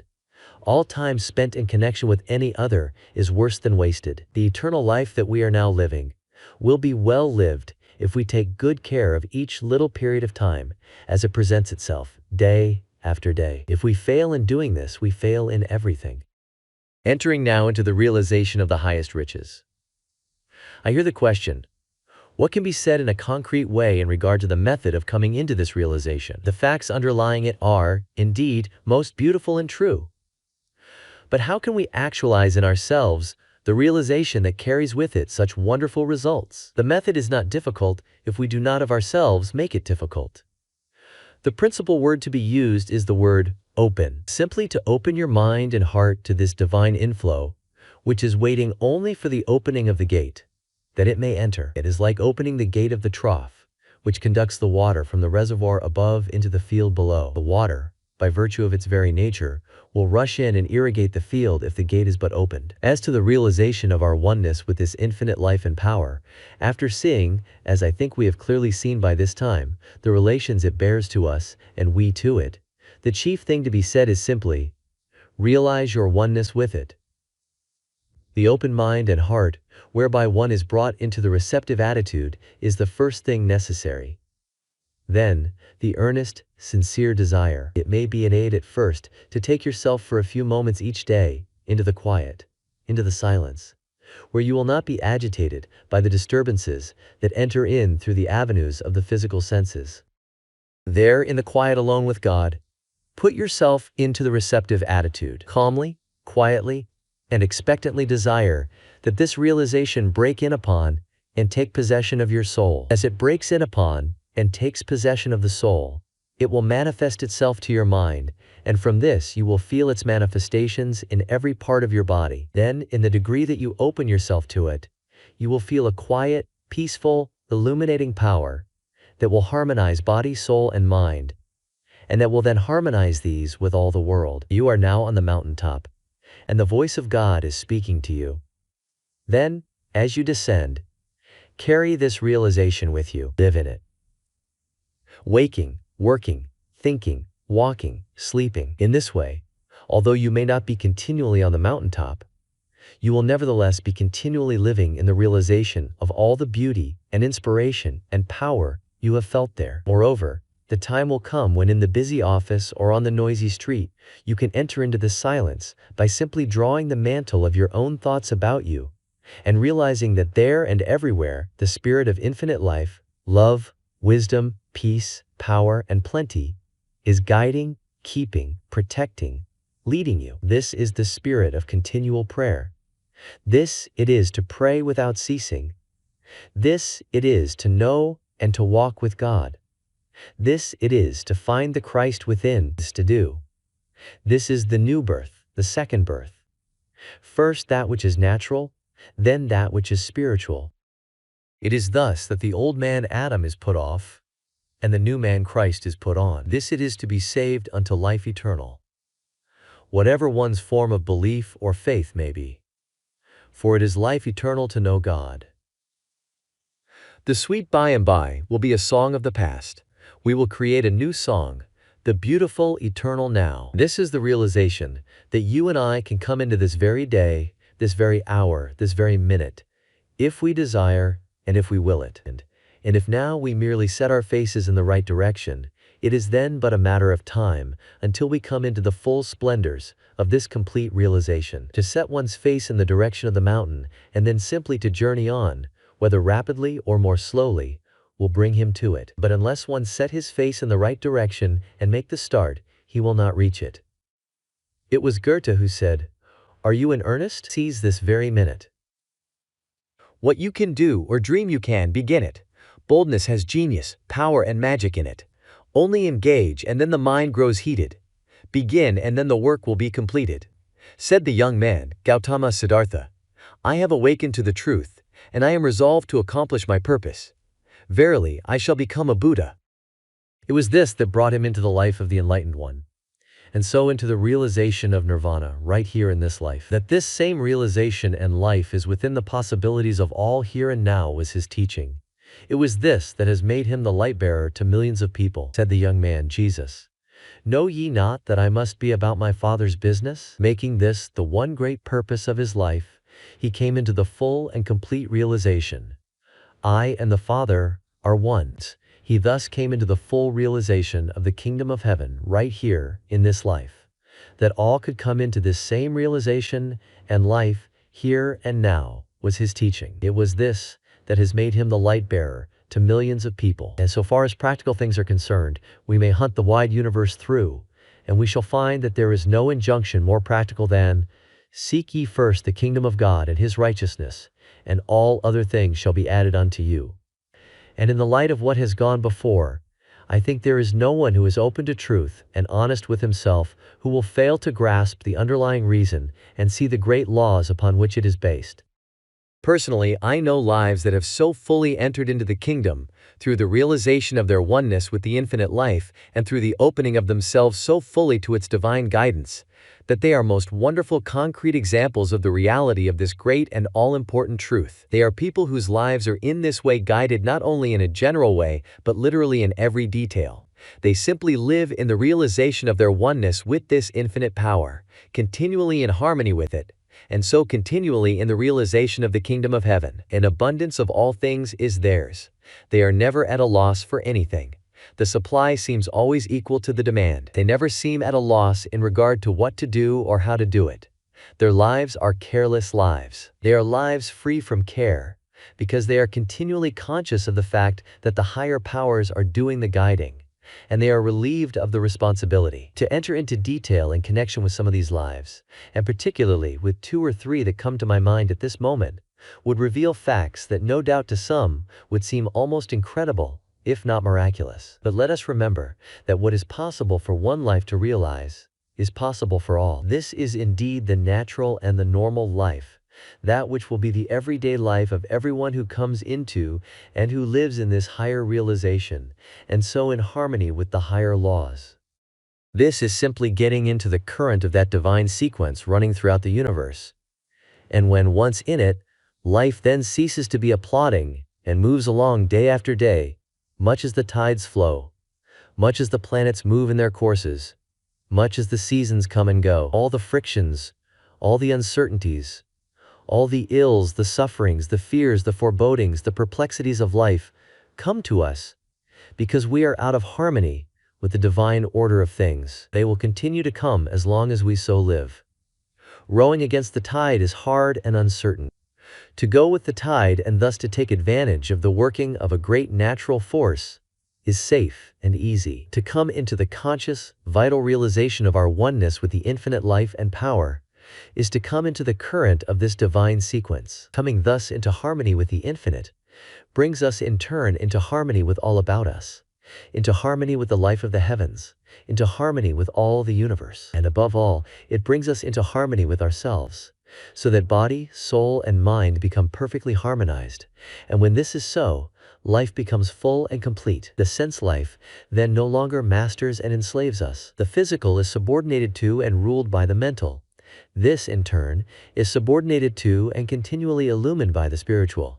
Life is then no longer the poor, one-sided thing it is in so many cases, but the threefold, the all-round life with all its beauties and ever-increasing joys and powers is entered upon. Thus it is that we are brought to realize that the middle path is the great solution of life.